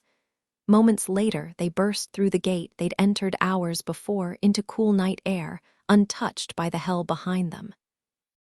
Then Merida heard it. A scream. Her blood turned to ice. She whipped around, heart pounding. The sound wasn't from Kinlachi. It was coming from the darkness beyond the castle walls still stood, but one of the grandest stone buildings had already begun to crumble, flames licking hungrily through its broken skeleton.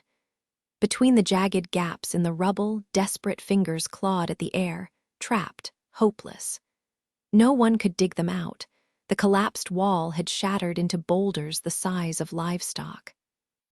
Worse still, the towering gatehouse above burned like a torch, its blackened beams groaning as they swayed, ready to collapse and bury everything beneath.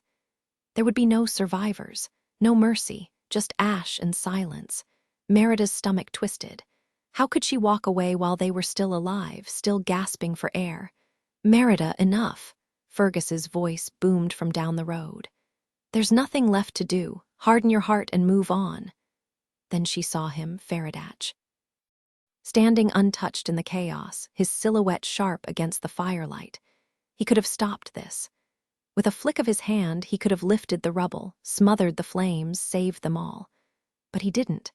He just watched, his face flickering between shadow and flame as the dying reached for him. One day, she thought bitterly, maybe he'd be the one trapped, screaming for help that never came. Back at Dunbrock, everything changed.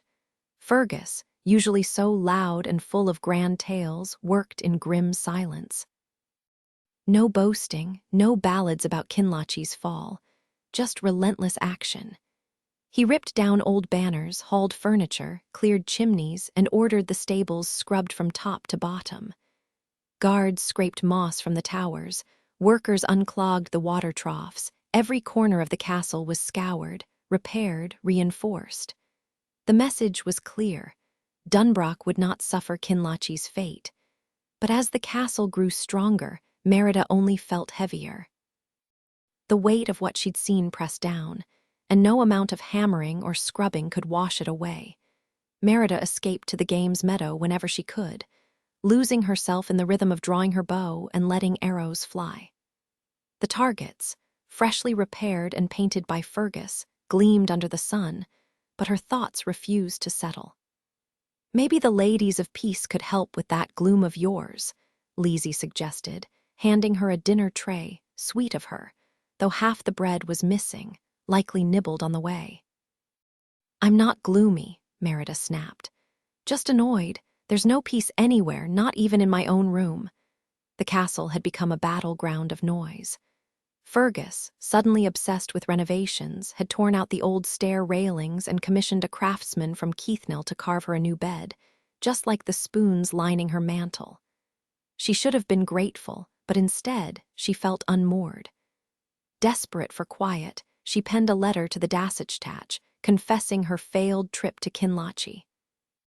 After delivering it to Camin in the village, she returned to the chaos, escaping again to the meadow until nightfall. Even then, sleep eluded her. Change was everywhere, just as she'd wanted, so why did it feel like she was still trapped in that crumbling corridor? "At least your father's found his spark again," Elinor remarked during their walk to the Holy Well, a rare moment of calm away from the hammering. The day was unusually clear for Dunbrock, the late summer sun bleaching the landscape. Grass swayed, heavy with seed, while deer darted into the trees. It should have been peaceful. "Couldn't his spark involve fewer hammers?" Merida grumbled. "He's tearing apart the whole castle at once. It'll be a wreck by winter." The journey had thawed the silence between her and Elinor, but without real resolution, every word dripped with irritation, no matter how hard she tried to soften it. The world around her was alive, vibrant, yet she couldn't shake the feeling that home wasn't home anymore. Elinor's voice carried a warmth that almost made Merida's stubbornness waver. "You haven't seen your father when he's truly determined," she said, as if Merida hadn't just been sulking. "Once he sets his mind to something, he could rally an army to shift the earth itself." Lizzie grinned, plucking petals from a daisy. "And he has. Did you notice the courtyard? First stones laid today. I'm planning to carve little symbols into them, something to make the place feel like ours." Elinor's lips curled into a rare, unguarded smile. No more muddy footprints trailing through the halls. What a tragedy. But Merida couldn't share in the lightness. Fergus had changed, Hamish too. She'd expected fear to cripple him after facing his worst nightmares, but instead he walked taller, his shoulders no longer hunched under the weight of imagined shadows. Every day he grew bolder, and Merida knew Faradatch would notice when he returned to judge her progress. The thought twisted her stomach. Those desperate hands clawing toward freedom as flames swallowed Kinloch. Faradatch had watched, unmoved. Whatever kindness she'd glimpsed in him at Keithnell was just an illusion, a trick of hope. He might not revel in destruction, but he wielded it without hesitation. I am nature. Cold, relentless, and Dunbrock would be next. No survivors, no mercy. Lizzie's voice cut through the tension. 3 rooks, Elinor. She'd been spinning in circles, weaving a chain of wildflowers, but now she stopped, her expression clouding. "I've given up on omens, too grim. I've joined the ladies of peace instead, been trying to drag Merida along. Elinor's brow furrowed. The ones who bake those honey cakes in the village. Sometimes they just complain by the well, Lizzie admitted with a shrug. Elinor sighed. Well, at least you found a distraction. Then, turning to Merida, she added, speaking of trips, did you and Fergus meet a harper on your journey? Merida's defenses snapped up. Why? Little Bear asked if he could be a harper when he grows up, Elinor mused. Said the trip put the idea in his head, but he wouldn't say why. Merida scoffed. Let me guess you'll tell him no. Elinor tilted her head, considering. It's not exactly a kingly pursuit. Illa, ever the diplomat, chimed in. But he's the youngest, isn't he, ma'am? By a hair. Elinor chuckled. Suppose so. Then he can do as he pleases, right? Illa pressed, then added quickly, Ma'am, he won't inherit the throne. Merida shot Illa a grateful glance. Finally, an ally. Not unless fate takes a cruel turn, Elinor said. Hubert and Harris stand before him. Usually the youngest becomes a scholar or a knight, but a harper, she exhaled sharply. Fergus would flip a table. New detail. Lizzie's shift from superstition to joining the ladies of peace adds depth to her character, showing her coping with the family's tension. The playful jab about Fergus flipping a table lightens the mood, contrasting with Merida's darker thoughts. There's no one left to properly guide him now. In the past, I'd have suggested sending him to Kinlochie for training, but that doesn't seem like an option anymore, does it? Merida stayed silent, her thoughts drifting to joining Lizzie's ladies of peace. Maybe losing herself in their rituals would ease the weight on her shoulders. Elinor, ever the diplomat, shifted the mood with a light-hearted remark. Just look at how the sunlight catches the water. It's breathtaking. Before them stood the holy well, its quiet beauty almost hidden if not for the ancient stone border framing it. A weathered stone font, carved with the face of a woman, stood above the pool, water trickling from her lips. Delicate white moss flowers dotted the ground around it, while a towering standing stone loomed nearby, its surface etched with spirals. Every spring solstice, the rising sun traced a glowing path along its carvings, a sight Merida had once found mesmerizing. As a child, she'd ridden Angus here countless times, so awed by the stone that it took her years to realize the well was the true heart of this place. Lizzie twirled around the well, ribbons swirling in her hands. Whether this was an actual ritual or just Lizzie being Lizzie was anyone's guess. The ladies of peace discussed the well at our last gathering, she announced. Elinor arched a brow, amused. And what wisdom did they share? It's a sacred place for women, our minds, our hearts. Leave an offering, food, a coin, even your finest garden bloom, and the lady of the well will grant your wish. Illa's voice cut in, sharp with curiosity. And who exactly do the ladies claim this lady is? Lizzie hesitated. Bridget, or maybe Mary. Elinor hummed thoughtfully, and Illa's gaze snapped to her. And who do you say she is? I was told it belonged to the K-Leech, Elinor admitted. Merida's head whipped up at the name. The K-Leech. The stories her mother had whispered at bedtime suddenly took on new meaning. She'd never connected the ancient figure to this place. That was always Lizzie's territory. They say if you offer her something valuable, she'll grant a wish in return, Elinor continued, almost bashful. I made one here once and it came true, Lizzie gasped. What did you wish for? Elinor shook her head with a knowing smile. You never speak a wish aloud, that's terrible luck. Merida turned to Lizzie. What about the standing stone? Do the ladies have any grand theories about that? Lizzie waved a dismissive hand. It's just a rock. Now those stones north of Dunbrock, those are worth talking about.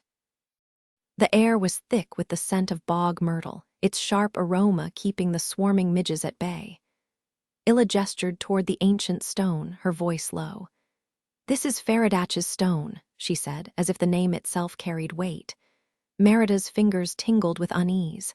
Lizzie, ever the skeptic, rolled her eyes. Who even is Faradach? Can't your sight tell you? Illa challenged. Lizzie scoffed, tossing her hair. Oh, sure, because my so-called gift comes with an encyclopedia of dead people. It's just a rock. Elinor, ever the peacemaker, offered. Maybe he was a leader, someone honored with this stone long ago. While the others peered into the well, Merida traced the stone's weathered surface. The spirals were familiar, but now, up close, she spotted something new. A faint handprint pressed deep into the base, nearly erased by time. Faradatch. How many centuries had passed since that mark was made? What ruin had he brought to this place? And what would happen if she couldn't change her family's fate? Hesitant, she hovered her hand over the imprint, remembering how Faradatch had shown her the past. He'd called her brave, so why not try? She pressed her palm against the cold stone. Nothing. No visions, no whispers, just the unyielding chill of history beneath her fingers. Nearby, Lizzie crouched by the well, muttering, "I wish to fall in love, did I say that out loud? Now I have to make another one." Elinor chuckled. Rules are rules. Grumbling, Lizzie tossed in the last bite of her biscuit, cheeks flushing as she whispered her second wish. Probably not much different from the first. "Your turn, Merida," Illa said. She wanted to wish for safety, for her family's survival, but the K-Leech had done enough. The rest was on her.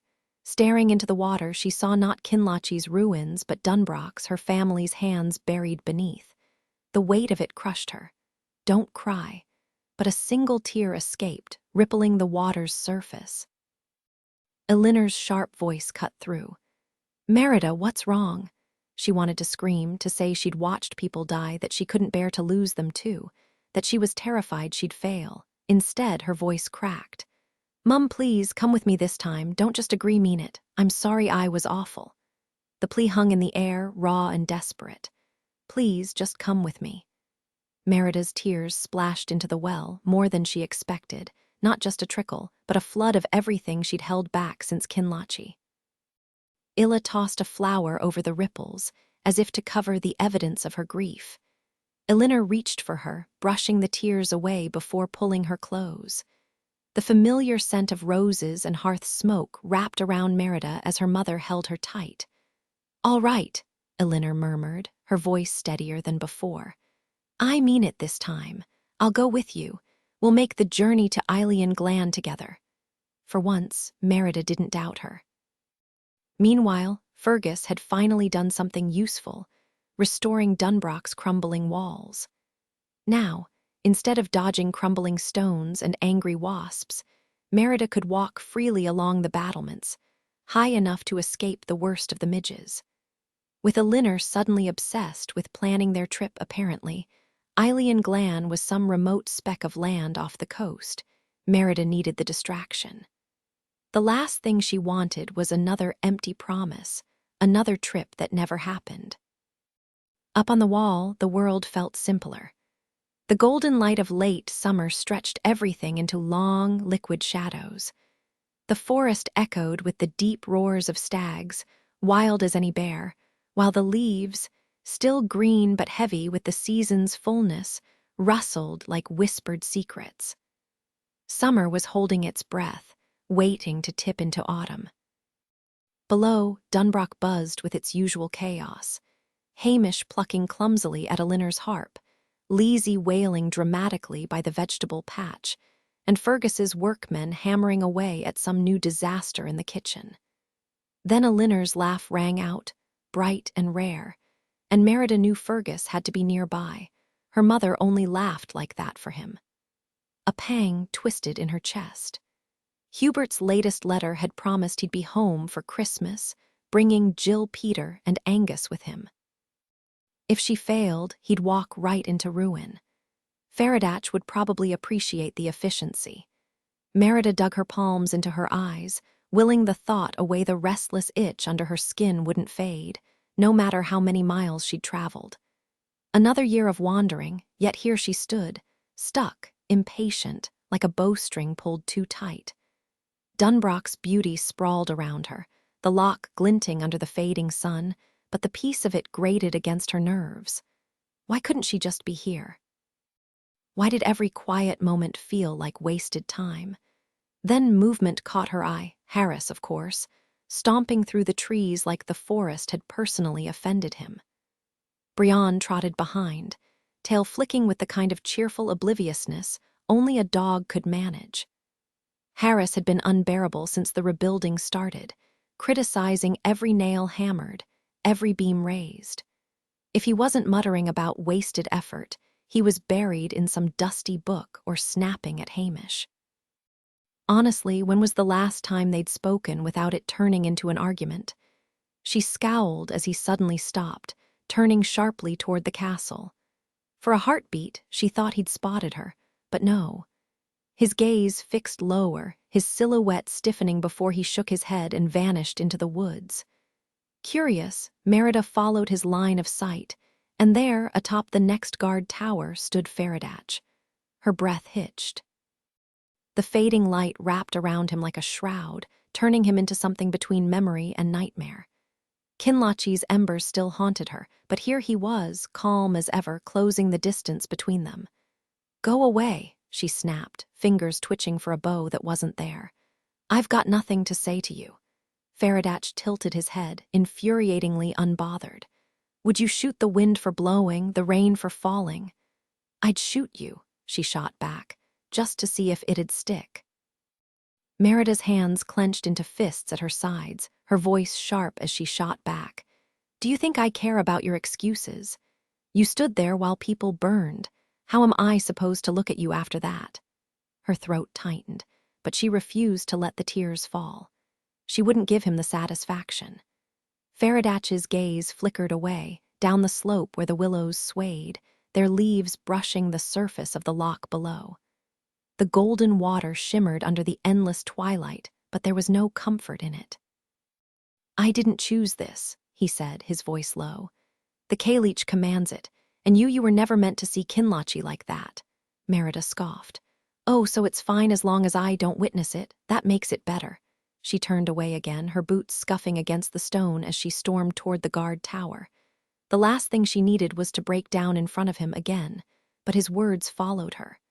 "I don't track your every step, Merida. I don't control where you go." She whirled back, eyes blazing. "You tracked me to Ardbarach." "That was different," he admitted, frustration creeping into his tone. "I wanted to see what you do, but Kinloch, that wasn't for you. Ruin isn't meant to be watched like some spectacle. It's about what comes after." Merida crossed her arms. "And what comes after for Dunbroch? Another pile of ashes if we don't meet your standards." Faradatch exhaled sharply. "Your father's changing. Hamish is finding his way. That's progress." "Progress?" She let out a bitter laugh. "Right up until you decide it's not enough. Then what? More fire, more death, because of balance." His jaw tightened. "You think I enjoy this? I've lived with the weight of this duty for centuries. I don't get the luxury of outrage. I just do what must be done." Merida's glare didn't waver. "Then I guess we're lucky you're not mortal. Must be nice not having to care."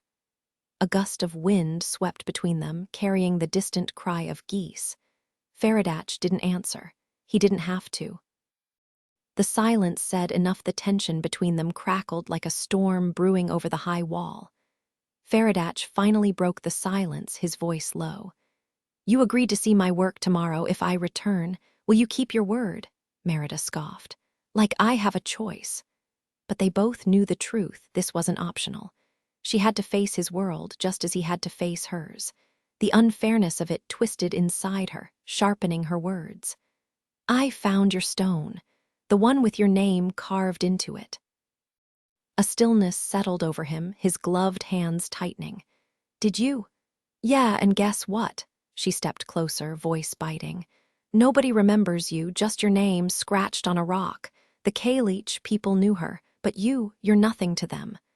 For a long moment, Faradatch just studied her, his expression unreadable. Then, quietly, he said, "You remember." Days passed with no sign of him. Merida half hoped she'd scared him off for good. Until the morning she woke from the weirdest dream. Something about society suddenly deciding foreheads were scandalous, and everyone frantically brushing their hair over them like it was the latest fashion.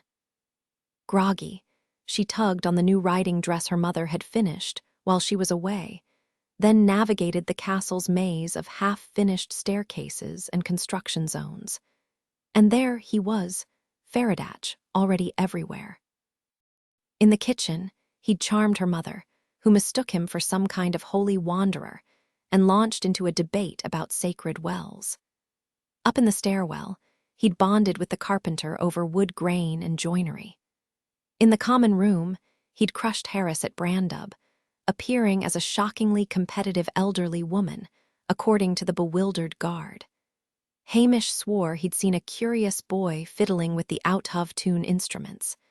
Lizzie thought he was just another kitchen helper flipping through her flower books. Outside, he'd helped shell peas like a kindly grandfather, while in the stables, he'd flexed his way into a muscle-measuring contest with the stable hands. Merida finally cornered him, arms crossed. "Seriously, did you leave anyone in Dunbrock out of your little tour?" To her, he hadn't changed a bit, same wild, sunlit hair, same brooch shaped like twisted roots. His smile was thin, almost mocking, as if every word out of his mouth was just to spite her earlier claim that no one truly knew him. "Everyone still sees something different," she grumbled, realizing too late how petulant it sounded. "And what do you see when you look at me?" he countered, not bothering to wait for her reply. "I'll need a horse. Changed my mind about where we're going, it's farther than I thought." "A horse," she scoffed.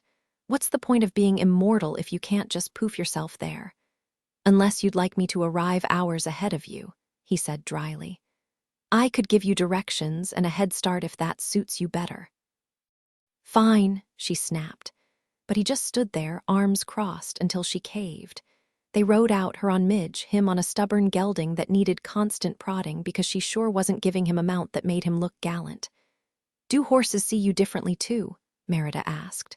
"Haven't asked," Faradatch replied, his tone unreadable. "Can you even talk to them?" "I imagine they'd rather chat with their own gods." They headed south, the rugged hills of Dunbrock softening into rolling farmland. The village they reached was as charming as Keithnale, cozy thatched cottages huddled together, goats and ducks wandering freely, gardens bursting with herbs. Life here was clearly easier, richer.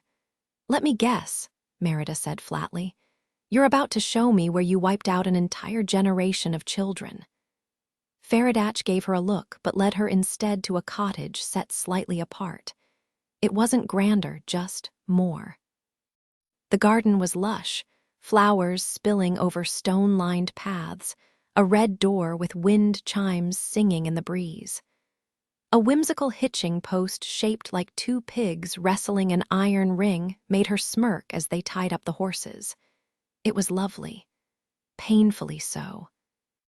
And for a fleeting moment, Merida wished this had been the place she was sent to forge an alliance. Because standing there, she felt an unexpected pang of longing for something she couldn't name. Merida could already feel the restlessness creeping back in. This place wouldn't hold her for long. As they reached the door, Faradatch raised a hand to knock, but Merida smirked. "With those massive hands of yours, maybe I should handle the knocking before you splinter the wood." The door swung open before she could, revealing a man with wild, towering white hair and a clean-shaven face that made him look oddly youthful. His expression flickered between amusement and disbelief as he took them in. Faradatch might have been a mystery, but Merida knew exactly how she appeared, Dunbrock's princess, even in her riding clothes, which were still finer than most people's best. "Senadig of Fife?" Faradatch asked. "We've brought the princess for a word. Got time for us?" Senadig chuckled. "A princess and a giant weren't on my list for today," he grinned. "Though I suppose no one says no to royalty." Merida crossed her arms. "The princess does." "Sharp as a blade," Senadig said, impressed. "Come in, your highness." Inside, the first thing that caught Merida's eye was a stunning harp, one Hamish would have traded his last tooth to play. The body looked like twisted oak, alive and waiting, while the strings shimmered, practically begging to be plucked. Not that Merida could do much beyond butchering a few childhood tunes her mother had forced her to learn. The rest of the cottage was cozy. if not as striking, walls lined with carved spoons, bright paint splashed on every surface, and children's swirling drawings etched into the dirt floor. Outside, a pack of kids wrestled with a dog, and squinting, Merida swore she saw a pig in the mix. "Would Her Highness care for a meal?" Senedig asked, still amused, though he directed the question at Faradatch. He carried himself like someone who'd spent time around royalty, respectful but not intimidated. Faradatch answered smoothly, "The princess has a fondness for berries." "How convenient," Senedig said, "since my garden's bursting with them. One moment." The second he stepped out, Merida hissed, "I don't even like berries." "I know," Faradatch muttered. "Needed him gone, now hurry." They darted back to the harp. Faradatch tilted it, pointing underneath. "Look there." Merida hiked up her skirts and dropped to her knees, already guessing what she'd find at the base of the harp's wooden body. A faint handprint caught Merida's eye. "Hurry," Faradatch urged, his voice low. Without hesitation this time, she pressed her palm against the mark, surprised by how closely it matched her own. Whose form had Faradatch taken when he left this trace behind? "Harp," he murmured. "Let her see what you hold." A flicker of understanding crossed Merida's mind.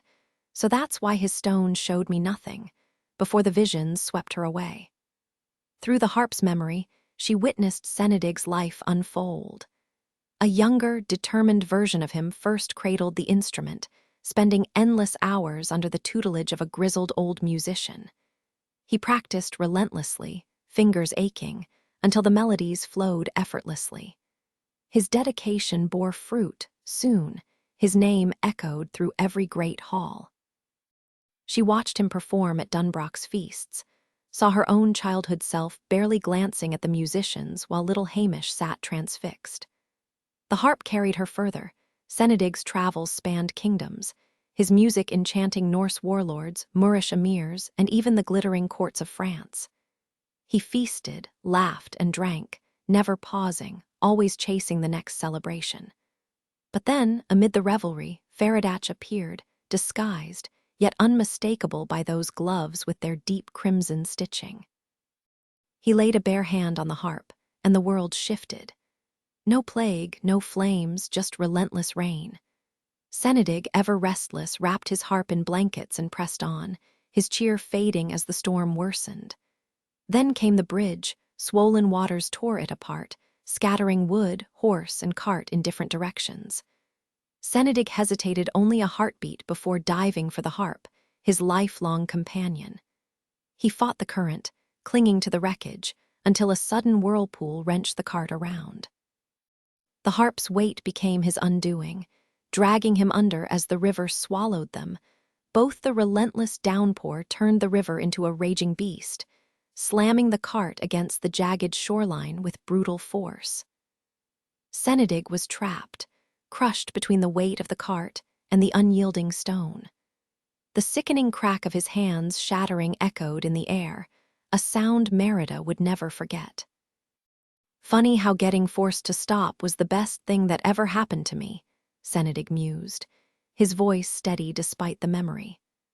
Merida flinched, guilt twisting in her chest as she stepped back from the harp. She watched him in the doorway, his hands still twisted from the old injury, a permanent reminder of Faradatch's cruelty. Her pulse raced, time stretching like thick syrup, slow and heavy compared to the frantic rush of moments before. "That harp's got a mind of its own," Senedig chuckled, oblivious to the tension. He assumed they were just admiring the instrument, and Merida was happy to let him think that. Losing the ability to play, well, let's just say I wallowed for a while before finally settling here. That's when I remembered what it was like to be bored, to push myself, to fall in love. That's when I built a life. I missed the music, sure, but being forced to stop, that was a blessing in disguise. A blessing. Merida barely suppressed a scoff. All that pain, and he called it a miracle. She didn't dare glance at Faradatch. She already knew that smug look on his face. This whole journey had been crafted to make him seem noble, just like after Keithnil. No suffering, no desperate screams, just a neat little happy ending. If he thought she'd forget what he'd done in Kinlachi, he was dead wrong. She shot him a glare before turning back to Senedig with a forced smile. "It's a stunning harp." "That it is," he agreed, patting the wood fondly. "With or without me. So, princess, what brings you all the way out here? Just for berries?" This time, Faradat stayed silent, his gloved hands clasped together, offering no excuses. The weight of the moment settled on Merida's shoulders. An idea sparked. "How would you feel about teaching someone?" It took Merida longer than she'd care to admit to piece it all together. Senedig, the unnatural storms after Dunbrock, everything. But between packing for the journey to Ilian Glan and dodging the relentless weather, she hadn't stopped to connect the dots. Now, standing here, it all clicked, and she felt like a fool for not seeing it sooner. Merida would later recall those unpredictable summer storms, how the winds howled and the rain poured in a season that should have been drying up for autumn. But in the moment, her only concern was making sure Elinar's journey north wouldn't be miserable. She refused to slow them down with a heavy cart, not when the roads up there were rumored to be rougher than anywhere else. Instead, she recruited local craftsmen to weave sturdy wicker baskets for the pack ponies, stuffing them with soft blankets, down pillows, and extra boots to keep her mother's feet dry. She even badgered the kitchen staff into preparing travel-friendly meals and set aside an entire horse just for ale and water. Every discomfort she'd ever endured on the road flashed through her mind, each one fixed with a solution before they even left. Then there was Harris. Convincing him to join them had taken some creativity. After weeks of debating, she'd settled on a simple tactic: blackmail. She'd gathered every priceless item in Dunbrock that Brienne had gnawed on, from her favorite holiday spoon to her mother's wedding shoes, and threatened to show them to their parents unless he tagged along as Elinar's errand boy. Surprisingly, Harris seemed almost impressed by her ruthlessness. He agreed, though not without grumbling. Just as she was finalizing the last details, the harp arrived. Merida froze in the middle of the great hall, staring at the unexpected instrument. It wasn't as ornate as the one in the music room, but it was sturdier, built for travel. Behind it stood Hamish, beaming like he'd just won a prize. The hall was cluttered with baskets of fabric and buckets of turnips, but the harp stole her attention. Outside, a merchant's cart rumbled away, trailed by kitchen staff tossing bread rolls and cheering. Fergus announced, "Little Bear's new harp, just in time for his trip to Senedig of Fife." Merida blinked. Harps weren't something you could just find lying around. They took months to craft and even longer to transport across the countryside. "You arranged this." "Wish I could take credit," Fergus admitted. "But this one showed up by pure luck." The traders had been making their way to Moray when relentless floods forced them off course, eventually stranding them near the village. They figured they might as well offer their goods to anyone interested, and boy, was Hamish interested. His grin stretched ear to ear while Harris, standing behind him, sighed dramatically. "Nothing in this place ever goes according to plan," he muttered. "Quit your complaining," Merida shot back, "and stop making that sour face. You'll be gone by morning." "Is it really tomorrow we leave?" Elinar asked, sounding flustered. A knot of worry twisted in Merida's chest. What if her mother changed her mind at the last second? She'd done it before. Just then, Illa appeared, arms loaded with folded linens. "You picked the date yourself, ma'am," she reminded Elinar gently. "And you know Miss Leesy won't be pleased if you postpone." Leesy had insisted tomorrow was the luckiest day, according to some ancient almanac she swore by. She'd even splurged on a small, scowling saint statue from a far-off land, convinced it would protect them during the crossing to Ilian Glan. "Stop looking at me like I've lost my wits," Elinar huffed, cheeks flushing. "I simply lost track of time." Merida rushed off to inspect the kitchen supplies one final time, exchanging a relieved glance with Illa. This was happening. After all the delays, they were finally leaving. One last adventure before winter settled in, before Christmas arrived with its unknowns. The evening was a whirlwind. Aileen prepared a feast fit for royalty, Fergus presented Elinor with a luxurious fur-lined cloak, and Elinor surprised Merida with a new dress to replace her worn-out one. Hamish, usually so hesitant, played his harp with a confidence that silenced any doubts. This was the same boy who'd once pulled his father from danger without a second thought. Later, as Merida lay in bed, listening to mice rustling beneath her, she stared at the shadows of her childhood belongings, wondering if her mother would really follow through. She considered fetching a cat to handle the mice, but then she'd need something to handle the cat. Her mind circled back to the journey, and just as exhaustion crept in, a sudden realization struck her. That harp had to be Faradach's doing. No coincidence, no accident. Just another twist in their unpredictable path. The realization hit her like a slap. How had she missed it before? Faradach knew Hamish dreamed of becoming a harper. He'd visited her right after they returned from Kinlochie, showing her a different kind of ruin before changing course when he saw her distress. That's why the trip to Senadig felt so rushed, why he'd needed to borrow a horse. And why take her of all people? Sure, the harper's kindness was genuine, but looking back, it was obvious. Faradach wanted her to arrange Hamish's apprenticeship. Then, as if fate itself intervened, that harp washed up at their doorstep the day before she left. Since when did merchants just stumble upon Dunbroch? Never. This had Faradach's fingerprints all over it, subtle but undeniable. Yet it still didn't add up. He'd done nothing to save the dying in Kinlochie, but he'd rerouted rivers just to ensure Hamish's future was set before Merida left. Why? But she already knew. The memory of Faradach's stricken face when she confronted him on the wall flashed in her mind. He'd tried to protect her from the worst of it and failed. What could he have said to make her understand? Nothing. But this, helping her brother, was his way of making amends. A strange, quiet apology from a god who clearly regretted more than he'd let on. Then, against all expectations, Elinor shocked everyone. Merida had spent days agonizing over how to make the journey bearable for her mother, convinced she'd back out at the last second. But when they gathered at dawn, the courtyard was pure chaos. Horses, carts, soldiers, servants shouting orders. And at the center of it all stood Elinor, every inch the queen, commanding the scene with effortless grace. While Merida had been planning a simple winter trek with a pony cart, her mother had spent weeks assembling a royal procession fit for diplomacy. This wasn't just travel, it was a statement. Guards lined up to deter bandits, the same ones who'd kept Merida from her archery practice. Supplies were packed, and suddenly, their quiet family trip had turned into a spectacle. Elinor, it seemed, had her own way of surprising them all. Elinor had gone all out, hiring hunters to guard against wolves. Honestly, Fergus should have thought of that sooner.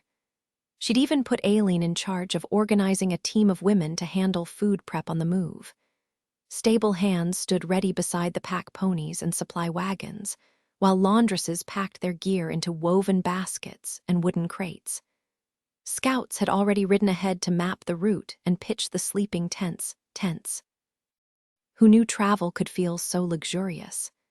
There were ponies loaded with everything: heather-stuffed mattresses, barrels of ale, supplies for the journey, and even extra space for whatever treasures they might find. At the center of it all stood Elinor, with Illa hovering nearby like a shadow, clutching her journals with that knowing smirk. Merida would have been annoyed that her own plans had been completely overshadowed if she hadn't been so stunned. She hadn't realized Dunbroch even had this many people left. The whole courtyard buzzed with energy, making the freshly restored castle look alive again. No one could dismiss this as some backwater operation now. Fergus grinned, clapping Elinor on the shoulder. "That's my queen of the road. Try not to start any wars while you're gone." Elinor, flushed and practically glowing, shot back, I'll be home before you miss me, and you'll have Hubert back just in time for the hunt for the unnamed." Now that was a surprise. Hunting was nothing new at Dunbrock. They tracked game for food, kept predators in check, even dealt with the occasional rogue villager who got too ambitious with a sword. But the hunt for the unnamed, that was something else. Once a year, nobles and their hounds would storm the woods, making enough noise to wake the dead. They never actually caught anything. Instead, they came back with wilder stories each time, tales of something massive, something lurking just beyond the trees. And now, after years of silence, Fergus was bringing it back. Merida almost laughed. Her parents were full of surprises the creature grew before their eyes, first as big as a pony, then a full-grown stallion, then massive as a bull. Its antlers multiplied, branching like the gnarled limbs of an ancient oak stretching over the horizon. No living beast could match its grandeur. The stag had outsmarted them again, vaulting effortlessly over fences, boulders, even the moon itself. It took Merida a while to understand. They weren't meant to catch it. Maybe the stag wasn't even real. The hunt for the unnamed had been a tradition since she was a child. If the stag existed, it'd be old and frail by now, grumbling about its glory days instead of soaring over celestial bodies. But that wasn't the point. The thrill was in the chase, the mystery, not the capture. This year, Fergus had revived the hunt while Merida was off on her own quest, racing against time. Autumn's crisp air carried a heaviness she'd never felt before. The Kalich's borrowed time was slipping away, like the last drops of syrup clinging to the edge of a jar.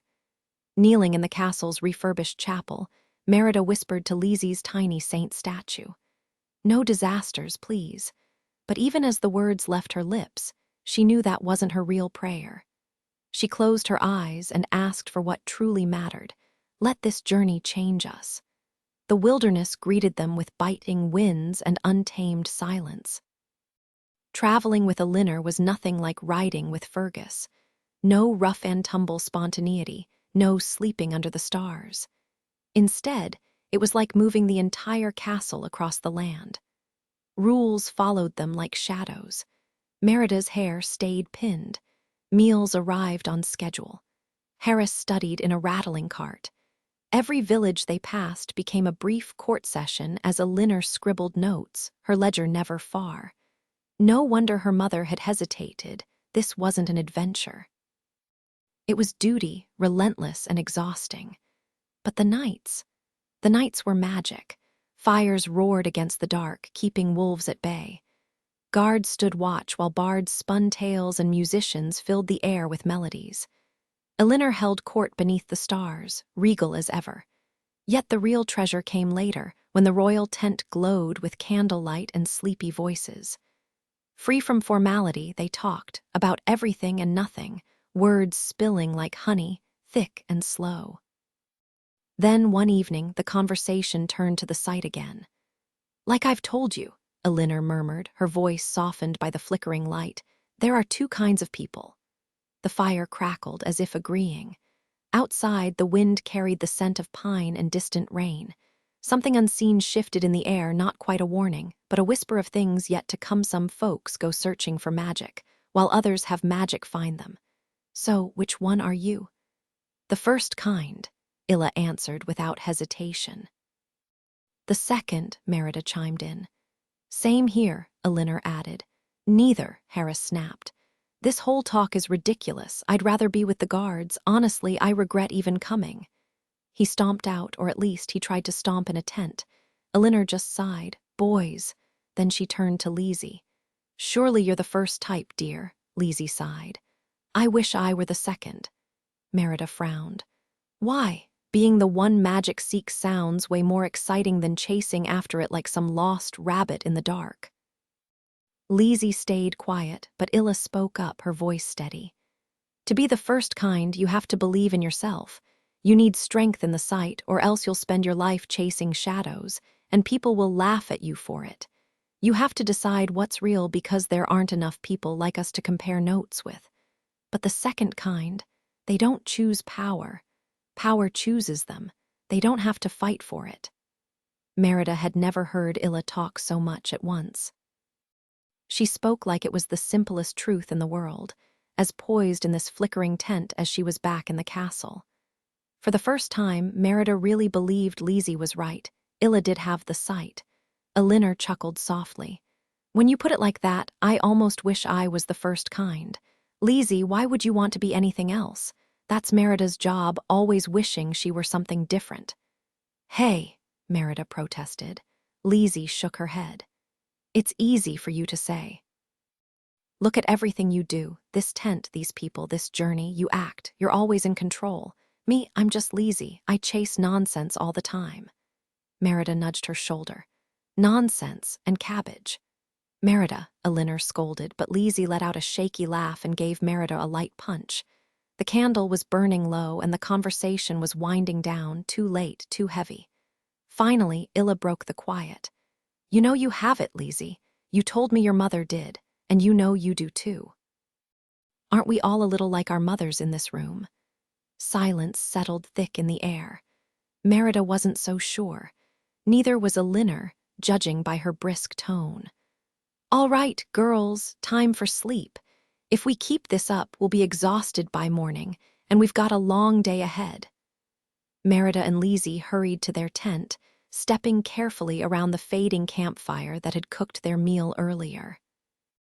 The heavy canvas flap lifted with a rustle as they ducked inside, checking their bedrolls for any unexpected Scottish wildlife before settling in.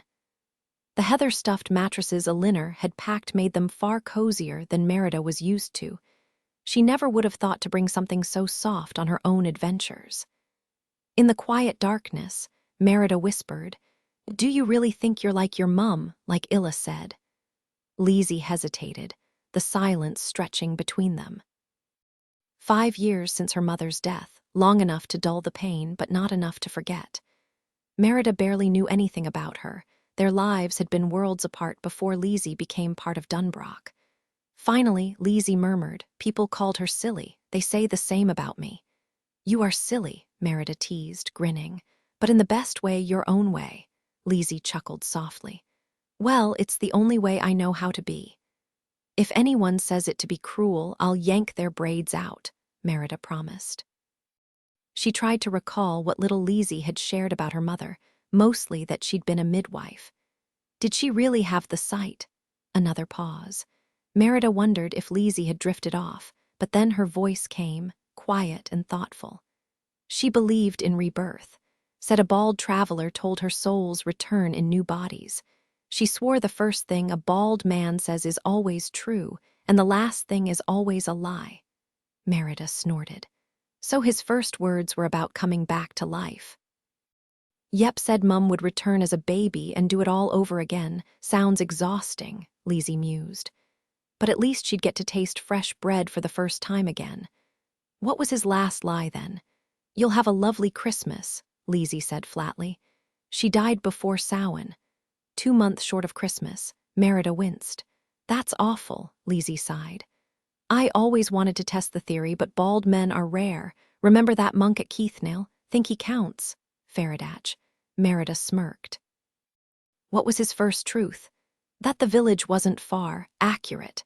And his last lie, Lizzie paused, that he hoped we'd meet again. How boring. The tent fell into silence. Merida rolled onto her side, but sleep didn't come easily, her mind too full of strange tales and half-bald strangers. Night, Lizzie, Merida murmured into the darkness. Night, Merida, Lizzie whispered back. Lying there, Merida couldn't stop replaying their conversation in her mind. Understanding Lizzie was like trying to catch smoke. Just when she thought she'd grasped one thought, another slipped through her fingers. It was exhausting, this constant game of catch-up. She'd always dismissed what she didn't get about Lizzie as just Lizzie. But now, with time slipping away like sand through her fingers, that lazy excuse wasn't cutting it anymore. Her racing thoughts should have kept her awake forever, but exhaustion won. Then, HSSD. The sharp sound jolted her upright. Pitch-black tent, no clue where it came from, again HSSD. Deliberate. Someone wanted her attention. Harris. Too proper. Illa. Too polite. Who else would be lurking around camp at midnight? Merida rolled out of bed, not that she'd bothered changing. Sleeping in her clothes was second nature now, a habit from years of rough travel where comfort took a backseat to staying ready. Elinor might trust guards to handle safety, but Merida, never. She peeked outside. Empty. Just dying embers, restless horses, and the crunch of a soldier's boots on frost. Then movement. A flicker between the trees. At first, she thought it was those eerie will-o'-the-wisps, but no, just Brian's goofy face reflecting firelight, his usual cross-eyed stare. "Brian!" she hissed. The scruffy mutt ignored her, trotting deeper into the woods before glancing back, tail wagging. "Chase me," that look said. "Magic finds you, or you chase it." Tonight, it was calling the quiet Ost outside the tent was as startling as a knock on a door. These woods weren't the same snow-covered forest where Merida had first met Faradatch last Christmas. No, this was autumn, sharp and brittle, branches like claws snagging at her cloak as she pushed through. The chase sent red deer bolting, their hooves kicking up dry leaves in loud, crackling bursts. Every now and then, a stag's deep, bear-like roar echoed through the trees, making her pulse jump. But just like before, she was hunting, this time tracking Brian, who was himself chasing something unknown. The hunt for the unnamed. What was he after? She had no idea, but she needed to find out. Then Brian slowed and Merida froze. The clearing ahead wasn't just empty, it was wrong. Not stripped by loggers or worn bare by time. This place was dead. Winter had come early here, the ground frozen solid, trees skeletal under the moonlight. But it wasn't just winter's work. It looked like fire or famine had scoured the life from it. Even the evergreens had dropped their needles, leaving them bare as corpses. A shiver ran down her spine, and it wasn't from the cold. She tipped her head back, searching the sky for the nimble men, but the stars were dim, distant, as if the night itself had gone quiet. Then Brian yelped. His quarry was already down. A heap of dark fabric and oxblood-stitched gloves lay motionless in the bracken. Faradatch. Merida's stomach twisted. He wasn't just lying there, he'd fallen, face first, arms limp at his sides like he hadn't even tried to catch himself. "What are you doing on the ground?" she snapped, grabbing his cloak to flip him over. "Don't touch me," his voice was strained, weak. "Don't be stupid," she shot back. "You didn't kill the horse you borrowed when we went to Senedig. Your gloves are still on, I won't touch your hands." Still, her fingers trembled as she rolled him onto his back. But nothing happened. No sudden death, no curse. Just Faradatch, pale and disheveled, his hair tangled with dead leaves. "I thought you couldn't be hurt," she muttered, more accusation than question. His breath hitched. "Neither did I." His wild hair and heavy fur-lined cloak had given him the illusion of size, but up close, Merida realized he was just a young man, no older or stronger than she was. "What happened to you?" she demanded, scanning him for injuries. There were none. But the ground beneath him told a different story. The moss had turned brittle, the grass shoots shriveled, even the mushrooms nearby had withered into husks. "Consequences," he rasped. "Of what?" She waved Brian back, her patience thinning. Faradatch's eyelids fluttered shut, then open again, as if even that small movement cost him. His dark brows knit together in pain. "Didn't ruin anything since Senedig. You mean since you last saw me?" A weak shake of his head. "Wanted to give them." A chance. His gloved hand clawed at his chest, his breath ragged. Merida's anger flared. How dare he first the harp now this? He was supposed to be untouchable, a force beyond mortal words. Yet here he was, broken by the very thing she demanded of him. "This isn't how I wanted to win," she muttered. "Merida," Lizzie's voice cut through the clearing, sharp with alarm. "That's not safe." Merida turned to see her sister stepping cautiously forward, hair tousled from sleep, but eyes wide with something else, something other. A flicker of green light, faint but unmistakable, the sight. "How did you find me?" Merida asked. Lizzie swallowed hard. I dreamed you needed me. And she did, desperately. Tell me what you see, Merida pressed. What is this? Lizzie hesitated, trembling like a leaf. Her lips formed a word she didn't dare speak aloud, just like at Keithnail. Finally, she whispered, a god or close enough, not something we should mess with.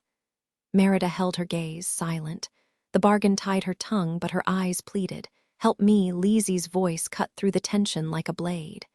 You've already messed with this, haven't you? She didn't wait for an answer, her tone sharp with disbelief. Merida, what in the world were you thinking? Merida's throat tightened.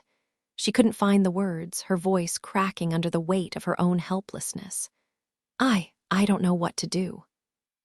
Lizzie dropped to her knees beside Faradatch, her usual playful demeanor gone.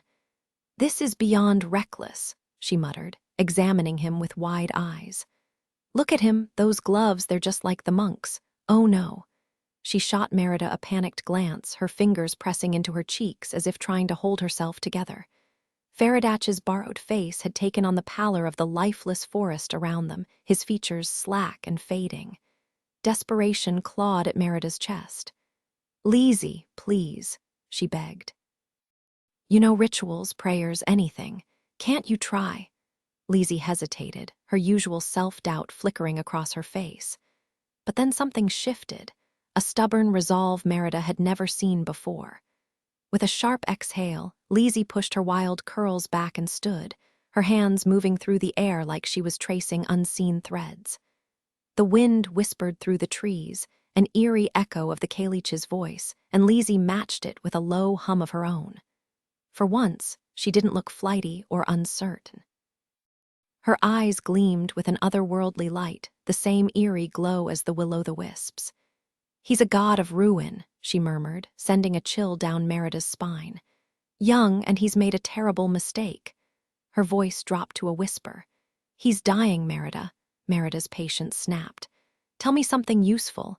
Lizzie's gaze turned distant, as if listening to a voice only she could hear. He's not the first. There were others before him. If he fails now, another will take his place. So he'll come back, Merida pressed. Like your mother said, reborn. Lizzie frowned, struggling to put the truth into words. Not him, another. This one, he barely exists as it is. He only takes this form for us to see. Without that, he's just a force, a purpose. And if he can't fulfill it, she shook her head, there's nothing left. The thought hit Merida like a punch to the gut. He just disappears. Lizzie nodded, her expression grim. And another rises, that's how it works, it's not like us. Merida clenched her fists, the unfairness of it burning through her. The idea that Faradatch, this version of him, could just vanish without a trace was unbearable. New detail. A gust of wind sent dead leaves skittering around them, the sound like dry laughter, mocking their helplessness. Voice twist, from frantic despair to bitter sarcasm. Oh, perfect, Merida muttered, kicking at the ground. So the universe just swaps out gods like worn-out shoes. That's real comforting, Lizzie. Lizzie flinched but didn't argue. For once, even she had no clever retort. The weight of what they faced settled over them, heavier than the silence of the dying forest. Merida had taunted Faradatch on the wall, mocking how no one ever saw him more than once. His response, that she had now echoed bitterly in her mind. In his desperate attempt to win her favor, he was about to lose even that fragile existence, the one only she had ever acknowledged. And then there was the balance, that relentless force he served. She finally understood he wasn't destroying out of cruelty, it was necessary, a cycle of ruin and renewal. But logic didn't ease the weight of watching him fade in that borrowed body, dying because of her. What do we do now? Lizzie asked, shifting the weight in her arms. We help him finish this, Merida said, jaw set. We take him where he needs to go, wherever must fall. Magic had a way of twisting reality. There was no way Merida and Lizzie could have carried Faradatch far in the form she saw, a towering, fading figure. But whatever Lizzie perceived was small enough for her to lift effortlessly. And because magic loved its contradictions, Merida saw both versions at once. the golden-haired warrior she'd first chased through the moonlight, and the scrawny, red-haired child Lizzie cradled, his face pinched with worry like Hamish S. Neither version looked well. Merida tried to convince herself the child's face belonged to someone Faradatch had taken, but the thought brought no comfort anymore. Dawn crept over the hills as they reached their destination, a place Faradatch had been avoiding. Despite the eerie stillness clinging to the air, the scene was breathtaking. A river winding through the trees, willows trailing their leaves in the water, swans drifting lazily. Wildflowers swayed beside a weathered stone hut, straight out of a fairy tale. Lizzie groaned, adjusting her grip. "My arm is about to fall off." Brian paced nervously as Merida slipped inside the hut. Shelves groaned under the weight of books and scrolls. Manuscripts covered the table, ink pots and quills scattered between them.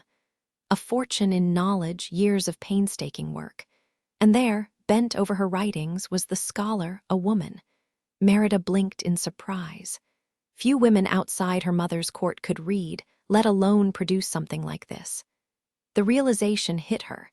This wasn't just a ruin. It was a life's work about to vanish. The scholar was unmistakably part of this place. Her ink-smudged fingers resting near a quill, her long hair spilling across the desk as she slept.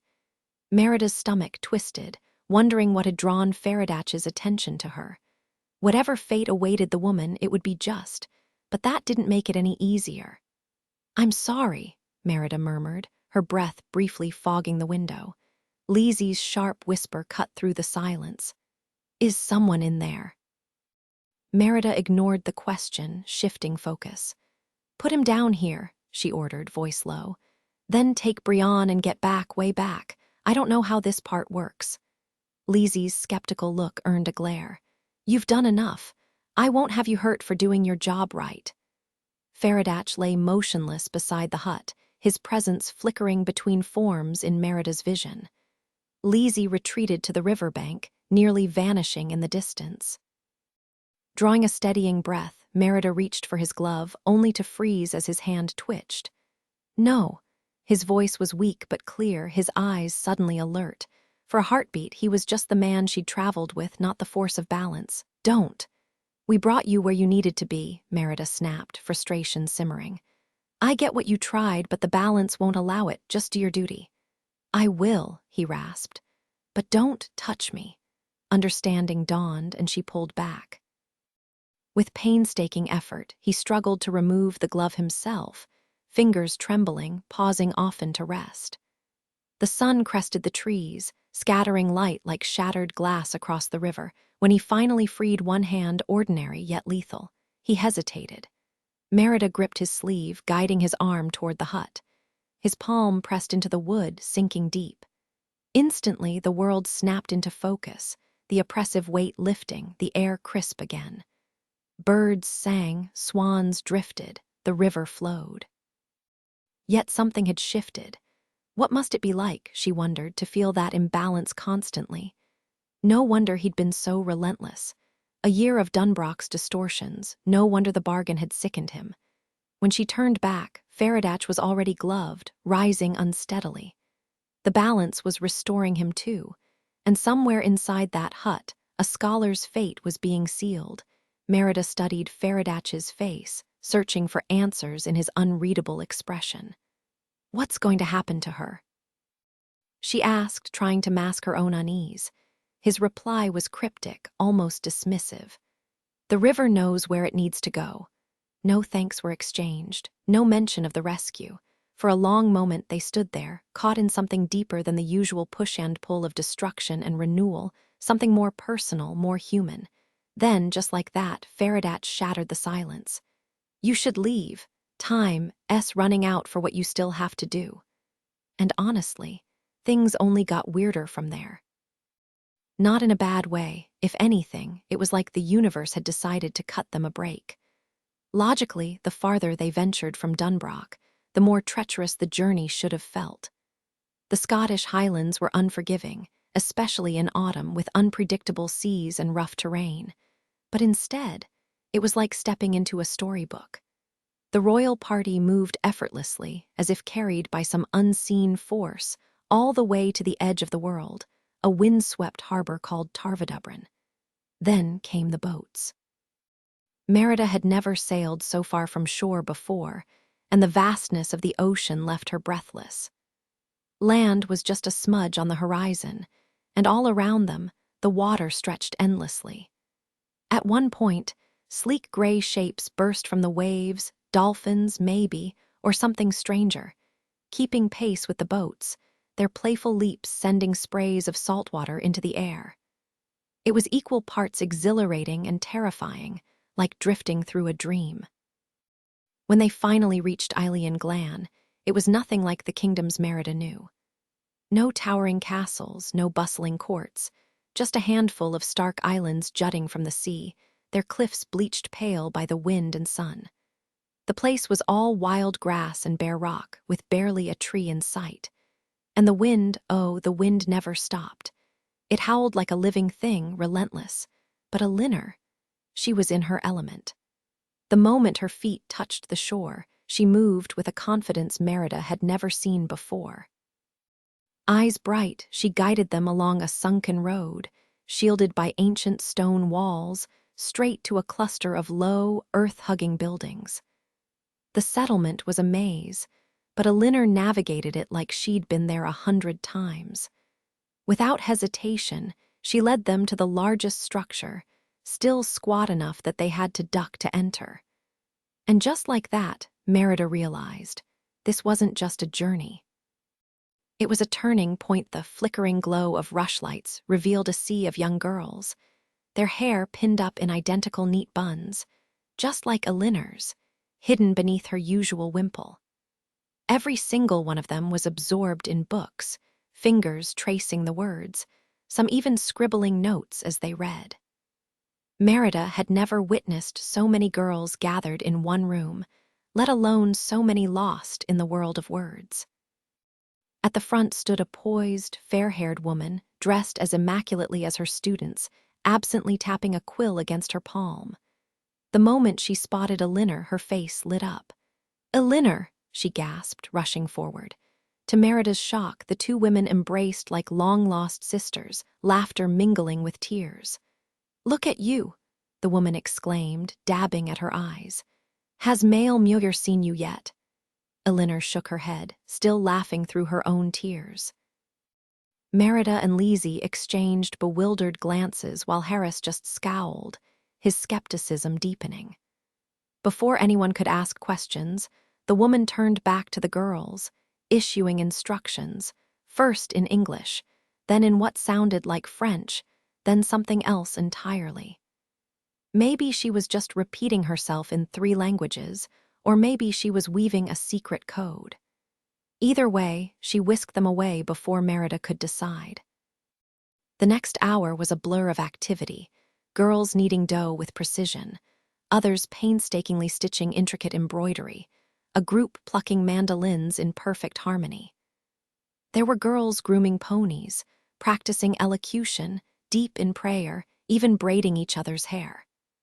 Everywhere they turned, girls were learning, working, thriving. Harris, clearly uncomfortable, muttered something about needing a break and peeled off to join Brian and the guards.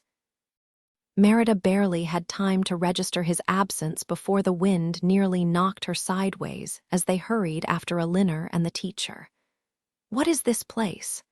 Merida hissed to Lizzie, dodging a gust that threatened to steal her words. Would she be expected to teach here? Or would she be stuck as a student again, relearning everything she thought she knew? Lizzie's answer was barely audible over the wind. Orphans, of course. Now it made sense. The mix of ages, the quiet determination in their eyes, the way some moved with practiced ease while others still fumbled. This wasn't just a school. It was a refuge. A sanctuary for girls with nowhere else to go. And Lizzie, Merida caught the flicker of recognition in her friend's gaze, saw herself in every one of them.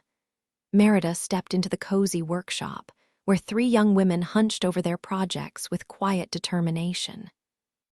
One carved delicate patterns into wood, another brushed vibrant colors onto a half-finished piece, while the third assembled tiny, interlocking shapes that Merida instantly recognized, a brand of board, just like the one back home. At the far end of the room, an elderly woman sat writing, her elegant script flowing effortlessly across the parchment.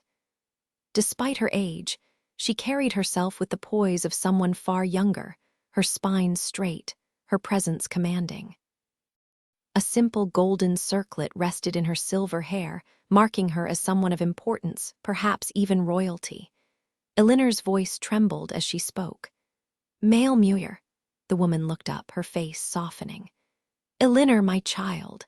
She rose, arms outstretched, and Merida watched in stunned silence as her mother, usually so composed, clasped the woman's hands with uncharacteristic emotion. The way Elinor ducked her head, almost shy, sent a jolt through Merida. Her mother had grown up here. As the two women murmured in low tones, Merida's mind raced.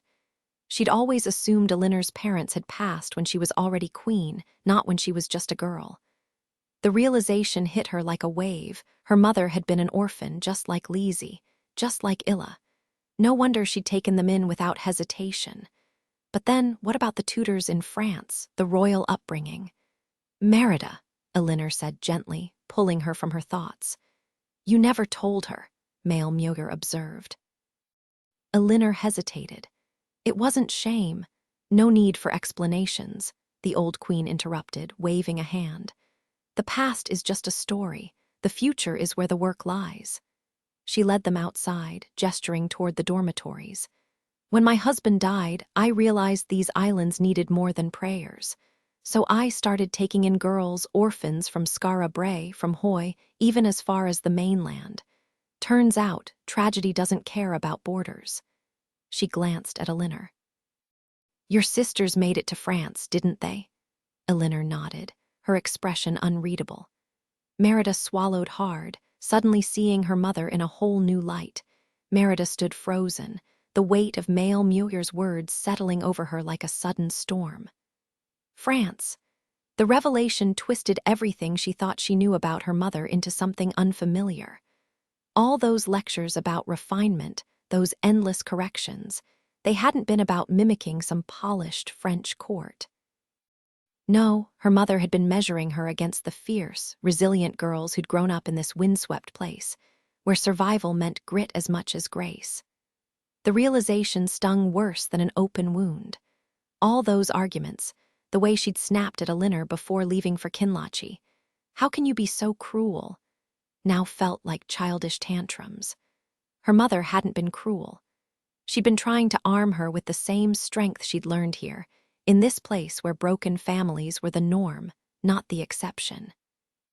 Mael Muir led them to a small, sturdy building near the shore, its walls lined with beds, each one holding little cloth animals, remnants of comfort in a hard world.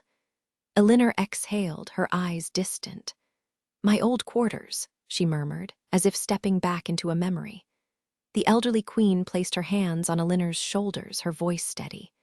"Elinor, my fellow queen, I have a request, one I wouldn't trust to just anyone. Take some of these girls back to Dunbroch. Raise them as your own." Elinor spun, startled, but Mael Muir didn't let her protest. "You were always brilliant with words, unshakable as bedrock. If anyone can give them a future, it's you." Merida didn't hesitate. "Say yes," she urged, her voice firm. The pieces of her mother's past were clicking together, and suddenly Elinor's stubbornness made sense. "She'll be brilliant at it." Lizzie nodded eagerly. "Absolutely." But it was Illa's quiet remark that made Mael Muir's smile deepen.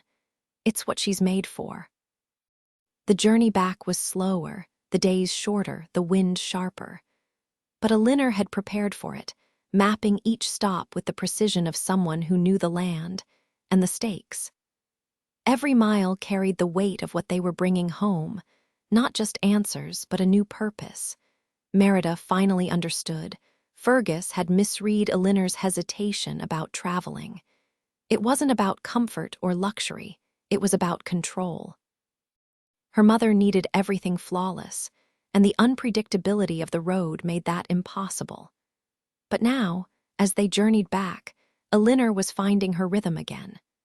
The dense woods stayed quiet, no wolves in sight. Their campsites were tucked beside hidden streams, and the meals, though not castle-worthy, were still impressive, especially with fresh salmon from the rushing waters. Evenings were filled with fire-lit tales, and mornings brought breathtaking views from the cliffs. The world felt alive, golden and misty, until the sun burned through the haze and they set off once more. The weather held crisp and clear, though the scent of fallen oak leaves made Merida uneasy. Christmas was creeping closer, and the air carried a whisper of trouble. "This can't last," Harris muttered, kicking a pebble. Merida rolled her eyes. "Since when did you turn into such a pessimist? Or is this your natural charm finally showing?" Harris shot her a look. "It's not about Mum. Not everything's an attack. Just making an observation, but forget it." "Oh, I'll give you something to observe," Merida said, yanking his hair. He retaliated with a quick nip. "Real mature," she scoffed. "At least I don't pretend to be," Harris shot back, whistling for Brian. The dog, predictably, ignored him, too busy terrorizing the pack ponies. "Looks like your own disaster needs handling first," Merida said, nodding at the chaos. But Harris wasn't entirely wrong. The first hiccup was minor, a day where they fell short of Elinor's planned distance. Then came the flooded campsite, forcing them to trek extra miles. And then, on the third day, they found it, a village reduced to ashes. "What happened here?" Elinor demanded, her voice sharpening with every word. Merida recognized the signs, her mother's rigid posture, the clipped commands. The less control she had, the more she grasped for it. The answer was obvious. The place had been obliterated, doors barricaded, roofs burned, livestock butchered. Even the timber pines were hacked apart, the wells poisoned. The few bodies left behind had suffered, and the stench of ruin clung to the air. The scouts stayed silent. No one knew who had done this, only that it was deliberate. As Merida stepped through the wreckage, her stomach twisted. Something dark had passed through here, and they were walking right into its wake. Merida had always blamed Faradatch for the devastation of Kinlachi, but standing in the wreckage of this town, she saw the stark contrast. Nature's fury had limits. Faradatch destroyed only what was necessary. This was something else entirely. The brutality here mirrored the savage invasion of Keithnale, a mindless plunder with no thought for tomorrow. Elinor motioned for her guards to step back, their protective circle loosening as she surveyed the carnage. Her voice was steady but edged with fury when she demanded, "Who did this?" A figure emerged from the skeletal remains of the pines, his posture unshaken, his voice carrying like a challenge. "I did." Merida's gaze snapped up to the rider, Domhnall Mac Alpin, the Dasich himself. He wasn't what she'd imagined. No grizzled warlord, no relic of past wars. He was young, almost her age, with an earnest face that belonged more in a village square than on a battlefield. Behind him, warriors lurked in the shadows, one draped in a cloak of wolf tails like some grotesque trophy. Elinor didn't flinch. "Explain yourself." To Merida's surprise, he didn't bristle at the command. Instead, he laid it all out, the generations of feuds, the stolen cattle, the abandoned alliances, the stubborn refusal to bend even an inch. His voice grew heavier as he spoke, as if the weight of his own choices pressed down on him. "I gave them chances," he said, gesturing to the smoldering ruins. "They left me no choice." The Queen's expression hardened. "Violence only breeds more violence. There are other paths." A tense silence settled between them, broken only by the distant crackle of dying fires. Then Merida noticed movement in the trees, more warriors, not an army, but enough to turn this confrontation deadly. Harris shifted beside her, his grip tightening on his sword. The air smelled of ash and something sharper, regret, maybe, or defiance. And then, just as the tension threatened to snap, a gust of wind sent embers spiraling into the sky like dying stars. For a fleeting moment, Merida wondered if even the land itself was mourning what had been lost. The Dasich warriors moved like a living storm, fluid, unpredictable, and far more terrifying than the rigid formations of Ardbarach's soldiers. Where the latter marched with mechanical precision, these men slithered like vipers, coiled and ready to strike. Harris studied them with narrowed eyes, sensing the danger beneath their chaotic energy. If only that were true, the warlord sighed, his voice heavy with something like regret. You still haven't told me your name. Elinor of Dunbrock, she replied, chin lifted. Merida felt a surge of pride. Her mother wasn't about to be charmed by his smooth words. We've just returned from Ilian Glan, as agreed with your envoy. The foster arrangements are settled. How heartwarming, he said, though his smile didn't reach his eyes. And this must be your daughter. Ah, and who's this? A scruffy dog darted between the warlord's horse's legs, tail wagging with reckless curiosity. The horse, already on edge in wolf season, reared and lashed out, but the dog, slippery as melted butter, dodged every kick. Harris clenched his jaw. Of course it was Brian.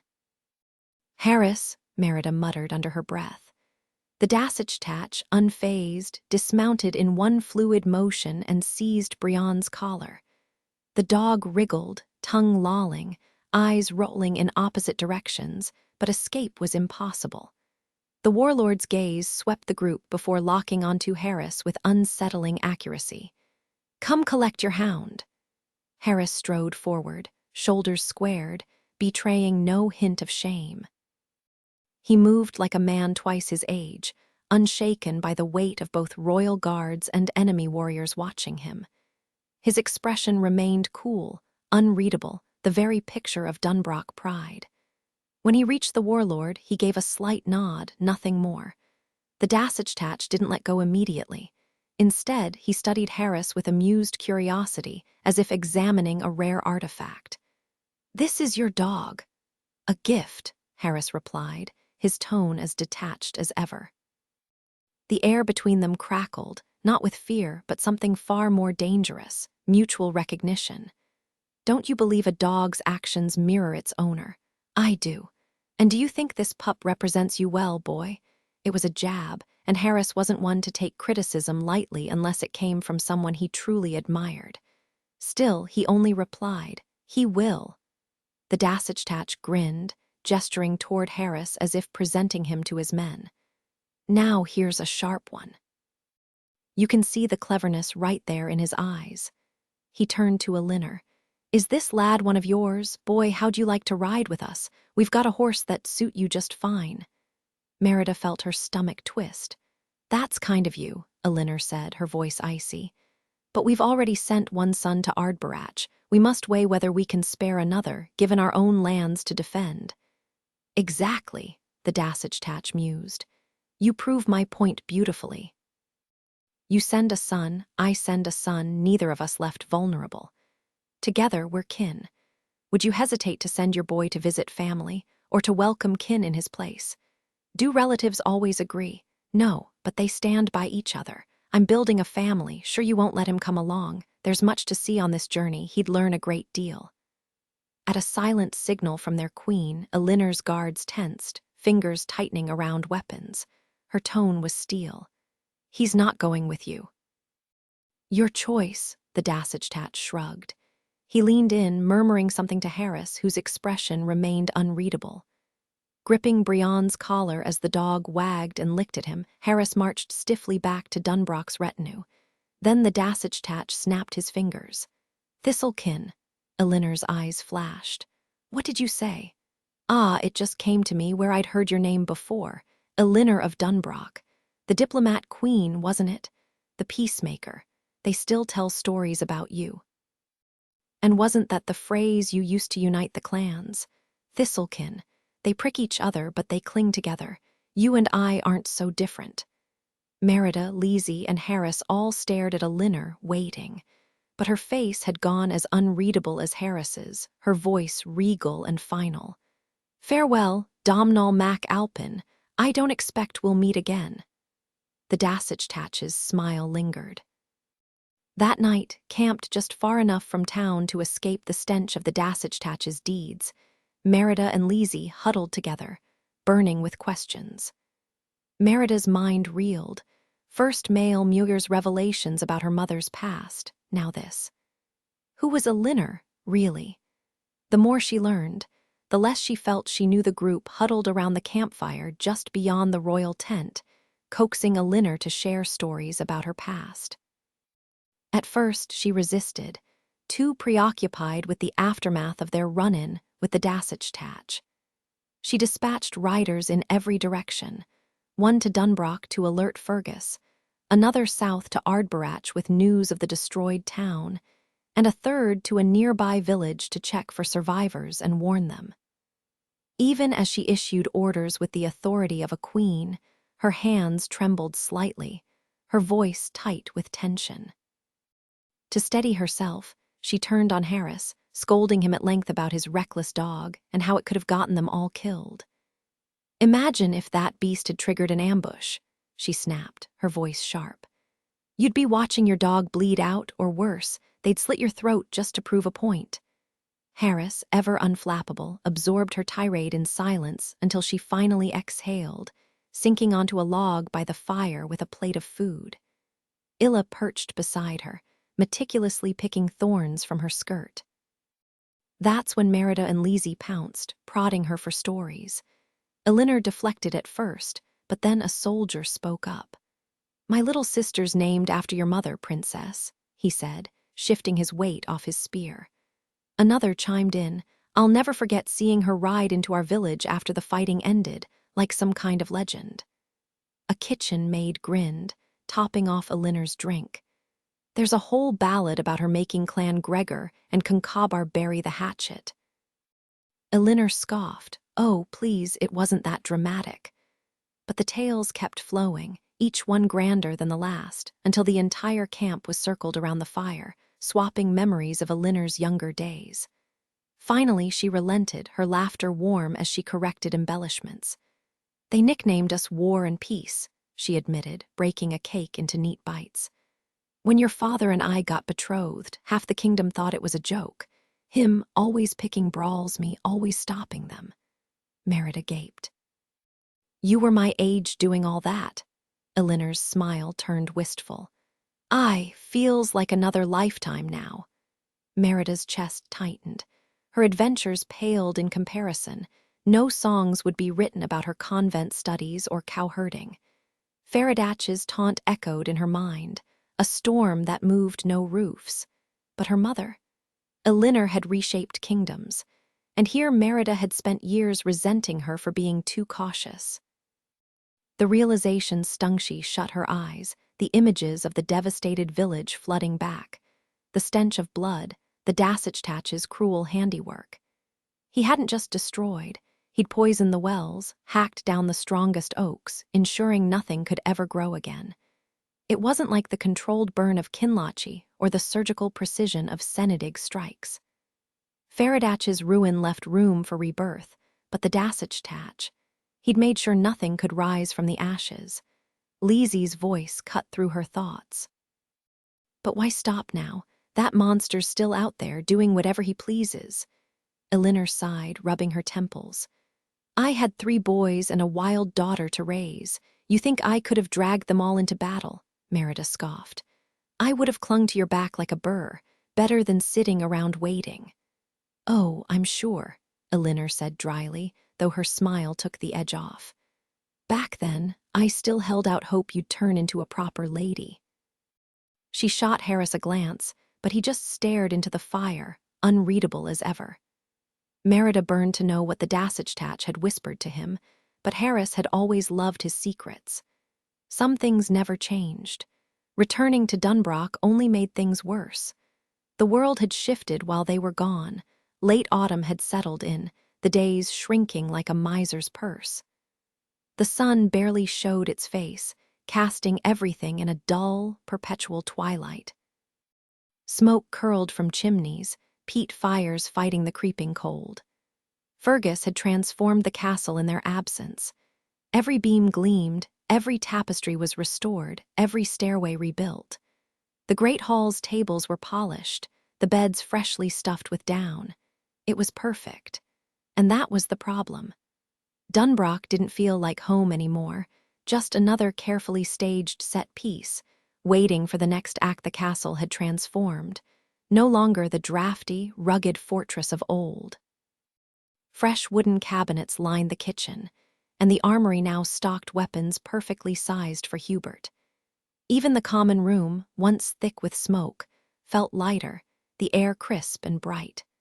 The furniture had returned from its temporary exile in the music room, but the space felt different, charged with an almost magical energy. And then there were the windows. Fergus had traded enough cattle and furs to outfit every single one with real glass, some even tinted in delicate hues. Before, only guest chambers had such luxury. The rest relied on heavy tapestries to fend off summer insects and winter chills. Now, sunlight poured in, warming the stone halls like never before. But the change came with a cost. The courtyard's lively clamor was muffled, the boundary between inside and outside suddenly stark. No longer could you hear every argument, every clatter of hooves as if you stood among it. Dunbrock had split into two worlds, connected only by doors. Not that Fergus minded. With the King of Ardbarach and other visiting nobles arriving for the hunt for the unnamed, he'd gone all out, repaving the courtyard, reinforcing the stables, making sure everything gleamed. Good thing, too, because soon, orphans from Ailion Glan would start arriving, and Elinor needed every spare corner to house them. Aileen, thrilled, claimed the newly finished attic, always the coziest spot in the castle. And Lizzie, well, any pretense of her being just a guest vanished. Her bed now sat proudly in the tapestry room above Merida's, her name officially added to the family line. They even celebrated with cake. Lizzie herself had shifted, trading talk of romance for whispers of holy wells and ancient gods. Frustrated by the lack of priestesses to guide her, she joined Elinor's lessons, determined to read the old texts herself. Sure, she still abandoned half her projects, but not all of them. That was progress. As for Hubert, Merida could breathe easy. He wasn't the reckless boy she remembered, but duty hadn't crushed his spirit. He still laughed that booming laugh, still unleashed the hounds on her the moment he returned. Maybe adulthood hadn't stolen him completely. Not yet, anyway. Hamish was rarely at Dunbrock these days, always off training with Jill Peter in Senedig for days at a time. Oddly enough, he'd started acting more like Hubert used to before everything changed. Without fear weighing him down, he'd grown louder, sillier, more alive. He still had that pale, almost fragile look, like he might vanish if you blinked too long, but his grin could chase away the gloom of the darkest winter night. The whole castle buzzed with energy, shifting and transforming, everyone except Harris. No matter how hard she tried, Merida still couldn't crack his shell. One evening, Aileen huffed as Merida paced the kitchen like a caged wolf. For heaven's sake, pick something and eat it already. She scolded, waving a wooden spoon at the spread of bread and roasted nuts. You've circled this table 6 times, just take a bite and go. Merida barely heard her. A year ago, Lizzie had been dreaming of weddings. Now, who even knew where the cabbage was? Maybe another trip would shake something loose in Harris. Or maybe the Dasich would finally lose patience. Would he care that Dunbrock had taken in foster girls, or would he demand she choose a kingdom already? None of it mattered if Harris stayed the same. And she couldn't ask for help. Not when, Merida, Aileen's voice cut through her thoughts. You're driving me mad, make a choice or get out. What was she waiting for? The weight of it all pressed down until she could barely breathe. Aileen stormed off with a tray of drinks, muttering about breaks and empty kitchens. Left alone, Merida didn't grab food. Instead, she sank to the floor between sacks of flour and barley, the pantry moths fluttering around her like tiny, silent witnesses. Tears burned her eyes, something so rare it felt foreign. She hadn't cried since that day by the well, lifetimes ago. The castle brimmed with laughter, with life, yet she'd never felt more separate. No one knew the truth, that if she failed with Harris, they were all doomed. And this endless waiting, this suffocating stillness, tap, tap, tap, a knock, polite, unhurried. "Pardon me," it seemed to say, "is anyone there?" She scrubbed her face dry. Lizzie swore crying was good for the soul, but Merida just felt raw, her face swollen like overworked dough. As she stood, her sleeve snagged a bag of oatmeal, sending a jar of cloves crashing to the floor. The scent of cloves and citrus filled the air.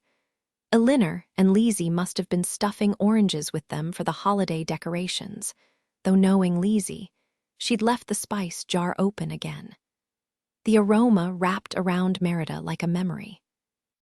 "Christmas," it whispered, but beneath it lurked something heavier, like an ending. She hesitated at the door, fingers hovering over the handle.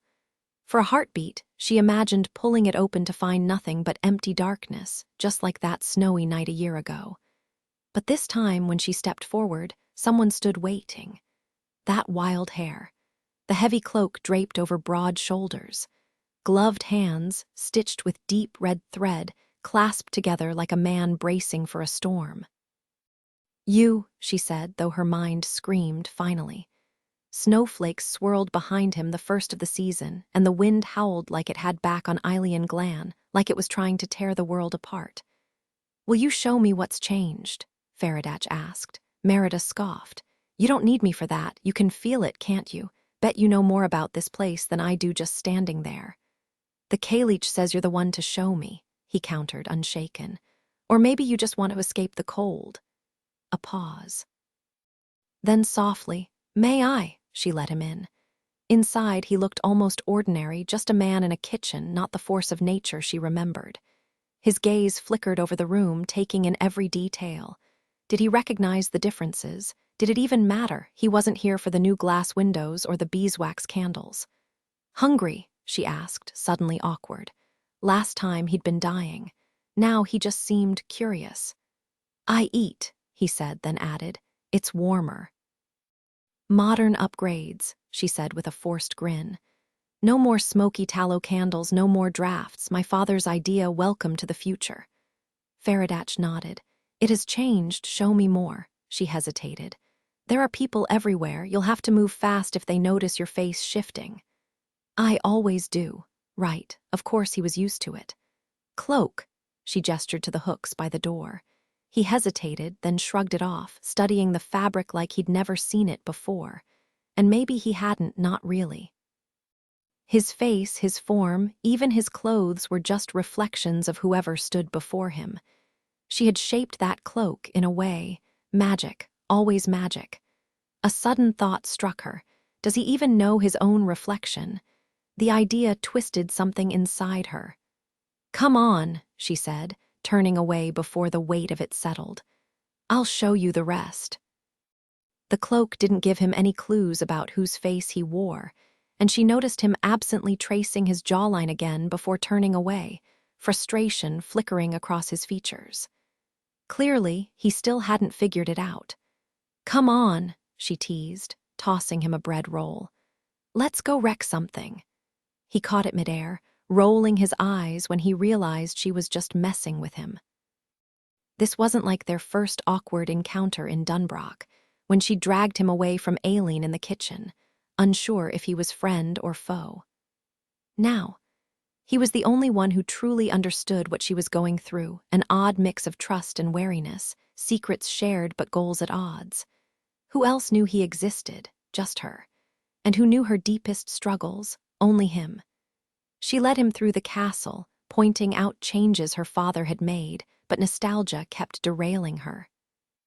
Instead of describing renovations, she kept slipping into stories, like the summer of the rat infestation.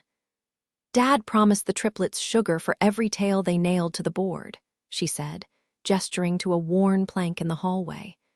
"Sounds brutal now, but back then, rats were everywhere in your bed, at the table, even pretending to be the dog." Hamish hadn't caught a single one, but somehow his name always had just as many tails as the others. She'd once caught Hubert and Harris divvying up their haul to cover for him. No idea what they blackmailed out of him, but it was weirdly sweet. Faradat shrugged. The stories tell me enough. I can see the changes without the details. So she kept going. In the common room, she recounted how Lizzie had been found snoozing by the fire with one of Mum's flower books, back when she was just a nervous new hire. Up in the tower, she laughed about Harris dangling from a rope for hours, too stubborn to yell for help.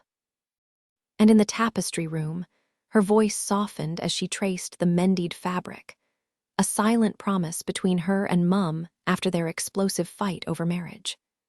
Some scars, she realized, were better left visible. The great hall echoed with memories, as Merida pointed to the empty spots where damaged animal trophies once hung. She confessed how, as a child, she'd sneak in with her bow and arrow, practicing nightly until her aim improved, leaving the poor stag heads full of holes. Laughing, she shared tales of Fergus, Hubert, and Hamish, their adventures growing wilder with each story as the storm outside rattled the castle windows. Then came the moment neither of them noticed, not when Elinor paused on her way upstairs, the orphan girls peeking curiously from behind her skirts. "Merida, who's this visitor at such an hour?"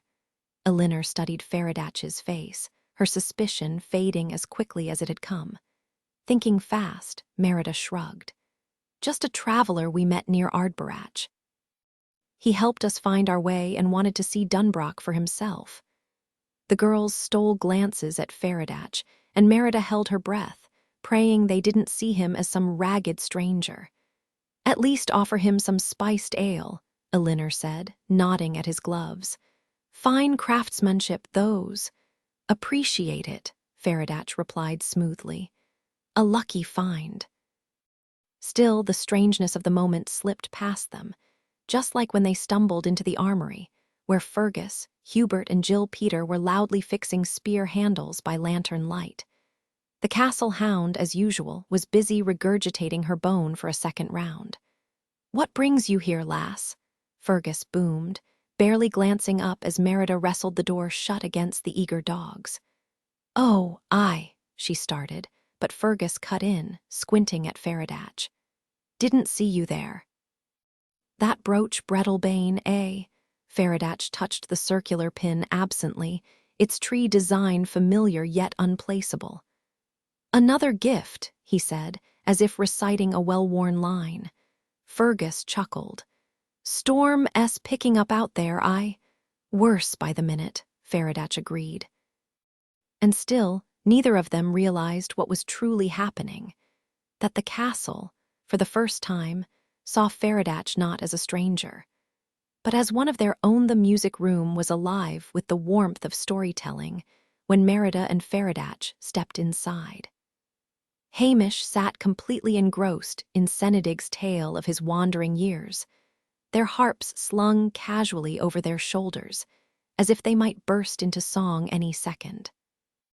Both glanced up as the pair entered, but Hamish showed no flicker of recognition, even though he'd seen Faradat before, back when his face bore that jagged scar. "Just passing through," Merida said quickly, steering Faradat forward before anyone could question why he looked different to each of them. Senedig squinted at Faradat, tilting his head. "You've got the look of a family I once knew near Cairnley, those sharp eyes and that untamed mop of hair." He chuckled, ruffling his own wild curls. "So I've been told," Faradat replied smoothly. Merida didn't wait for more. "Excuse us," she muttered, nudging him along before the conversation could unravel further. The last thing they needed was someone poking holes in his story. But fate had other plans. Rounding the corner, they nearly collided with Elinor, who was marching down the hall with her usual purpose, Illa trailing behind. Merida braced herself. How would she explain this unexpected guest? Yet before she could speak, her mother simply nodded at Faradat and said, "The storm's too fierce for travel now. You'll stay the night, surely, unless you're from Ardborach." Merida blinked. "No, we met him on the road. He pointed us the right way."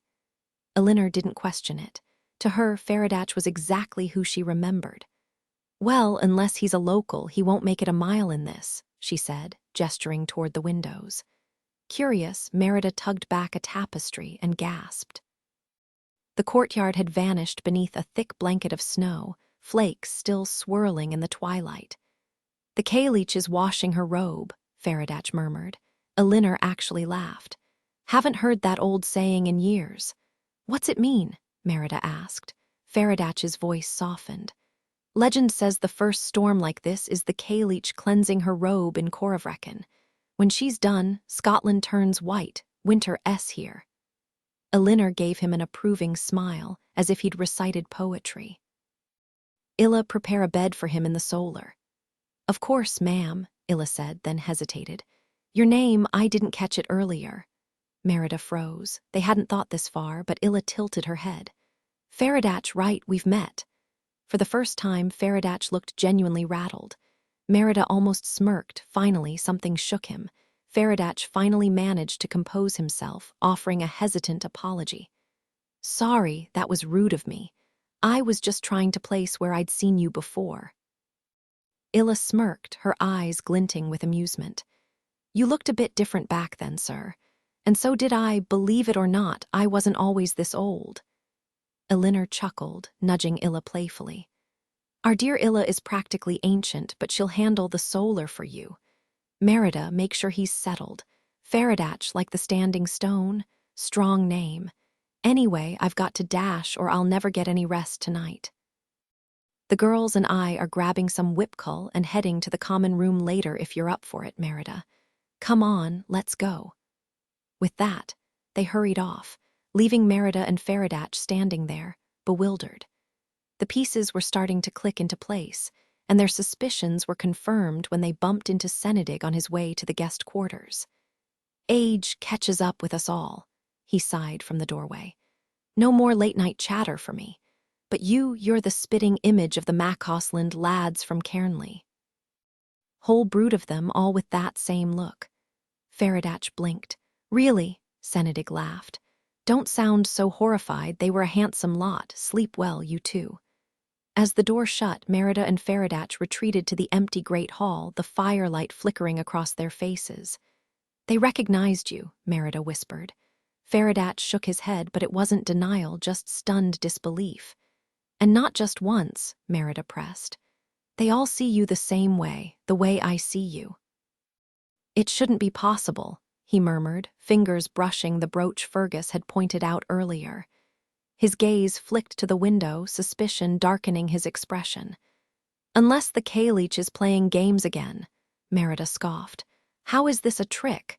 He didn't answer. Instead, he turned to her, voice low. How do you see me? Differently than before.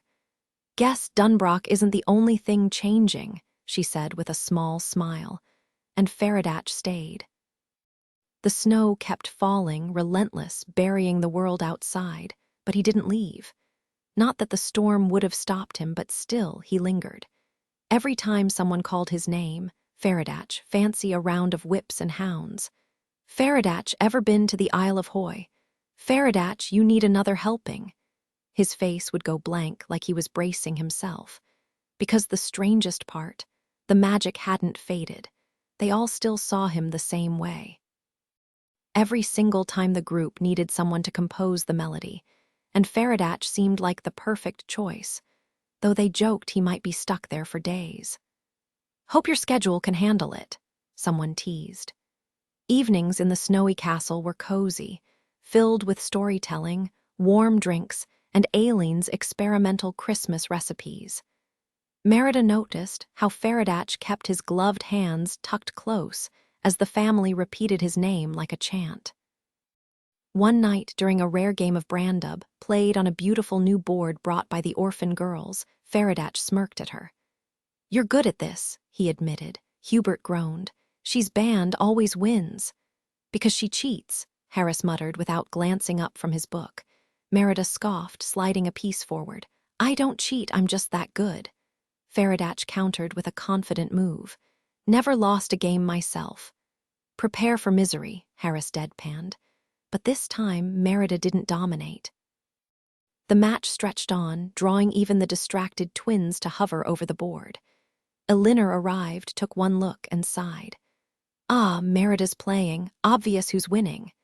Not this time, Hubert protested. Fergus and Hamish wandered in, drinks in hand. So we're torturing Faradatch now, Fergus chuckled. Lizzie burst in, wrapped in a scratchy Yule shawl. Wait, Merida's losing. Just then, Merida and Faradatch made simultaneous moves, unlocking the Black Raven. The room erupted until Brian, with perfect timing, snatched the piece and bolted. Harris lunged after him as his brothers howled with laughter. Well, Fergus said, grinning, looks like the hound outsmarted you both. Elinor smiled. Finally, someone gives Merida a real challenge. That evening, Lizzie lingered in the doorway of Merida's room, her voice hushed.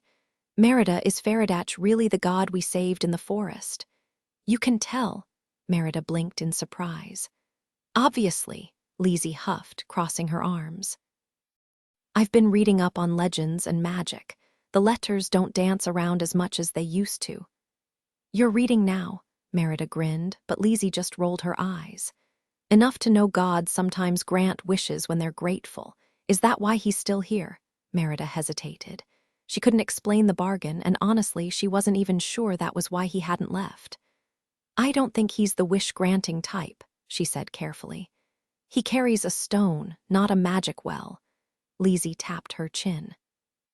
Should I ask him about it, or would that just annoy him? She didn't wait for an answer. Maybe I'll just leave an offering. Gods like that, right? Lizzie, Merida started, then sighed. Fine, do what you want. By the way, do you still like the tapestry room? Lizzie spun away with a mischievous grin. Oh, yes, the ghosts there are lovely company. The next morning, it seemed Lizzie's offering had worked, or at least stirred something. Merida found Faradatch by the kitchen, fastening his cloak like he meant to vanish without a word. You're leaving, she demanded. He flinched, caught. After all this time, you just walk out. I can't stay, he said flatly, stepping into the snow. Merida grabbed a cloak and bolted after him, bare feet crunching on ice. Again with the snow and no shoes. Faradatch snapped, looking genuinely distressed. You're not just leaving, you're running. She matched his pace, ignoring the cold biting her toes. He didn't slow. I finally understand why no one recognized me before. I don't belong here. So that's it, Merida shot back. You think knowing people changes anything. I told you family isn't something you learn by watching. You have to live it. Faradatch spun around, his cloak whipping in the wind. They stood at the forest's edge, the same place she'd first chased him. His expression was unreadable, but for the first time he looked almost uncertain. Faradatch stood there, looking almost human with his boots buried in the snow. What's the point, Merida? He snapped, frustration creeping into his voice. Even if I wanted to walk away, I can't. Duty doesn't care how I feel. Does it make you happy knowing I'll suffer for it? Picture this, you win, you walk away untouched. But if I win, I have to destroy Dunbrock. Then the next village, the next lives. Does it bring you joy to watch me realize what I'm doing? His words trailed off, leaving an uneasy silence. For once, even a god had nothing left to say. Gone was the untouchable deity. This Faradatch was disheveled, exhausted, his usual otherworldly presence replaced by something painfully mortal. The past few days had etched themselves into him, the laughter, the sleepless nights, the weight of choices. It wasn't just a mask anymore, it was him. Merida felt a pang of guilt, though she hadn't forced this change. Out of everything I've seen you be, she muttered, a coward was never one of them. His spine straightened at the challenge. Are you going to fight me properly or not? She pressed. If you don't hold up your end, you'll die and someone else will take your place. At least you understand the cost. So unless you're walking away now, you owe me something. Faradatch's expression was worn thin.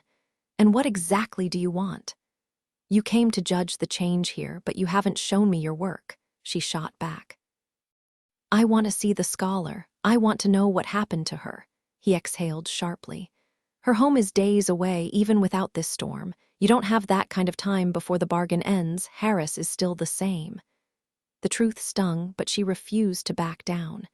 You told me there's a faster way to travel. You bragged you could outpace me on horseback. Can you take me there?" A flicker of surprise crossed his face. "I can," he admitted, "but it means leaving your body behind." "Do you trust me to bring you back?" Merida scoffed. "If you wanted me dead, you've had plenty of chances. Just do it." For the first time that day, something like amusement tugged at his lips. "Hold on, then." Before she could ask if they had to spin like some old ritual, the world tore apart beneath her. And suddenly, they weren't standing in the snow anymore. They were the wind itself. Merida struggled to grasp the sensation. It wasn't like being invisible or weightless. She simply was. No body, no boundaries. Just her thoughts, her essence, woven into the wind itself. She didn't need to move to reach the scholar's hut because, in this form, she was already everywhere at once. No eyes, no ears, no skin, none of it mattered. She didn't perceive the world in fragments. She knew it, whole and unbroken, like a story she'd lived 1,000 times before. The hut came into focus, or rather, it simply existed in her awareness. Once it had been a sanctuary of knowledge, crammed with scrolls, equations, and meticulous records of the natural world. Now, a wreck, Faradach's flood had turned it inside out, scattering years of research into the mud. Ink bled into nothing, parchment dissolved, decades of work gone. The scholar had survived, though. Funny how disaster spares the body but not the life built around it. Meridia's didn't travel to Ailian Glan. She arrived, because time and distance were jokes in this state. The scholar was there, humbled, dragging her pride behind her like a soaked cloak. Maelmuir recognized her instantly, old colleagues, old wounds. A stolen kiss, a scandal, a widow's grief, and years of bitter isolation. The scholar had buried herself in work, sharpening her mind into a blade against the world. Then the flood washed even that away. Now here she was, swallowing her pride like sour medicine. But time had sanded down the edges of their feud. Maelmuir, wise as ever, didn't gloat. She offered shelter, a fresh start, even eager students to revive the scholar's trampled legacy. Funny how ruin could be a gift in disguise. If you were brave enough to see it just a few months earlier, the overcrowded island compound wouldn't have had space for her or her studies. But Queen Elinor had recently taken in nearly a dozen orphans, clearing room for new arrivals. Now, Merida snapped back into her own body, standing in the frost-bitten woods outside Dunbrock. Her teeth chattered, her toes numb from the cold, her mind still spinning from the out-of-body experience. The weight of destruction and rebirth she'd witnessed and played a part in left her pulse racing. Time, sluggish and human again, settled around her like thick fog. Across the snow, she locked eyes with Faradach. "We make a decent team," Merida finally said, breath curling in the icy air, "for enemies." Faradach gave a slow nod. "You asked me if I understood why you did what you did," she continued. "Back when this all started, I didn't, but now I do." He swallowed hard but stayed silent. "And you asked what you looked like to me," she added. He stood frozen like a stag sensing danger. She didn't wait for him to speak. "You look kind, Faradach. I didn't want to admit it, it made me furious. How could someone who does what you do look like that? Sure, there's more. Your wild, pale hair like a shaggy Highland pony, those dark brows, the blue eyes, that little pockmark just here." She tapped her own cheek. "And when you frown, your lip does this." She mimicked his stubborn pout. "You've got the face girls would sigh over, but that's just the shell, isn't it? The kindness, that's you, whether you're wearing that body or not." As she spoke, Faradach's fingers brushed the brooch at his chest, then ghosted over the scar she'd mentioned. Did he remember the life tied to that face? Probably. After all, he'd lived centuries in moments.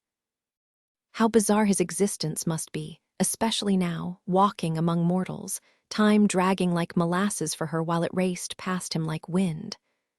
"I understand why you do what you do, Merida of Dunbrock," he said quietly. "But I'm still your enemy, and I can't stay. Call me a coward, I'm not as brave as you. I can't endure it. Change your brother before it's too late, before I have to fulfill my purpose." Then, in a whisper of snow, he was gone. Alone, Merida exhaled, her breath a white cloud in the stillness. Harris, the ever-distant triplet, the one who rolled his eyes at their games, who acted like he'd outgrown them before he could even walk. The know-it-all, the coldly calculating, the boy who treated everything, even his own family, with detached boredom. Who was Harris, really? Just a bratty kid as far as Merida was concerned. But now, with time slipping like sand through her fingers, she had to figure him out. Before it was too late, the young man she'd once known, the one who'd wandered the forest with Brianne, stormed out of his mother's tent during their travels, and exchanged hushed words with the Dasich, felt like a stranger now. The looming threat of supernatural chaos should have been her biggest concern, but something far more ordinary weighed heavier. And then he arrived, just as the castle buzzed with preparations for the Christmas feast. Wolfdal. Of course, he wasn't alone. His usual entourage of armed men flanked him. But as always, the Dasich second-in-command might as well have been the only one there. His rough voice cut through the hall like a blade. "I'd hoped never to set foot in this place again," he growled, his sharp gaze sweeping over the gathered crowd. "Yet here we are. I hear your daughter hasn't left, and instead of sending your last 2 sons to Mac Alpin, you've kept them close." Merida had the perfect vantage point, the same hidden balcony where she and her brothers had eavesdropped last Christmas. Below, Elinor and Fergus sat regally on their thrones, guards on one side, foster girls on the other. The great hall had transformed since then, no longer a place where invaders could barge in and wreak havoc. Now it looked like a fortress worthy of respect, the kind of hall Mistress Mac Lagan of Ardbarach would approve of. Fergus's deep voice rumbled in response. "What you've heard is twisted. My daughter traveled to Ardbarach, Kinlochie, and Eilean Glan. Any one of those journeys would have been an accomplishment in a year, let alone all 3. Wolfdal's lip curled. "Her idea, not mine." "Yes, and she saw it through," Fergus countered. "And unless you've forgotten, Kinlochie is ashes now. There was no home left for her there. One of my sons is fostered at Ardbarach, only home for winter. And as for Eilean Glan, look around. We've taken in their daughters." Elinor's voice was ice. "If your master truly wanted unity, we've more than met that duty. But if his intentions were different, well, now we'll know." A muscle twitched in Wolfdal's jaw. Of course that was his goal. Why question it? The silence that followed was thick, heavy with the memory of smoke and ruin. "Then my daughter's task is finished," Elinor said firmly. Fergus added, "Dunbrock's loyalty is beyond doubt. Our debt to your master is paid." Wolfdal's tongue flicked over his lips, a predator savoring the moment. "Then Mac Alpin will sleep soundly this Yuletide." New detail. As Wolfdal spoke, Merida noticed a flicker of unease in his stance, like a wolf sensing a trap. It wasn't just arrogance in his voice. There was something else, something calculating. And for the first time, she wondered if he was truly here on orders, or if he had his own game in play. "Would you mind introducing me to the Fosters?" the visitor asked. "I'd love to chat with your son about Ardbarach, bring him some news. And maybe I could see all the improvements you've made to the grounds since my last visit. Then I'll head back before the weather turns worse." Elinor gave a polite nod. "Of course, we'd be happy to show you around."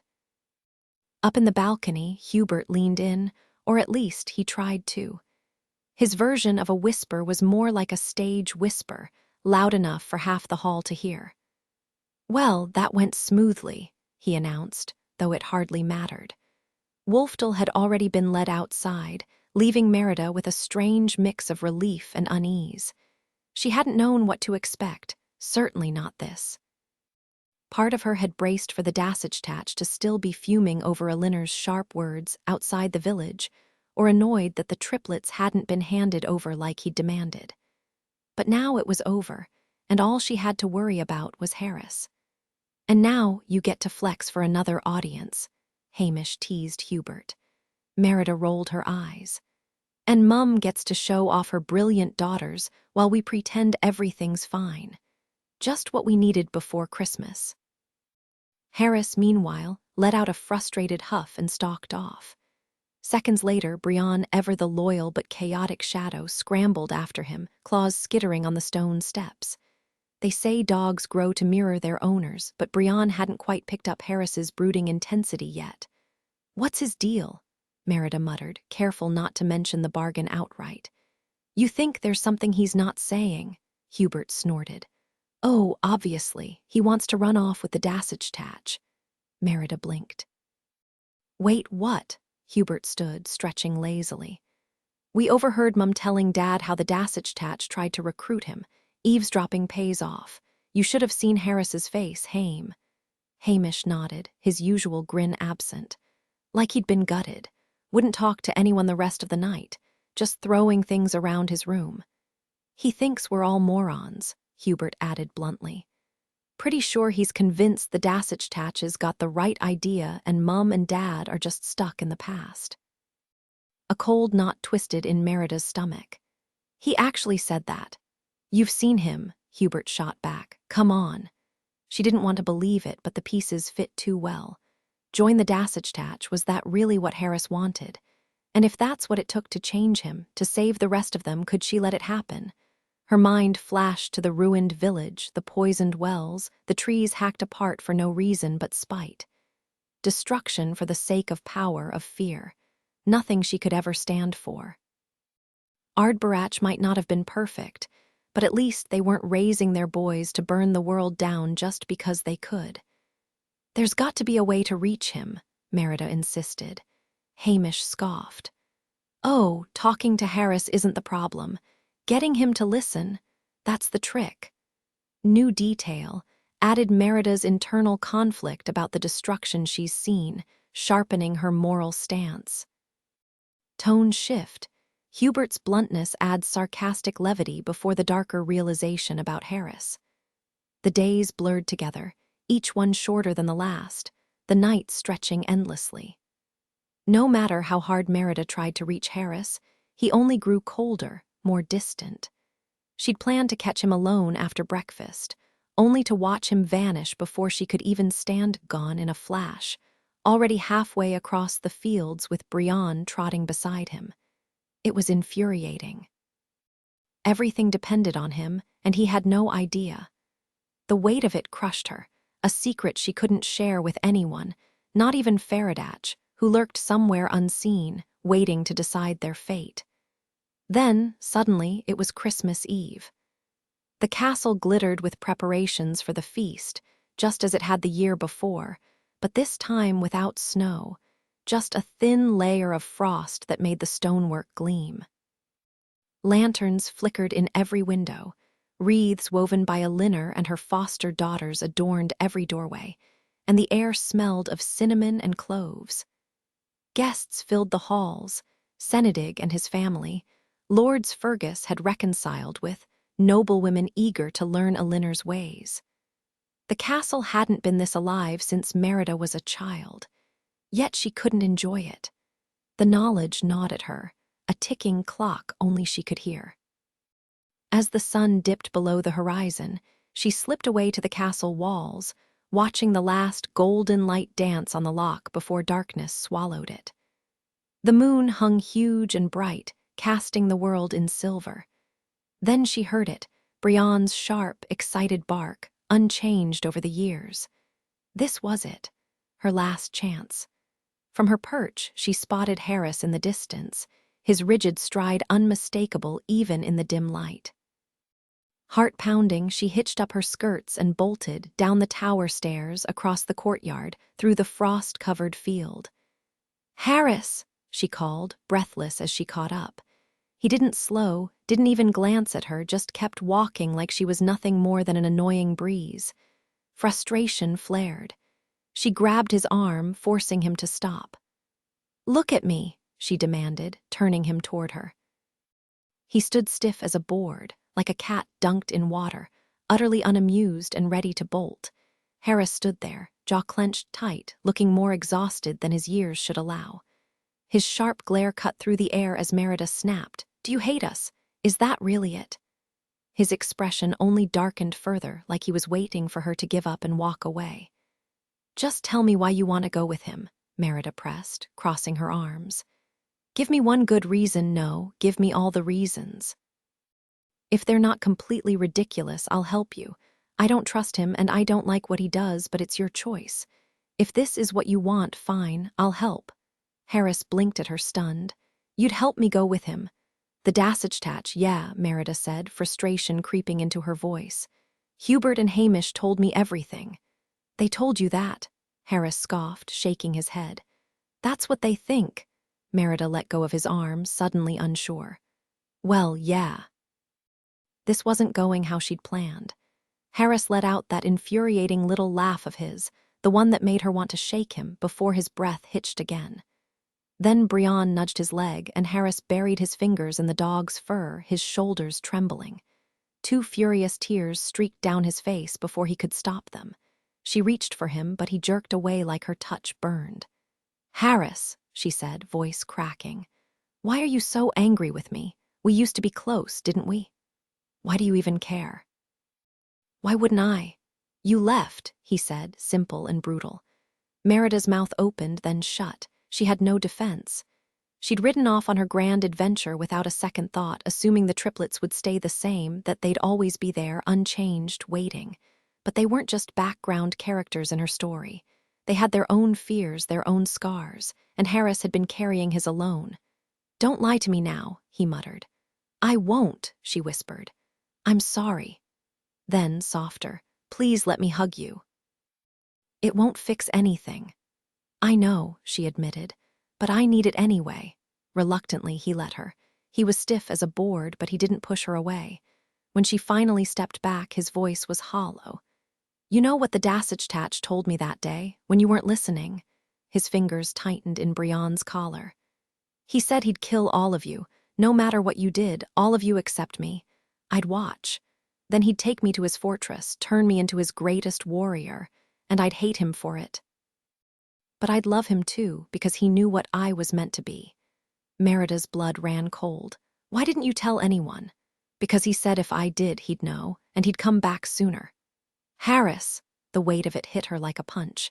She kept forgetting he was just a kid, and kids shouldn't have to outsmart monsters whispering in their ears. "He's smarter than any of us, and we just don't get you. Maybe one day they'll write songs about how brilliant you are, but right now, you're being a total idiot. You should have told me, or anyone. There's no way he could have known you spilled the secret. How would he even find out?" Harris muttered under his breath. "You don't know what he can see. I sure don't." Merida forced her voice to stay calm, though her thoughts were spinning. Had Wolfdale tricked them? Was his whole visit just a setup before the real storm hit? She needed to get back to the castle, fast, before things got worse. Harris, people can't read minds. He couldn't have known. But Harris just shut down again, his expression turning icy. "This is exactly why I don't talk to people." She had no idea what she'd said wrong. One second, she'd almost reached him. The next, he was gone. "Harris, we used to talk," she pressed, but then movement above caught her eye. A strange green glow spread across the sky, and across the field, blue lights flickered to life in the dry grass, just like last year. They pulsed, almost beckoning. It was time. The deal was about to be settled. The orbs led her through the darkness, or maybe just her, since Harris couldn't see them. Still, he followed when she motioned for him, and soon they stood before the holy well. The place looked nothing like it had in daylight. The well shimmered with an eerie, starry light, wisps hovering around it like restless spirits. Inside, more lights faded into the depths, as if the well had no bottom, or maybe it opened into some hidden sea that only existed tonight. Harris's eyes locked onto Faradach's stone. While everything else glowed, the stone stood dark, untouched by the light, a jagged shadow against the sky. "It looks cursed," he whispered, gripping Brian's fur. Merida swallowed hard. She didn't dare ask what he saw, not now, not when they were so close to the end. One wrong word and everything could unravel. Harris kept his voice steady. because of course he would, never letting fear crack through. But Merida saw the hesitation in his eyes. She reached out, fingers brushing the air between them. "Take my hand," she insisted, her tone leaving no room for argument. After a beat, he did, gripping her palm like he was proving something to himself, to her, to the night itself. His chin lifted in that stubborn way of his, as if this had been his idea all along. Then the voice came, smooth and knowing. "Took you long enough, Harris of Dunbrock." Across the well, a small figure stood bathed in an eerie glow, the same light flickering from the depths of the water. Merida blinked. "Illa." The name slipped out before she could stop it. "Since when do you wander out here in the dark?" Illa tilted her head, eyes glinting. "Since tonight's the night, isn't it? The moment we see if all your secret scheming paid off, if Dunbrock's fate can really be rewritten."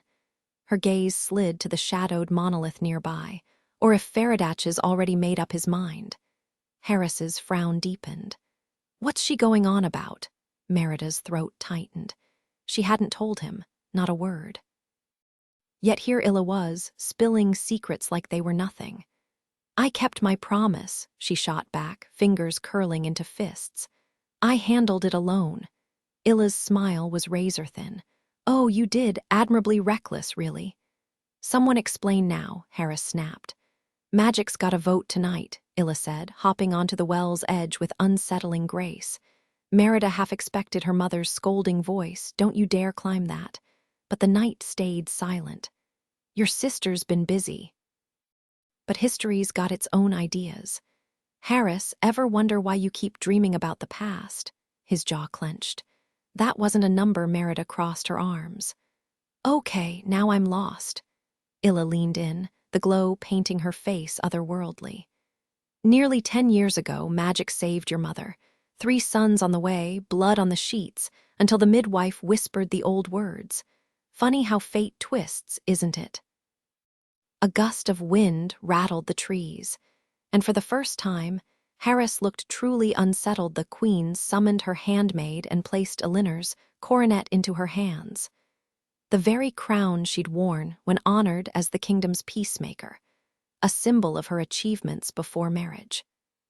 The midwife then added her own treasured beaded belt, each bead representing a woman who'd praised her skill. With urgency, she ordered the handmaid to race to the sacred well, toss both offerings into its depths, and plead with the K-Leech for divine intervention. "The K-Leech," Merida gasped. "She saved Mum, and your brothers," Illa confirmed. Luckily, Lizzie's mother sacrificed 2 precious items that day, because saving 4 lives demanded a powerful miracle.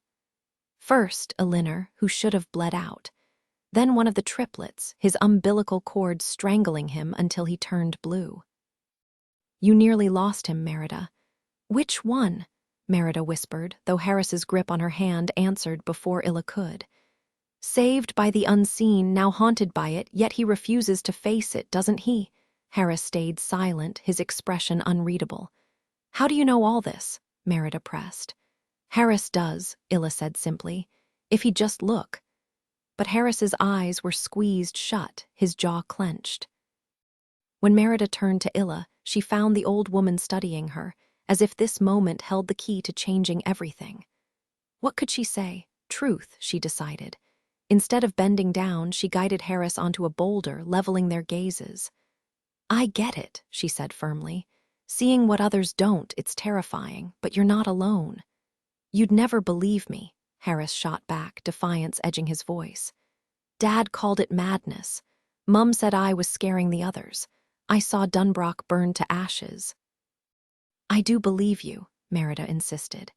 "Harris, you're brilliant and brave, but you don't have to carry this by yourself. Talk to me, I'll listen. Even if I can't fix it, I'll always believe you." "Always," he whispered. "Always." His eyes flickered to Illa, uncertain.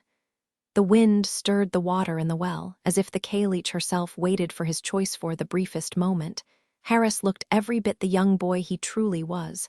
No magic, no mystery, just a kid caught up in something far bigger than himself. Merida felt a sudden understanding flicker through her. Maybe everyone carried hidden layers, not just Faradach with his shifting appearances. Then Harris pointed at Illa, his voice barely above a whisper. "She's the K-Leech."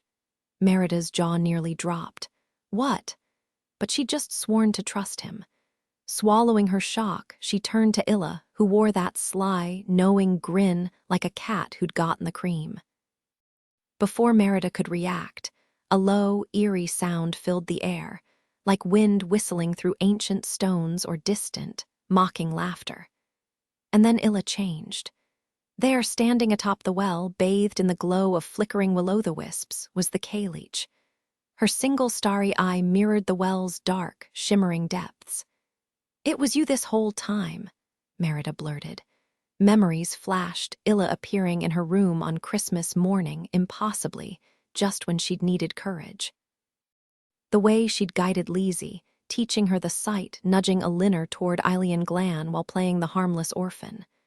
"Faradach was right," Merida gasped. "You do cheat." A dry chuckle echoed behind her. "Told you." Merida's breath hitched. Faradach stepped from the shadows of his namesake stone, his familiar form unchanged, golden hair, kind face, those finely stitched gloves. But something was different. He carried himself with a new certainty, as if time had finally left its mark. When he glanced away, it wasn't out of mystery. It was the deliberate restraint of someone who knew exactly how much to reveal. "I didn't cheat," the K-Leech countered, amusement lacing her voice. "I was only as present as you were." Faradach arched a brow. "And when I kept this face for everyone who saw me, a gift." Merida clenched her fists. Of course it had been a trick, one meant to leave him standing in that courtyard, torn by duty. What else had she lied about? Faradach turned to Harris. "You know what I am now, don't you? No more pretending." Harris had gone ghostly pale. He nodded, swallowing hard. You don't have to say it." The boy scrambled down from the boulder, pressing close to Merida.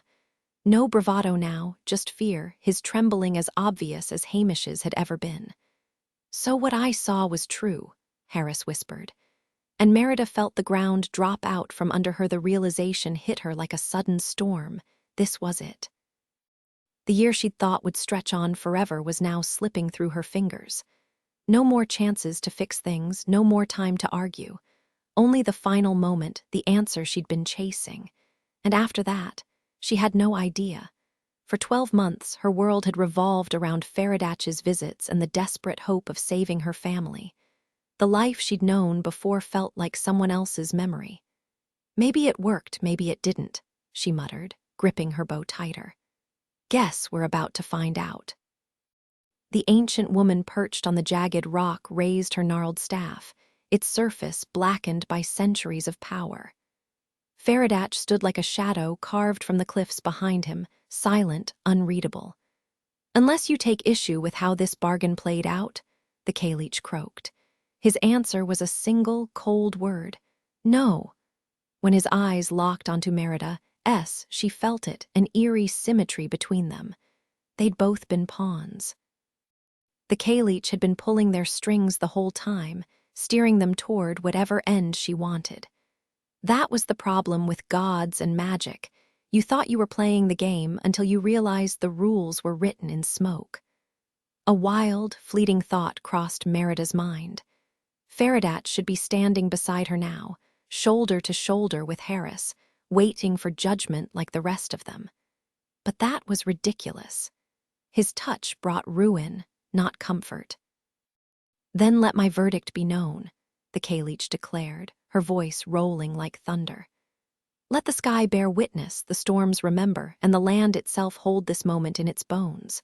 For a year I've watched Dunbrock teeter, now toward destruction, now toward hope, until this very second when the scales settle at last." She paused, and the air grew heavier. If change has won, Merida returns home, her family spared, her lips sealed. If stagnation prevails, her gaze flicked to Faradach. "Dunbrock falls tonight." Merida squeezed her eyes shut, but the darkness only showed her Kinlachi's flames, the choked cries of the sick, rivers swallowing homes. Even if something better rose from the ashes, she couldn't bear the cost. The K-Leech's next words hung in the air, sharp as a blade. "My verdict is," Faradach's voice cracked as he held up a hand. "Hold on, just let me." Dunbrock had transformed enough to escape destruction. Merida's breath caught as she took in the sight. Faradach with his gloved hands pressed together like a plea, the Kalich's staff raised toward the heavens, the emerald glow in the stars pulsing like a heartbeat. For a long, disbelieving moment, Merida just stared at the sky, unchanged from a year ago. Yet everything beneath it had shifted. She grabbed Harris in a fierce embrace, spinning him despite his stiff, armor-like resistance. "We did it!" she shouted, breathless. Then the Kalich's voice cut through the triumph. "Dunbrock's fate isn't sealed yet." Merida froze, her grip tightening on Harris. The old woman didn't explain, just pointed south with her staff. "Is this some kind of game?" Faradach snapped, his patience fraying. A gust of wind lifted Faradach's wild hair as he tilted his head, listening. His expression darkened. "No," Harris muttered. "No." Merida had no time for cryptic warnings. Scanning for higher ground, her gaze locked onto Faradach's standing stone. Without hesitation, she sprinted toward it, scaling the ancient carvings with practiced ease.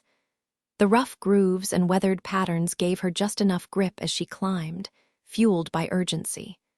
At the top, she crouched like a hawk, squinting into the distance. Flickering torchlight dotted the horizon, moving in unison. The low rumble of countless footsteps carried on the wind, closer than they seemed in the dark. Too close. These weren't warriors marching under a banner of honor. This was something darker, something reckless. Harris's voice was grim. "The Dasich.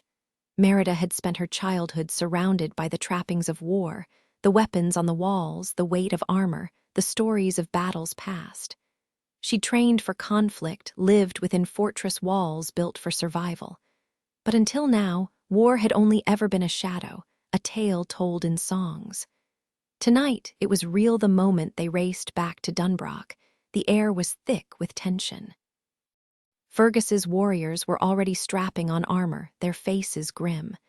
The enemy wasn't far, close enough that the clatter of weapons and the shouts of soldiers echoed through the valley. Hamish's voice trembled as he asked, "What's going to happen?" Lizzie gripped a frying pan like she meant business, though the way she wobbled under its weight made it clear she'd struggle to flip a pancake, let alone fend off an attacker. Still, she forced a smile. "You'll be fine. I know it." Behind her, Hubert was silent for once, buckling on his gear with a determination that made Merida's stomach twist. The orphan girls huddled on the staircase, their wide eyes betraying the horrors they'd already survived. They understood better than anyone how quickly things could go wrong. Elinor's voice cut through the chaos. "Take them to the attic, Merida, too." Hubert shook his head, his usual mischief replaced by something far older. "We're staying. You'll need us." Fergus nodded, gripping Merida's shoulder. "Go with them, but not because you can't fight. Because you can. Barricade yourselves, break the windows if you have to, and rain hell down on them. We'll hold the line." His voice cracked. "This is my fault." "No," Elinor said sharply. "I provoked him on the road from Ilian Glan. I knew what I was doing." Merida's chest tightened. Hers too. She'd been so focused on fixing her family, she'd ignored the bigger picture, forging alliances, preparing for this moment. Maybe if she'd been less stubborn, things would have been different. A battle cry erupted below, Fergus's men rallying just as the enemy crashed against the gates. This wasn't some noble clash from the songs. No grand speeches, no honor, just fire and ruin.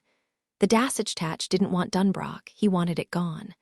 Flames licked at the forest, smoke choking the sky. Below, men hurled grappling hooks and battered the doors.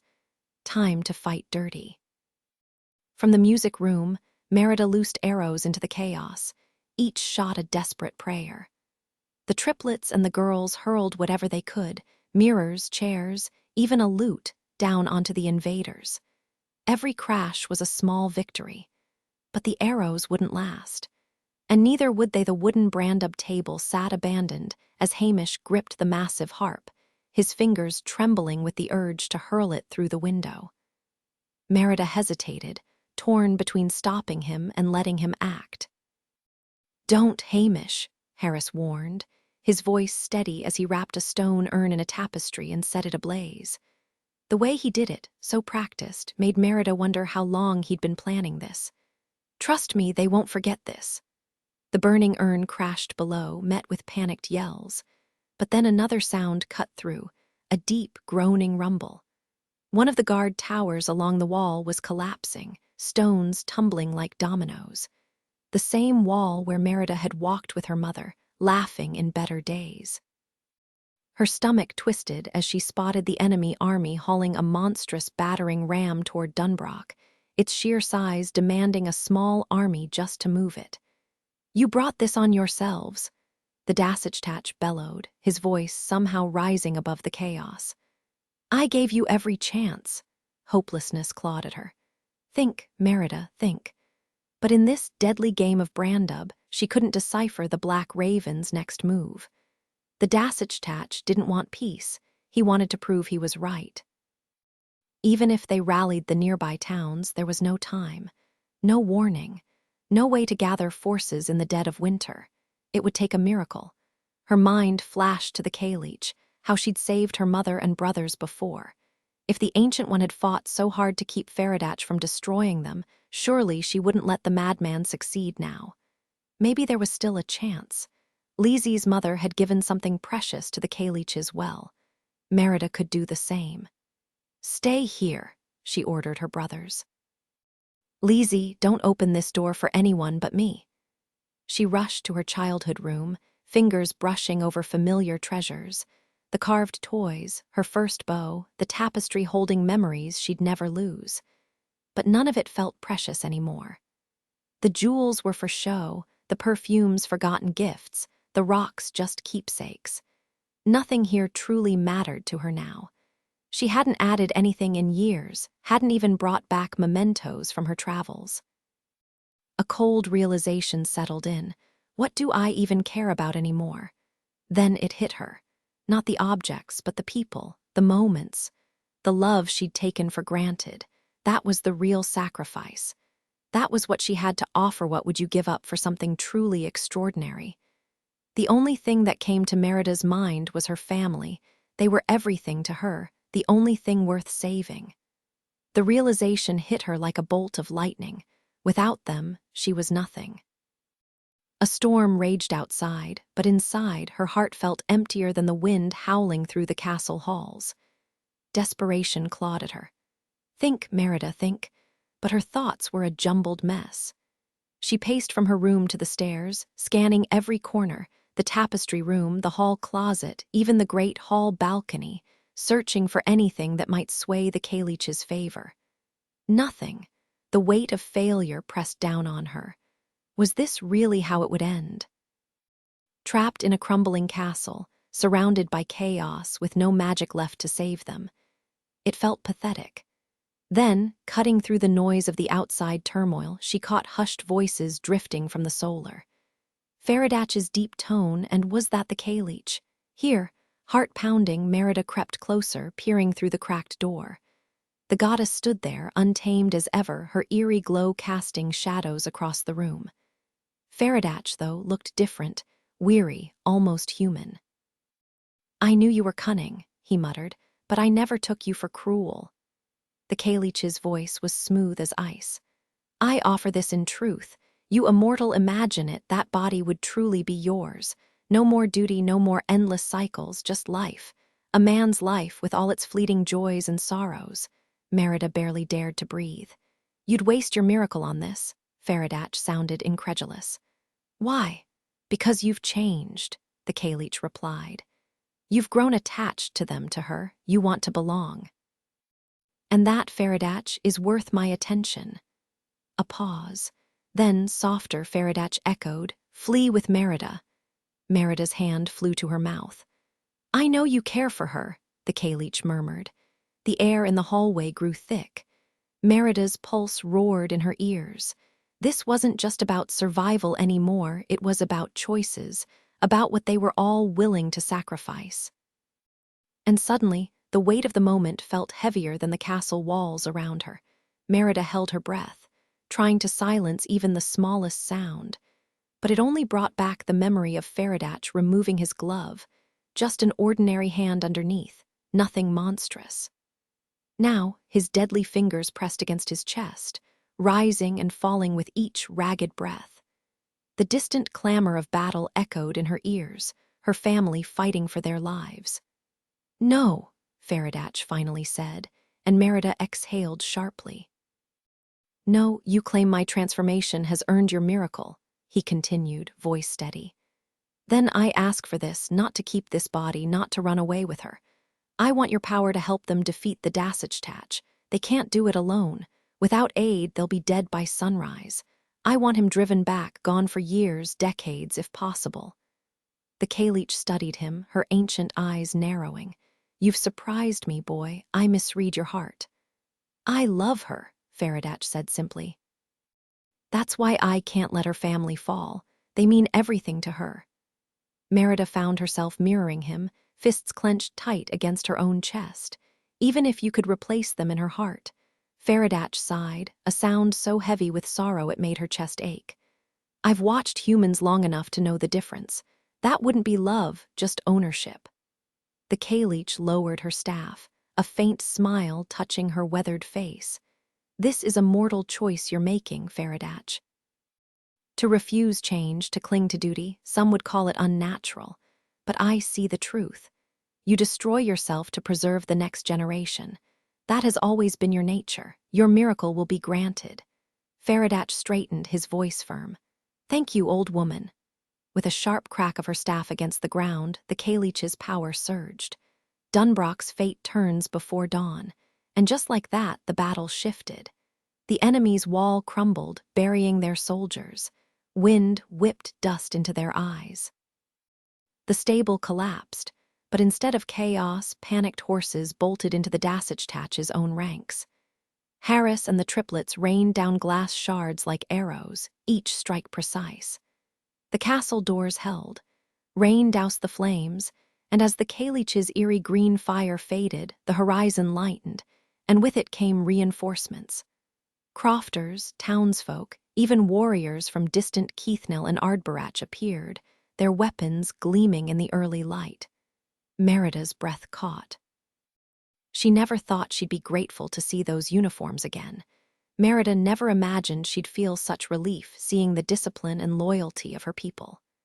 She grabbed more arrows from the armory, bow in hand, and sprinted out to join the fight. As dawn broke, the boys in the Dassachtach's army started recognizing their own families, faces they'd been torn from, and one by one, they abandoned their ranks. Some ran to fight alongside their kin, while others simply refused to raise a sword against Dunbrock. Soon, only Wulfdale and the Dassachtach remained, standing alone under the strange, warm glow of the winter morning, rain dripping from the freshly repaired roofs. Merida paused, struck by how breathtaking the castle looked in this light. Old Dunbrock, reborn. Sunlight caught the glass panes, setting them ablaze like springtime flames. The ivy clung thick and green to the walls, and the berries in the holiday wreaths shone as bright as battle banners. Despite the lingering smoke and broken walls, the castle pulsed with life, proud and unbroken. It wasn't just standing, it had survived, changed, grown, and Merida's heart swelled with fierce pride. Fergus bellowed at the madman, "Run and don't look back. You told us to make peace with our neighbors. Well, we did, and none of us want you here." Elinnor's voice was sharp but calm.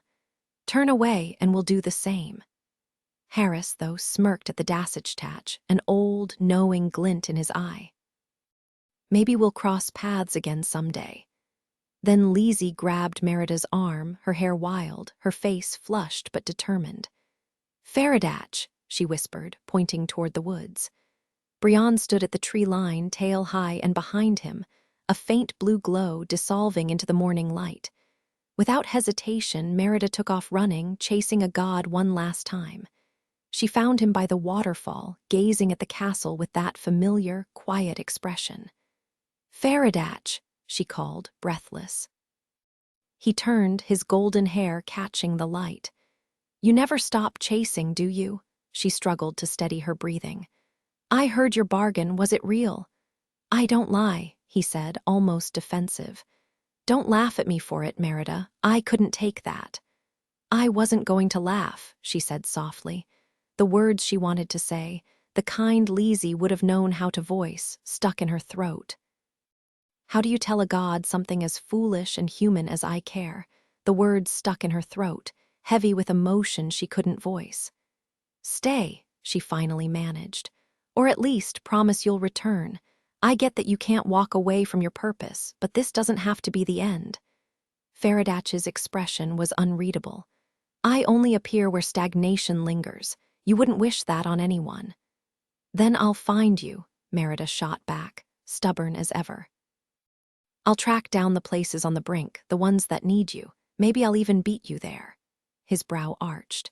Is that really the life you want? Chasing ruin, always one step behind destruction, roaming the country just to witness what's already fading. Don't you ever want someone to know you? The flicker in his eyes gave him away. He did want it badly, and she wanted to unravel the mystery of him, to see past the god and find the person beneath. What kind of existence would that be? He murmured, forever hunted by a mortal, and what would it be for me? Letting myself be caught over and over by someone as relentless as you. You're impossible, Merida grinned. Oh, I wouldn't just be chasing you. I'd team up with the K-Leech to outsmart you now and then. Bet she'd love an extra hand tipping the scales in her favor. Faradach scoffed. The balance was restored. I didn't lose anything. But Merida's mind was already racing ahead. Another year of wandering, of riding her stubborn horse through valleys and forests. She'd done it before, she could do it again. Then it hit her, a cold, sinking realization. Wait, was the balance really fixed? She narrowed her eyes. The K-Leech let you off easy, didn't she? You both bent the rules, and there's still one person in Dunbrock who never changed. His silence was all the confirmation she needed. All this time, she muttered, I've been running in circles. Fixing everyone else, never stopping to ask what I needed. A whole year living for others, and what do I have to show for it? The same stubborn, unchanging me. You'll figure it out, Faradach said softly. Merida shook her head. I've had plenty of time, but I'm still the same storm, blowing hard and moving nothing. He flinched, those were his words, thrown back at him. That was harsh of me. No, she said. It was true, and it still is. Merida still wasn't entirely sure how this would work, but she didn't need to understand it. She just needed to trust. Faradach's gloved hands clenched slightly, then relaxed, as if he was wrestling with something unspoken. I need your help, she insisted, nodding toward his gloves. He flinched, pulling back, but she didn't waver. I'm not afraid. She had seen destruction in all its forms when he wielded it. The wildfire that swallowed Kinlachi, the floods that drowned valleys, even the way a musician's hands could shatter under the weight of fate. She knew pain was coming, but she also knew it would be just. In the end, she'd be like the scholar or the harper, stronger, wiser. Please. It won't be easy, he warned, though his voice softened. But I trust you. I love you. The words hung between them, unspoken. Faradach exhaled slowly, studying the oxblood stitching on his gloves before slipping them off. His hands looked human, ordinary, but they were. They never had been, just vessels borrowed for a time. How do you decide? Merida asked. What gets destroyed? He flexed his fingers. Instinct mostly, centuries of watching humans. You take what they think they want so they can find what they truly need. You clear the path, cut away the rot, the things that can't grow anymore. Land that's been drained dry. Her breath hitched. Do you know what it'll do to me? He nodded. You'll heal. His palm pressed against her cheek, warm and steady, no trace of the doom she expected. You'll still be impossible, he murmured, cupping her face with both hands. No dread, no fear, just him. Still Merida of Dunbrock. Then he kissed her. Neither had ever loved before. It wasn't just love, it was balance. A force as old as time, the push and pull of opposites bound together. Magic thrummed between them, electric and alive. But then the dread crept in, cold and inevitable. Faradatch pulled back just enough to whisper, "You'll never see me again." She shut her eyes. When she opened them, he was gone, no footprints, no trace, just the frost and the hollow ache in her chest. His destruction had done its work. Her heart was shattered. She would never be the same. This is a story about gods and a girl. The first, the Kaleech, moved through the world as she always had, nudging life from the earth, coaxing spring from winter. It wasn't that she couldn't change. It was that some things were meant to end. The thing about her is that she's ancient, so old that her transformation happens at a pace too slow for any story to capture. It's like trying to see the curve of the earth while standing on the ground. You just can't grasp the full scale of it. She's beyond time. Merida's journey nudged her, but only by the tiniest fraction, something too small for human eyes to notice. Meanwhile, Faradatch, the god of balance, carried on with his duties. Ruin still had its place, but now he hesitated before unleashing it. His time in Dunbrock had softened him. Destruction didn't come as swiftly, and when it did, it left cracks for people to crawl through, spaces where they could stumble, learn, and even find unexpected alliances. But the girl, oh, she wasn't the same. She'd been a tempest that never tore the roof off, but after a year of watching real storms, she chose stillness instead. Instead of charging ahead like always, she learned to pause. Spring found her in Aelian Glan, listening as the old queen taught young healers the language of herbs and hands. Summer took her to Ardbarach, where the steady toll of bells taught her the rhythm of order. By autumn, she was back home just long enough to pack before riding out with her mother, tracing the fragile borders of a changing Scotland, absorbing lessons on peace like sunlight. Winter brought her back to Dunbrock, where the long nights gave her time to untangle everything she'd gathered. Then came Lizzie's quiet invitation. The sisters, no, young women now, walked through the biting cold to Faradatch's stone, its surface rough with frost, standing apart from the sacred well nearby. Kneeling, Lizzie guided Merida's hand to an ancient imprint carved into the rock. "Stone," she murmured, eyes flickering with something otherworldly. "Show her." For a heartbeat, nothing happened. Then Merida was thrown into a Dunbrock that wasn't Dunbrock yet. A hunt raged through the trees, but not for boar or stag. The prey was something else, shapeless, laughing, more like a gust of wind given mischief. These were the unnamed, beings woven through time, watching but never touching, loving the world without leaving a mark. 2 hunters gave chase, one a man, relentless but destined to fail, as men always did in these stories. The other, well, that was the real question. The quarry was nothing like him, so alien that he couldn't even grasp what he was hunting, and that's a terrible way to catch anything. The other hunter, the Kaleech, had been ancient for centuries. She was weary of the grim tasks she'd carried out for so long, desperate to leave the ugliness behind and focus on creation instead. So she devised a plan. Even back then, she was cunning, and she used that cunning to turn one of her small pools into a flawless mirror of the sky. A carefree air spirit, darting away in panic, got snared in the reflection before it realized the trap.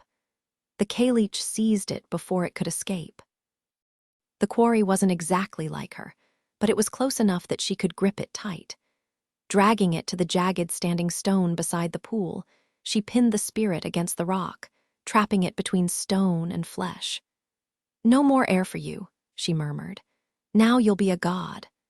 The stone vibrated with raw power as dread and ruin poured into it. The airy creature screamed as its form solidified for the first time. The Kaleech's hand sank deep into the stone, and the first Faradatch was born. "No," he spat, instantly understanding the burden he'd been given. "There has to be another way." The Kaleech just grinned. "Oh, there is," she said, "but you'll need to be clever to find it." Merida blinked, snapping back to the present where Lizzie stood beside her. Time felt thick, sluggish. "Lizzie," she whispered, barely loud enough to hear. We'll figure it out together, Lizzie promised. The sisters made their way back to the castle, slipping into the festivities. Later, as snow dusted the ground on the longest night of the year, Merida wandered into the kitchen for fresh bread. Staring into the fire, lost in memory, she suddenly heard a sharp knock at the door. Now, let's talk about Bravery being historical. Notice the quotes, because this isn't a textbook. Real history prowls through Dunbrock like an overexcited wolfhound, knocking over chairs and stealing spoons before flopping in front of the hearth. You'll find actual historical figures, though maybe not in the right century, real medieval snacks, plucked from recipes with delightfully archaic spelling, and genuine struggles, the kind sung in ballads or dug up from old graves.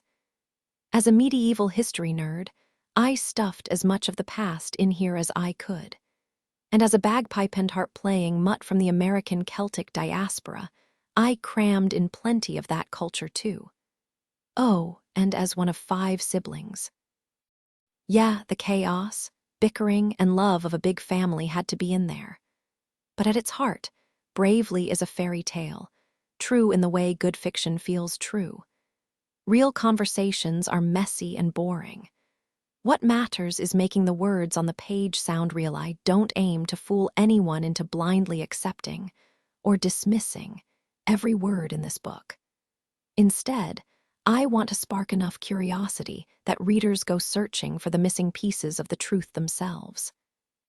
Keep your eyes sharp, and you might uncover the Dasich-Tatch, the hidden Sheelings, and if you're either incredibly observant or just plain unlucky, the Kaleech, a goddess who's as clever as she is elusive. And hey, if you do stumble across her, maybe don't mention I sent you. The real adventure begins when you close these pages and start digging deeper. Who knows what or who you'll find?